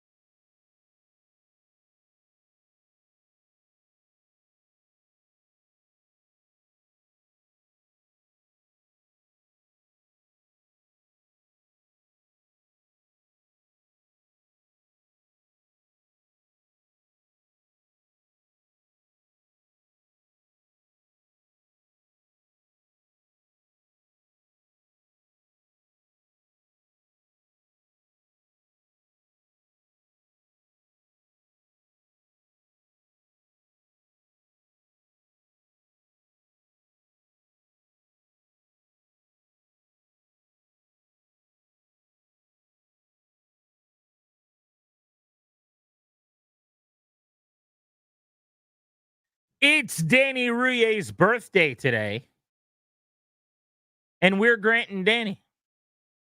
You are listening to The Fan. Taking you up to about 6:30. Nats pregame at 6:50 tonight. It's live and local radio deep into the evening. They're in the flagship home of the Nats and the Caps. By the way, it won't be long before the Caps are back. We're well under 50 days out, and that is early October when their season Well, starts. training camp action here before then. It's like on the way. They'll be playing preseason games next month, which is a lot of fun. With that said, though, we should let you know that in 30 minutes, right at 6 o'clock, it's Grant and Danny's Tony's Mailbag. Here we go. A couple of weeks since we've given you G&D's T's Mailbag. It's something we've come up with on the show that had never been done before in the history of radio, and we're really, really proud of it. Danny, we don't pat ourselves on the back very often. We try not to. We let other people do that. But when you come up with something so creative and unique and original and transcendent, it's important that you stop and smell the roses. Never before attempted. Never before executed.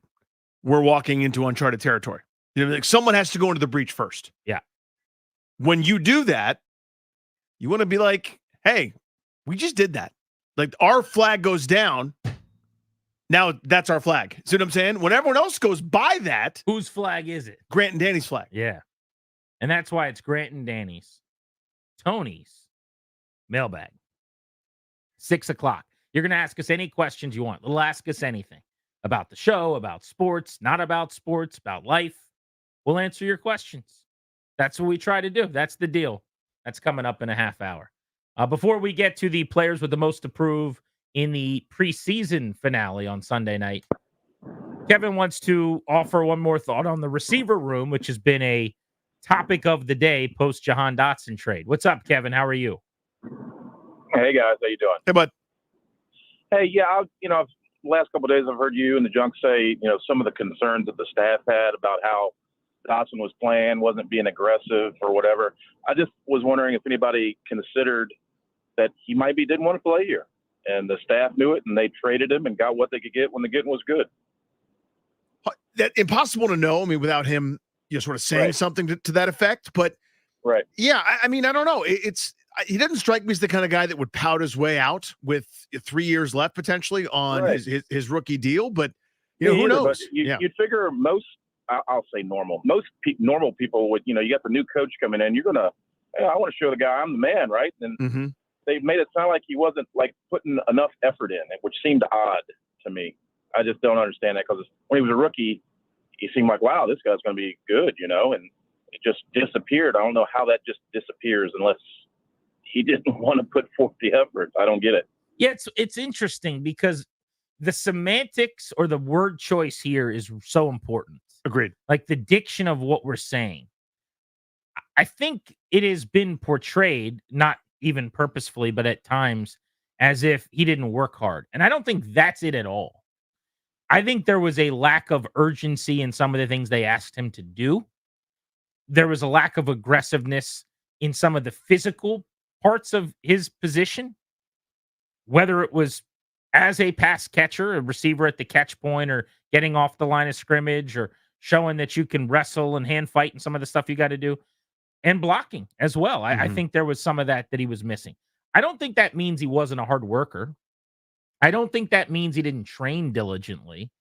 I haven't heard that he showed up out of shape or anything like that. Like, these aren't things. It's not like insubordination. It's not like the coach is going to do this. He's going, no. So I just don't like, and I'm not saying he was doing that or anyone's done this, but I don't like the idea that his character is being called into question when we've never really heard anything bad about his character. That is different than, I'm not sure if you're a fit because, and this is hypothetical, you care a lot about the catching part and not the other part. And for me, I care a lot about the other part too. And if that's what it is, just you don't see eye to eye on some of those things, or he's not as willing to do some of the dirty work for you, and maybe that's a priority for Kingsbury more than it's been for Eric Bieniemy or other coaches. It could be that simple, that he's just not their guy. I actually posted a clip on Twitter. The reaction was a mixed bag of people thinking it was interesting or that it wasn't. And that's up to each person to decide for themselves. But I posted the clip last night. Did you see this by chance? Which one? So it was from, I found this from 2022. This was Peter Schrager on the Pat McAfee show, and it was Schrager talking about the NFL draft. Matter of fact, Claire, will you grab that off my Twitter?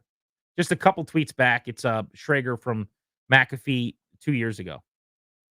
I'll give you the cliff notes on what it was, and then I'll let you listen to it and just see what you think. But I thought it was interesting. You tell me, Danny, if you do too. Schrager basically is asked through the lens from McAfee, who's shirtless, like drinking a big gulp or something, like in the middle of his TV show. It's a wacky bit. But Schrager is sitting on his couch, presumably at home. NFL Network's Peter Schrager. And he's like asked, hey, you know Cliff Kingsbury really well. You guys are best buddies. What it was? This was after the Hollywood Brown trade. Like, did you know that the trade was going down? And then he talks about the draft class. He's like, I actually recently talked to Cliff, and he knew that he wasn't going to be able to draft. He names a few receivers. So that's why they made the Hollywood Brown deal. But he acknowledges that he thought Dotson would still be available because he didn't think he'd get drafted where he was. Meaning he thought Washington drafted him higher than he should have been drafted. Interesting. Also meaning he thought Dotson would be available to him, and he still went out and traded for Hollywood Brown. I take that to mean a couple things. Number one, he thought he was overdrafted. Number two, he thought he'd have a chance at him and didn't want to draft him in the first round. And it's a little bit of a tell for me that he wasn't like Kingsbury's never loved him. He doesn't watch him and he jump off the tape at him. A lot of people said, oh, this is nothing, you're reaching. But you guys listen to this. I'll tell you this, okay? Because I'm not going to put anyone in a tough spot. About a month ago. Oh, geez, Craig, you're going to put somebody in a tough spot. There's only 4 people that fucking knew. So that 3 people are going to know. Cliff and I went through the draft because it was post-combine and it was about to be post-free agency. And he was like, these fucking wide receivers are awesome. All right, so I guess we can't play this clip because everyone's using the F word. My apologies. I didn't know that. Pat McAfee loves cursing. So there's that. Isn't that show on ESPN, by the way? I don't know. I tweeted that. I didn't realize there were curse words all over the place. I just can't. By the way, how does this work? That like if we say a word that is not even a curse word, but it's inappropriate, we might get in trouble in radio. And Pat McAfee's just bleep that, bleep this, bleep that, bleep this, and everyone thinks it's cute and funny. Again, I don't know. I just don't know. It's because it's a Disney company. ESPN is a Disney company, and they allow that, I think. Right? No. Disney's known for that. No, right? But isn't When You Wish Upon a Star and Pat McAfee with no sleeves dropping F-bombs. Isn't the Take me point away. that we have, like, it doesn't everyone have FCC violation Sometimes rules? I'm baffled. I'm baffled by all of it. Well, first of all, I apologize, Ryan, and I'm embarrassed that I asked you to play the clip.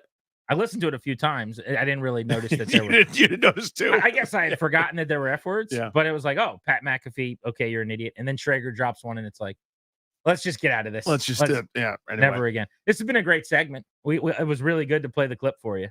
I think we did a great Everyone job. enjoy that? Yeah, that was fun. What'd you guys get out of that audio? 800-636-1067. Where was I? Oh yeah, sorry, just a little thrum. Imagine though. Yeah, I know. The comfort. I am constantly petrified with every little thing I say. I jokingly, I thought, said something kind of funny a couple days ago. And a couple people were like, dude. Immediately right away, oh my God, Gramps. This dude's just shooting from the hip. It's unbelievable. On live television. The confidence. Okay. By the way, so those things people carry with them. Hang on, before you move forward. Go ahead. Yeah, I was trying to. Do you think that's a thing? That's where I was going. What I described. Like, if in fact he thought Dotson was available when he was drafting, but wasn't overly interested and thought he got drafted too high, does that mean Kingsbury was not a big Dotson guy, or is that a bridge too far? It's not, because here's what I was going to do. These guys are all doing their homework on every player, right? That it's part of the job. Where if you are interested potentially in a wide receiver, your general manager, your scouts, people are going to run things by you as a coach. Like, hey, this is a guy we're considering, or we like him. Take a look. And if he goes, you know what, I don't see it. I don't love it. I don't like this, that. The other thing, you saw the evaluation, or you probably did some on your own. Your notes are submitted. How do you think he fits with your scheme, your design? What could you have him do? If we took him as kind of a half outside, half inside guy, could you find a use for that? But the answer is not really, not so much. Then you remember that sort of stuff. And of course you carry that with you. Whereas if the flip side works too. Let's say, for the sake of argument, clearly we know it's not the case, but let's say that Kingsbury had loved Jahan Dotson and had been like, part of why I taken the job is to unlock this dude. I loved him in Arizona. I was praying he'd get to us in round 2, and damn it, Washington took him at 16. But now I get a chance to do it. That happens. It happens both ways. I 100% think that's a thing. But you've got his best buddy saying he knew Jamison Williams would be gone. He knew Chris Olave would be gone. He knew, I don't remember the other receivers, but they'd be gone. He didn't, and he even says he was surprised that Dotson and Burks had already been taken, which, by the way, is pretty good commentary on Kingsbury, that he was right about all the guys that were really good, and he's been correct as well that the guys that got overdrafted that he didn't think should be gone also haven't been that good. But yeah, if Dotson was going to fall into your lap and you felt like he's good enough that you don't have to trade for a wide receiver because you like him, okay, then that tells me Cliff Kingsbury liked Jahan Dotson. The whole point of the segment is they're asking him, why did they trade for Hollywood Brown? Yeah. And he said, basically, I didn't like my chances in the first round to get one of their wide receivers that I loved. That was the whole point of the discussion. So I did think that was a tell. All right, 2 players that are going to matter a lot in this preseason game. We should get into that next. Here's what we should do. Give me 2 on each side of the ball, and I'll do the same. You got it. Top of the hour at 6 o'clock, Grant and Danny's, Tony's Mailbag. This is the Fan.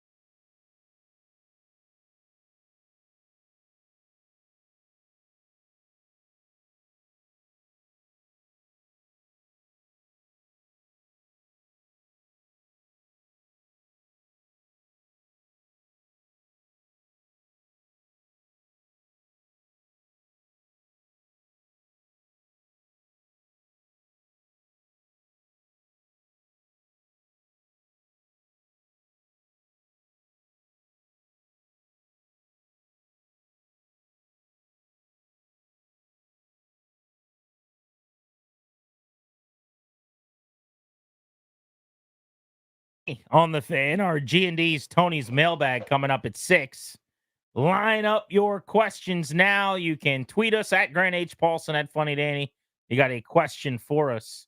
And, of course, you can make sure to get any questions in you want via the chat on the 106.7 The Fan YouTube page, where you can watch the show as well. We are streaming live until we're done tonight at 6:30. Real quick, we did edit, and we found the clip I'm talking about just so people can now hear it. We got to pay this off. I should also point out, so the audio we were playing, I was like, how is that on ESPN? It was from before the ESPN days. Gotcha. When McAfee was on FanDuel, YouTube, whatever he was doing. I think they still curse on ESPN somehow, and I don't understand how that works, but that's a whole different conversation for another day. So that explains why it was a little more aggressive in its cursing than the show is currently on ESPN. But here is what Schrager said about the receivers. I'll tell you this, okay, because I'm not going to put anyone in a tough spot. About a month ago. Oh, geez, Greg, you're going to put somebody in a tough spot. There's only 4 people that knew, so that 3 people are going to know. Cliff and I went through the draft because it was post-combine and it was about to be post-free agency. And he was like, these wide receivers are awesome. And there's a lot of them. And we have 23. And we went through, and he's like, there's no way I'm getting one of these guys. There's just no way. So he knew that Jamison Williams, who he loved, and he knew that Olave, who he loved, and he knew that Wilson and London were going to be gone. I don't think he might necessarily expected Burks and Dotson also to be gone. So they had a plan. I respect the hell out of it. They had a plan. Let's go make a plan and get a wide receiver. That player individually, Marquise Brown, was highlighted. This is one of Kyler's best friends from college. So he went into talking about going and getting, by the way, which is also funny, one of Kyler Murray's best friends from college to play wide receiver with him. Funny, right? There's a Jaden Daniels, Brandon Ayuk. There's a guy. Flashbacks. Joke in there somewhere. But I don't know how you could tell me that's not interesting. That he didn't think Jahan Dotson would be drafted where he was. And oh, by the way, he loved this guy. He loved this guy. He loved this guy. And he traded for a wide receiver because he was fearing they were all going to be gone. Like, all right, tell me I'm looking too deep into something or trying to find something if you want to. Maybe. I'm not telling you it's an end-all be-all. I'm just saying it's interesting, and it might be indicative of that.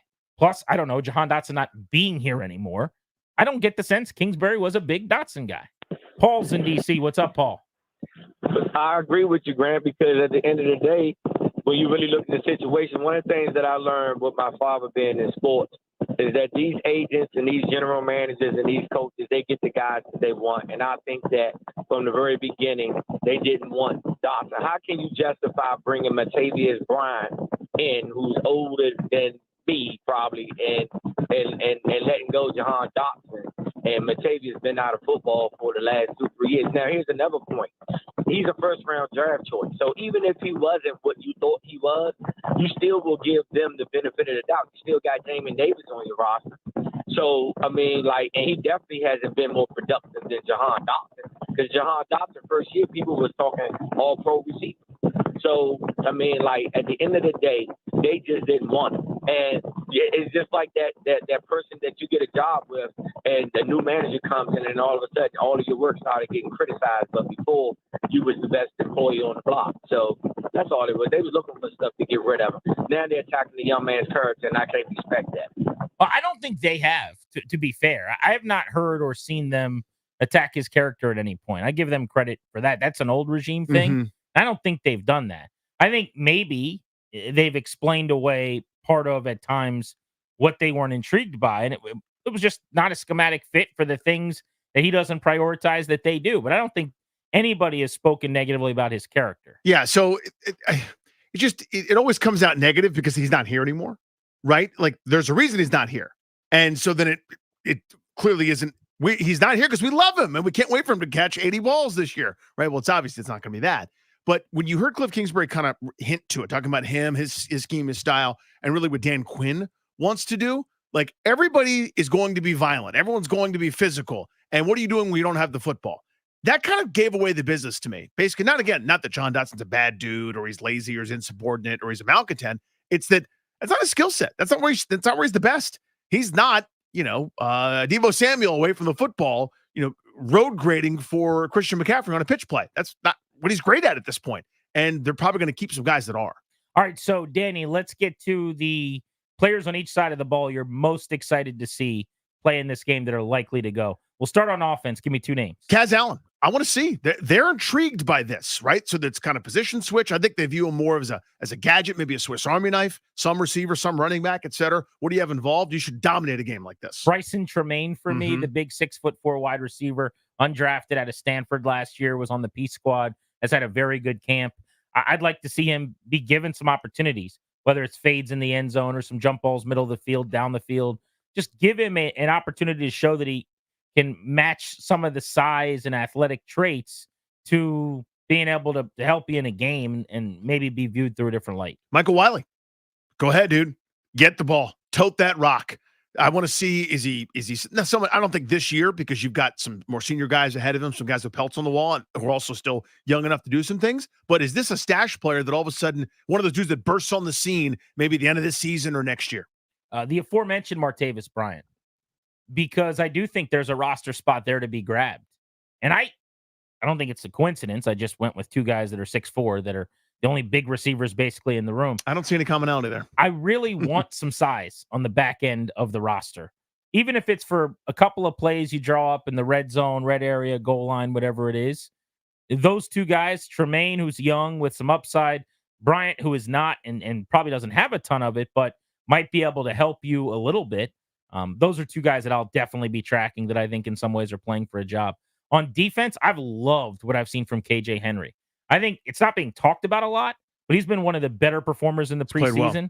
And I really liked him in training camp when I was out there the few days that I got to see as well. He is on my roster. I think he is the 4th edge rusher. You've got Armstrong, Farrell, Fowler, and then Henry would be 4th. I think Javonte Jean-Baptiste has a good chance to make the roster as well, the 7th round pick out of Notre Dame. But give me KJ Henry as a guy that I'm watching who's on the bubble. Tyler Owens. I just want to see more. I just want to see him do stuff. I want to see him unfiltered. I want to see him running around making plays. If you feel it, chase it. Chase it. If you feel it, chase it. I was trying to get on board with you there. That's a Glenn Powell Twister reference. Gotcha. The character's name in Twisters that Glenn Powell plays is like a YouTuber. He chases storms. Is Tyler Owens. Is that right? And his catchphrase is, if you feel it, chase it. Is Jamin Davis going to play? I would absolutely think so. Then that's my answer. How could he not? Yeah, that's my answer then. Because you mentioned 4 defensive ends. Is Jamin Davis defensive end-ish, kind of? Or is he going to go back to linebacker sometimes in packages? Fascinated to see this development. Had a great play last week. I like that one. I'll give you a DB. I'm going to say Noah Igbenogany, who I think has shown pretty decently at the nickel. Seems like he's on the roster at corner. He could cement that with a good performance.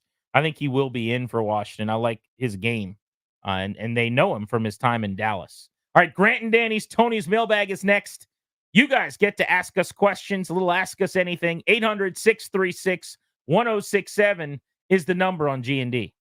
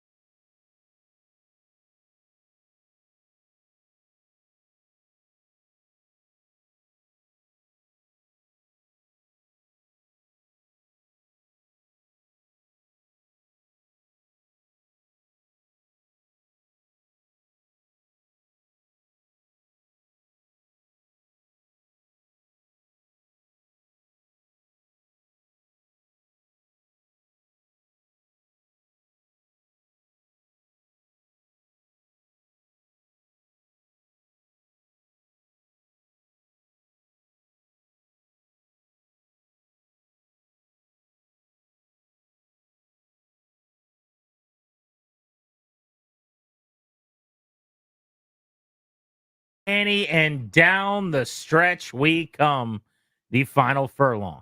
This show brought to you by our friends at the law firm of Condori and Murad. They're going to guide you and your family in the right direction, help you draft a will, set up a trust, create a healthcare power of attorney. Schedule a free consultation with their estate planning attorneys at kmlawyers.com, and be sure to tell them Grant and Danny sent you so that you can score a discount. kmlawyers.com.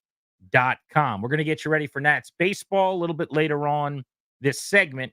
Before we get out of here, we'll also give you a quick preview of the Commanders and the Patriots. Game is Sunday night at the X.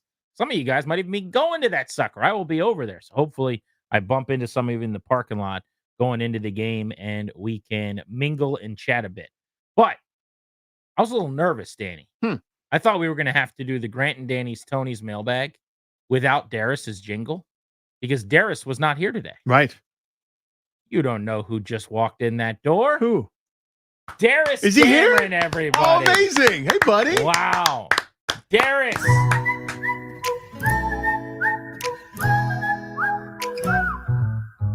Here comes Grant and Danny's Tony's mailbag. Here comes Grant and Danny's Tony's mailbag. Do you realize, Clary, you hit him up 30 minutes ago, told him we were doing this, and he came in on his off day. He did. And this was actually something that kind of came down on the wire because he was like, I don't know if I'm going to be able to make it in time. And I was like, dude, like, I think he'll be good. You have until 6.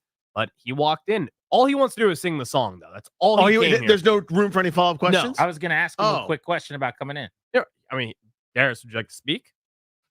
No, you can just talk, Darius. He doesn't want to. Do you have to? Okay. But the commitment. Here Yeah, comes just Grant and say- Danny's Tony's mailbag. Yeah, well, you know, yeah. Here comes Grant and Danny's Tony's mailbag. Well, thank you for coming in, Dad. We do appreciate it. Love you, Dad. Let's go to Mark. You know it's from, right? Of course. Is that bit from old Step school? Brothers, I No, thought. it's old school. Oh, well, so it's definitely Will it's Ferrell. when because he's just taking a gulp of something, and Vince Vaughn or no, what's his name? Mitch, or why am I blanking on his name? Luke Wilson. Yeah. His character's like, Frank's dad's here. I haven't seen him in like 10 years, and he like is just finished taking a gulp. He goes, "Oh, your dad." Let's go to Mark in Reston. What's up, Mark? Hi, Mark. What's going on, guys? Appreciate the call. Are you? Look, Well, my wife I and just I want to know: are you ready for the Grant and Danny's Tony's mailbag? Oh, I'm always ready. I need to hear it now. All right. Before you ask your question, you have to tell Darius to go. Darius, I would love to hear your beautiful pipes. There he goes. Yeah.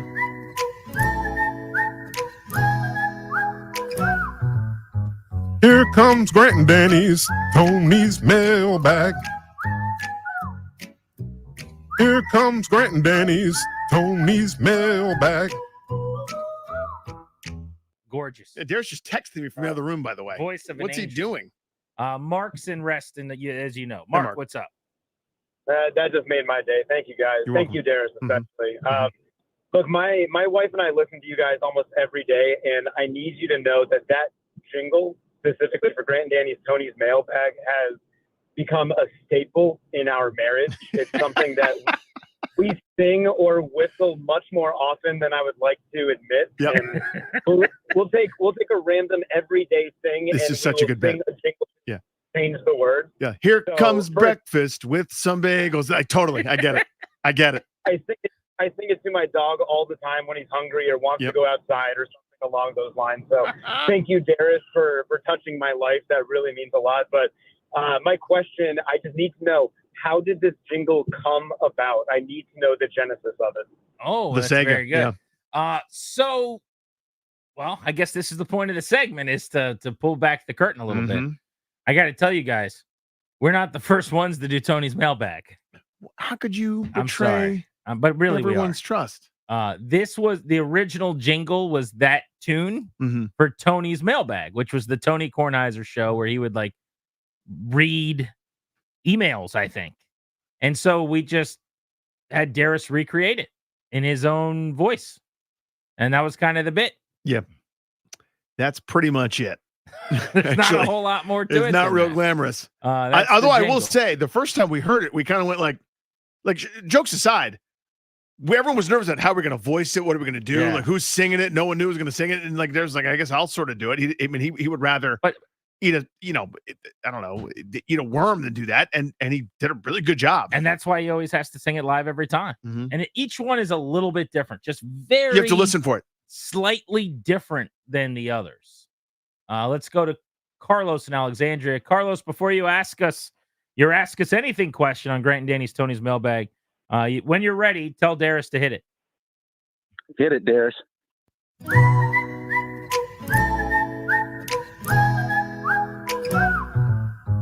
Here comes Grant and Danny's Tony's mailbag. Here comes Grant and Danny's Tony's mailbag. All right, Carlos, you're up. First of all, Darius needs a raise. I agree with We agree with that, yeah. I mean, he came in on his off day. He drove in to Yeah. sing this like 12 times and then go home. What a guy. And secondly, in a semi-serious moment here, great. It shows you're still a reporter first, Grant. I'm sorry, I didn't even hear what you said. You And the broke up. cruise. Oh, scoop, yeah. That great was fun. scoop. Great scoop. It's great. Thank scoop. you very But much. Here, I want to ask you. We're in this political season right now, hyper political season, and I'm going to take you back to Super Bowl 36. You interviewed Rudy Giuliani. What do you remember about that? Yes, I did. What a great pull by you. Unbelievable, Carlos. So I didn't here's even what know I that. remember about that, and this is how much time has changed since then. And thanks for the call, buddy. He was a beloved figure at that time. So Super Bowl 36. So around what year is that? Help me. That would have been early 2000s. Oh, so like that. Okay. It might have even been the year. It was just after September 11th, actually. That Super Bowl. So is that Patriots Rams Super Bowl Exactly. 02? Yeah. Patriots Rams in New Orleans. I was there for the Letterman show. I had joke writers that walked around with me and my parents / chaperone. Whoever of my parents was with me, my mom, my dad, one of them would have to take me on every trip. So that given week, it was me, a parent, joke writers, and some audio and video people for the Letterman show, kind of traveling as a pack. We'd go everywhere in golf carts and stuff all over the place. And what I remember about that particular interview, what he's referencing is on the sideline before the game down on the field ahead of Super Bowl 36, Rudy Giuliani was standing there, and the joke writers thought it would be great. He was still, at the time, the mayor of New York City. Yeah. And it was post September 11th when the country was galvanized and had come together. And truly, this was one of the few times in my life. Back then, like, people wouldn't even, young people wouldn't believe this. It was not as partisan, and there was not the fervor and the hatred for the other side that there is now. That's a newer thing over the last few years, and it's getting worse and worse and worse. But back then, post September 11th, we came together in a way. It sounds like a cheesy magazine now. Everybody was on the same team for a couple, a year or so after that, probably. And certainly for a few months, it was just like red, white, and blue versus everybody. Yep. Like we're taking everybody on. So anyway, Rudy Giuliani had a pretty high approval rating, and people liked him, and he was in New York or whatever. So we went up to him. It wouldn't have been as divisive as talking to him or anybody like him now. Politics were different. And I asked him about the security getting into the stadium. And they basically were like, ask him if you got frisked coming in here. Did anybody pat you down? Did they check your jacket? And the whole bit was I asked him a bunch of questions about like why they let him in without checking everything. Because everything in New York was about security and whatnot. And I remember they only used one line because what happened with the Letterman piece we put together for the Super Bowl is they went with like quick hitting comedy. Yeah. So it was like, there's a line. It's the quick jump cuts between Exactly. the different Like, things. I'm yeah. interviewing Miss America. Then I'm like standing there with a bunch of cheerleaders trolling some girl at my school that said no, they wouldn't want to go to the dance with me. Then you see me asking Giuliani about getting frisked, and he says my car got frisked, and that was like the one thing that they put in there from him. But I remember he was pleasant. He like patted me on the head and hey little kid, whatever. He was a nice enough guy. But it was I might have talked to him for a total of 50 seconds, and you saw 5 of them on the skit. But actually, yeah, the amount of things that like with time change, like in that story, this like Letterman piece from the Super Bowl, I asked Miss America. I didn't know what this meant at all, for the record. It was just a joke that a joke writer handed me while I was talking to Miss America. I said, "What's Donald Trump like?" And she says, "I've never met Donald." And like that made the video. Yeah. So like at the time, I'm like, I know that guy from Little Rascals. Yeah, he did Miss Universe, and he was in Home Alone 2. No, it was like Little Rascals and Home Alone, but there was like some controversy, oddly enough, between him and like Miss America pageants or something, whatever was going on at the time. I don't know. And I asked like Miss America about it. She's like, oh, I've never met him. I didn't think anything of it. And now you watch back on that and you're like, oh my God, that's something. Some of those things didn't age as well as you'd like. But anyway, that is what I can remember about the Rudy Giuliani. That's great. Let's go to Marco in Largo on Grant and Danny. Marco, when you're ready, so is Darius. 1 and 2 and 1, 2, 3, go. Hit it, Darius.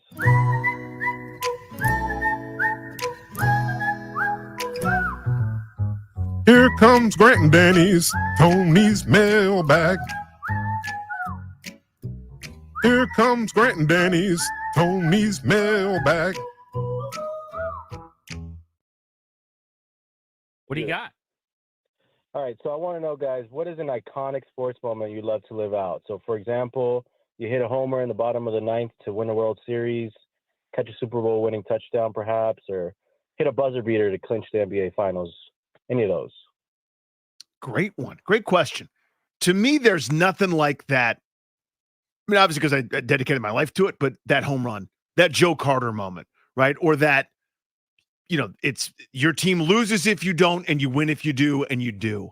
You hit that bomb, right? Just because it's so damn hard to do. Shots go in all the time, right? There's 100-some points for each team per game, and not 100 homers per game. It's like this special, rare, unique, sexy thing that will last forever. I mean, buzzer beaters have lasted forever. I mean, Grant Hill shot in 92. You know exactly what I'm talking about as soon as I said that. Not Grant Hill, Christian Laettner. Grant Hill threw in the past. But those moments. That World Series winning home run, there'd be nothing like that. I think I would go with, that one's hard to top. It really is. Maybe a clinching sack fumble. Where it takes a little bit of everything. The mental of beating the guy in front of you with a move. Mm-hmm. The physical of the strength to win one-on-one, get to the quarterback, separate him from the football. There is something to just like rattling the bones of a QB you've been hunting all day long. The ball comes free. That Brandon Graham moment against the Patriots, the Eagles pass rusher who won the game with the sack. And then you're all by yourself in the middle of the field to do your sack dance, or I probably would just go out to the middle of the field and do like the B-boy, cross my arms and just kind of like have my moment. Maybe you put your palms up, D'Angelo Hall style, and just stand there in the middle of the field. I think that'd be pretty That'd be pretty good, too. Something physical like that. But a walk-off home run's pretty strong. Yeah. Especially because he was trying to not let you hit it, and then you did. Oh. And then he's got to put his head down and trudge off the field while I'm going ham. I got a question on Twitter that I love here that we should hit. Let's get to this one. Darius, you mind going again, Darius? Thanks.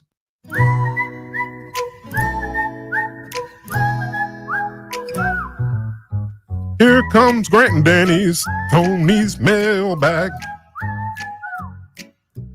Here comes Grant and Danny's Tony's mailbag. On Twitter, what is your and Danny's NFL Sunday routine? Walk us through pregame all the way up to Sunday Night Football, general food setup, etc. You're normally busy and running around all over the place. Mm-hmm. So I'll go. There's the closest thing to routine because of my son's sports schedules. But I'm there. I'm either driving to a game, taking the kid to the game, bringing him home, dealing with the other kid. It's basically everything is active and crazy and insane until about 12:55. At that point, there's an invisible wall that goes up, and everybody knows we're going to go do our own thing. Maybe mom's taking them out for errands. Maybe the kids are in a different room playing video games, whatever. It's now dad's time. And I sit that buttocks down on that couch, and the Washington football game is on. The commercial breaks are flips to red zone. I'm a master of timing. I'm also recording the Washington game just in case I miss a play. I can rewind it and go back and see it in person. But I've gotten really adept at just having that instinct. Okay, it's time to change back so you don't miss anything. But we watch the red zone. Computers open to all things daily fantasy and regular fantasy. So all the NFL information is pouring into my eyeballs for me to consume. So there's no activities on Sundays for us. We're at home. We will always be at home. And I don't make light of this. I'm not proud of this, but it's just a fact. I'm a very bad husband, slightly better, but also a terrible father during NFL Fall Sundays. So that's just my day. That's my thing, and everyone else can kick all the rocks. So what I do is Sunday morning, every Sunday, I have a baseball show on Sirius XM from 8 to 10 where I talk about prospects. That show ends at 10. If we didn't go to church the night before, I normally have to do the 11 to noon mass, unless there's somehow I can finagle out of that with job responsibilities or otherwise, and maybe have a little chat with the wife about it. But generally speaking, that's got to happen. By noon, I am at home watching multiple of the pregame shows. I have a 3 TV setup during the football season. So normally I've got what is a 90-inch screen on the wall mount. I've got like a 60-inch that I have on all the time. Like tonight, I'll have it set up for baseball, football, whatever that's next to it. But I wheel out a third TV for NFL Sundays. As of noon, I've got Network, ESPN, and Fox. CBS gets the shaft on pregame for me, honestly. Yep. I don't know why that is. All the pregames working, and I'll kind of flip back and forth with the volume based on what features on. And then I've got a laptop going where I have a website I use, NFL website, to kind of get, they give you live play-by-play and a bunch of stuff like that. 1 o'clock, if the Commanders are playing, they're on the main TV. Red Zone's on the second TV. Third TV is normally reserved for either whatever team Kirk Cousins is on or some other NFL outfit that I'm interested in that week. So that's kind of the breakdown of the televisions. And then on the laptop, I don't watch any other games. I just kind of have my fantasy roster, Twitter, that kind of deal. And then when the Commanders game's over, it's Red Zone, specific to snacks and food. Oh, yes. We always have Coke Zero and Cape Cod chips and hell of a good dip. I have those during the Commanders game. If we do other kind of snack foods, that's fine. 4 o'clock window for a traditional 1 o'clock Commanders game is normally when we do our meat. That's either going to be something out of the crock pot. It'll be ribs a lot of the time. It could be buffalo wings, but we do that. And then we do dinner before Sunday Night Football. I will sit down around 11:45 to 12:15 on the couch.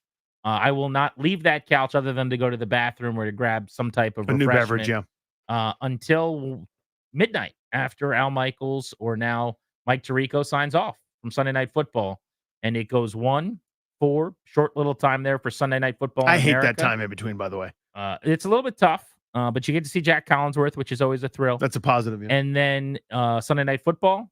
And then at the end of the night, it depends how much energy I got. Stick aside, there's sometimes where I'll watch a game or two on Game Pass, like just to see all the cut-ups of a game. If not, then I'll, maybe hit the bed early at midnight and next day start watching some of the recaps. By Tuesday, I try to watch every single game via NFL Game Pass. Snack-wise, the thing that I omitted, the falls is my wife's time to shine also. That's when all the baking starts. She won't do it during the summertime, understandable, because that's heat, just too much heat in one home. It's heat inside, hot outside, etc. So the oven gets involved. It's all the things that you would think about when you think of baking, whether it's delicious desserts or, to your point, crock pot usage or things that get hot. So it's different dips. It's like a crab dip situation, some chili, those sorts of deals. There's always a game meal, which is delightful. Did you see, this is like one of those online things that I'm sure everyone's already seen, but there was like a guy who gave his wife like a 2 weeks notice before football season that like, I saw those starting last year. Resigning from work or something. I don't do that, nor would I, but like I might as well do something like that. Like, hey, my wife already knows, but like, you know what the month is, right? Every Sunday and a lot of Mondays, most Thursdays. Right? It's me. Sorry. It was good knowing you. Tuesdays, we could do some things. Early on, there was a conversation, and it was heated. People were a little bit irritated. Words were exchanged. Yeah, where and again, I know this is going to sound like Danny's such a tough guy. He no, not at all. Well, you are a tough guy. I'm very tough. But here's what I said. I ended up having to say, this league is my job. Like, do you have to really watch every game? Are you really watching this at 4 o'clock afternoon game between? I said, this league is my job. So yes, this is it. Like, this is work. And I will add to that, there are two types of people. There are people who understand that, and there are people who do not. So like whenever I'm at a family party at my parents' house and like relatives, cousins, aunts, uncles, whatever are around, the idea that I'm going home to watch a football game is like, really? The party's going on. Like, why would you do I'm that? sure it is. Like, that's rude. Like, if you can agree not to talk, it's hard to just stay here and watch it. And it's like, no. I'm not like kind of watching through the room through bodies. Like, this is yes, it's a cool job, but it's a get to job. Yep. It's not a have to job. But would I also be doing this if it wasn't my job? Sure. But now this is lock-in time. Now, the 1 o'clock, the 4 o'clock window when they're not playing, the Sunday Night Football, the Game Pass stuff, a little bit of that is both. I want to be really good at my job. I think it's what makes this show different is we actually know what we're talking about and we've watched games and we study things. That's hopefully what works on this program. But it's also because I really want to. You know what I mean? It's the other one too. It's also because football's the best. And I love it more than anything else other than my family. One more, Darius. Just see Danny if you want to empty your magazine over there, figure out what you got. Yeah.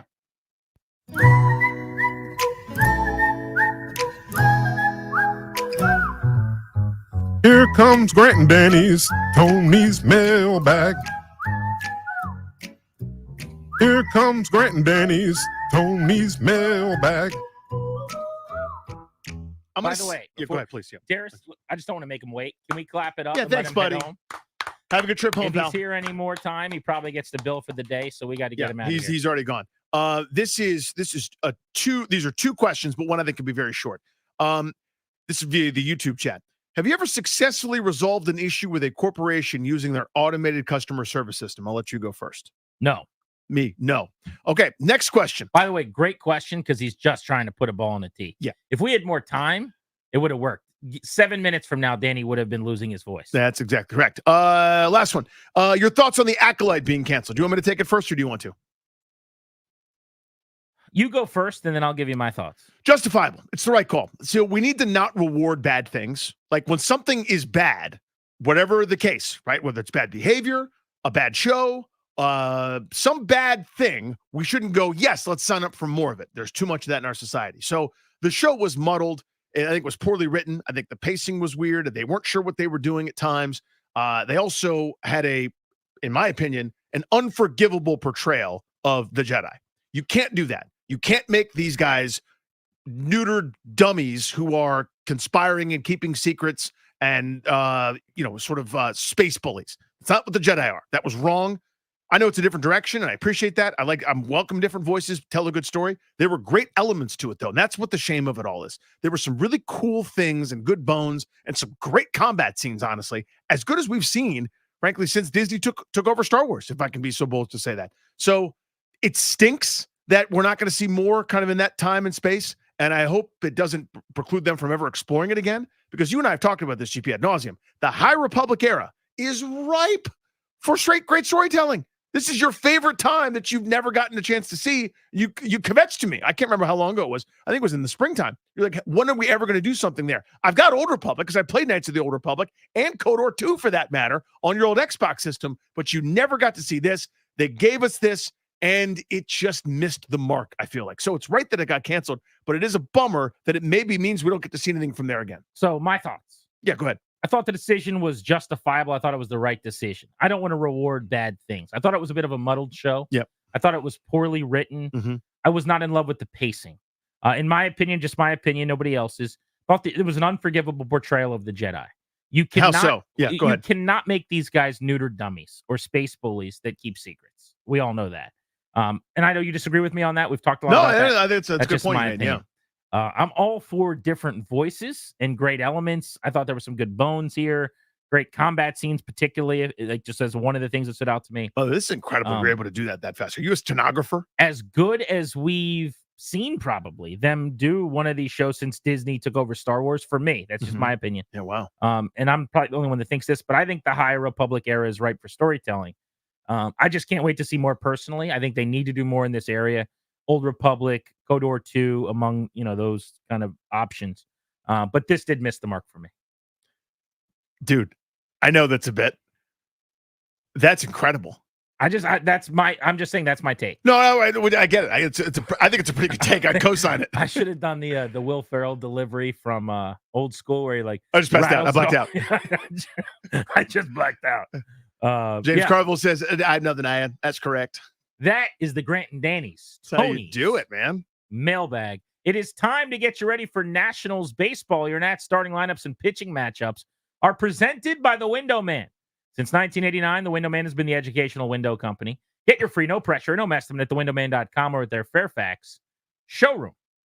Behind Mackenzie Gore, who I could just add editorially, could use a good start. It's been a bit of a scuffle for old Mackenzie Gore here of late. Leading off, playing right field, Alex Call. Batting second and left field, the James Wood. Batting third at first base, Juan Yepez. Your cleanup hitter, K-Bear Ruiz. Andres Chaparro is your DH, batting fifth. Ildemaro Vargas playing second base and batting sixth. Batting seventh, playing third. Your guy, my guy, our guy, Jacob Young, batting eighth, playing center field. And Nasim Nunez gets a start at shortstop. C.J. Abrams gets the day off. Yeah, against the tough lefty, Garcia and Abrams both out of the lineup. Not a bad day to sit, I suppose. James Wood getting thrown to the Wolves. Good luck. Chris Sale, who could win the Cy Young Award, one of the craziest renaissance seasons we've ever seen. Filthy. 104 innings, about 140 innings, 190 strikeouts, and a whip of one. He's looking to improve to 15-3 on the season with a 2.62 ERA. Opposing Gore, better last time we saw Mackenzie, 5 2/3, 5 runs, because 4 scored in the final inning, the 6th that he pitched. Few of those were after he left the game against the bullpen as inherited runners as well. So want to see him. He took one baby step. Now maybe he takes another one and he gets his act back together here down the stretch. The big Nationals news on the show today. Go back and listen to the top of the show if you missed us breaking this down. Dylan Cruz is getting promoted to the major leagues. He will debut for the Nationals on Monday night at Nats Park against Juan Soto and the Yankees. Could be a great night at the ballpark. We're going to be there all day on Monday, it sounds like, broadcasting live. We're going to try to be on the field for batting practice like we were for the big James Wood debut day also. So very, very cool. That is a game hopefully we'll see out at the Yard for, with Juan Soto back in town and Dylan Cruz playing in his first Nationals game ever. All of our baseball content on The Fan today is brought to you by T-Mobile. Switch to T-Mobile and you can get tons of benefits and still save on every plan against AT&T and Verizon. Use their savings calculator to find out how at T-Mobile.com/switch. What should we do? Darius left. He was our show meteorologist. How do we I don't know what to do. I can do that real quick. Could you fill in for Darius? I'm the show meteorologist here. You were out for about a week and a half. Darius crushed it. There are even people. Yeah, we actually have to talk about that. Not even doing a bit. I'm the weather guy. That's me. I'm also the stadium guy, but I mean, I'm sure that's a different. There's a behind the scenes thing we cannot say on the air right now that came up. Yeah, this. so I guarantee you it's because they knew Darius was going to be out, so it's fine that he does it today. Okay, so then with that in mind, That's fine. Yeah, you do the weather today, Ryan. Yeah. I'm so Rick. I'm so mad. You know what? It's 82 degrees. It's going to be perfect out. If there's a cloud in the sky, I won't be the meteorologist anymore. How about that? Well, there's actually rumblings that you may not be already. Oh, but again, we cannot talk about this on air any more than we already have. They told us we'd get in big trouble. Remember? Yeah, so. I actually feel like, is this okay to even say that much? Now I don't know what to do. One of these, yeah, the show's over, right? Ooh. We got to stop talking. Today's game day weather presented by Pepco. Storm season's here, and we know a little prep makes a big difference. Get storm informed at pepco.com/storm prep. Sunday night, Commanders, Patriots. Danny, call your shot. Who makes the roster with a big performance on Sunday night? Give me Bryson Tremaine. Ooh, he balls out. Tommy likey. Tommy went wingy. I'll say running back Michael Wiley, undrafted. Makes the squadron. How about it? Why not? Thank you for listening. We are back at it at 2:00 on Monday. Ladies and gentlemen, the weekend. Thank you for coming.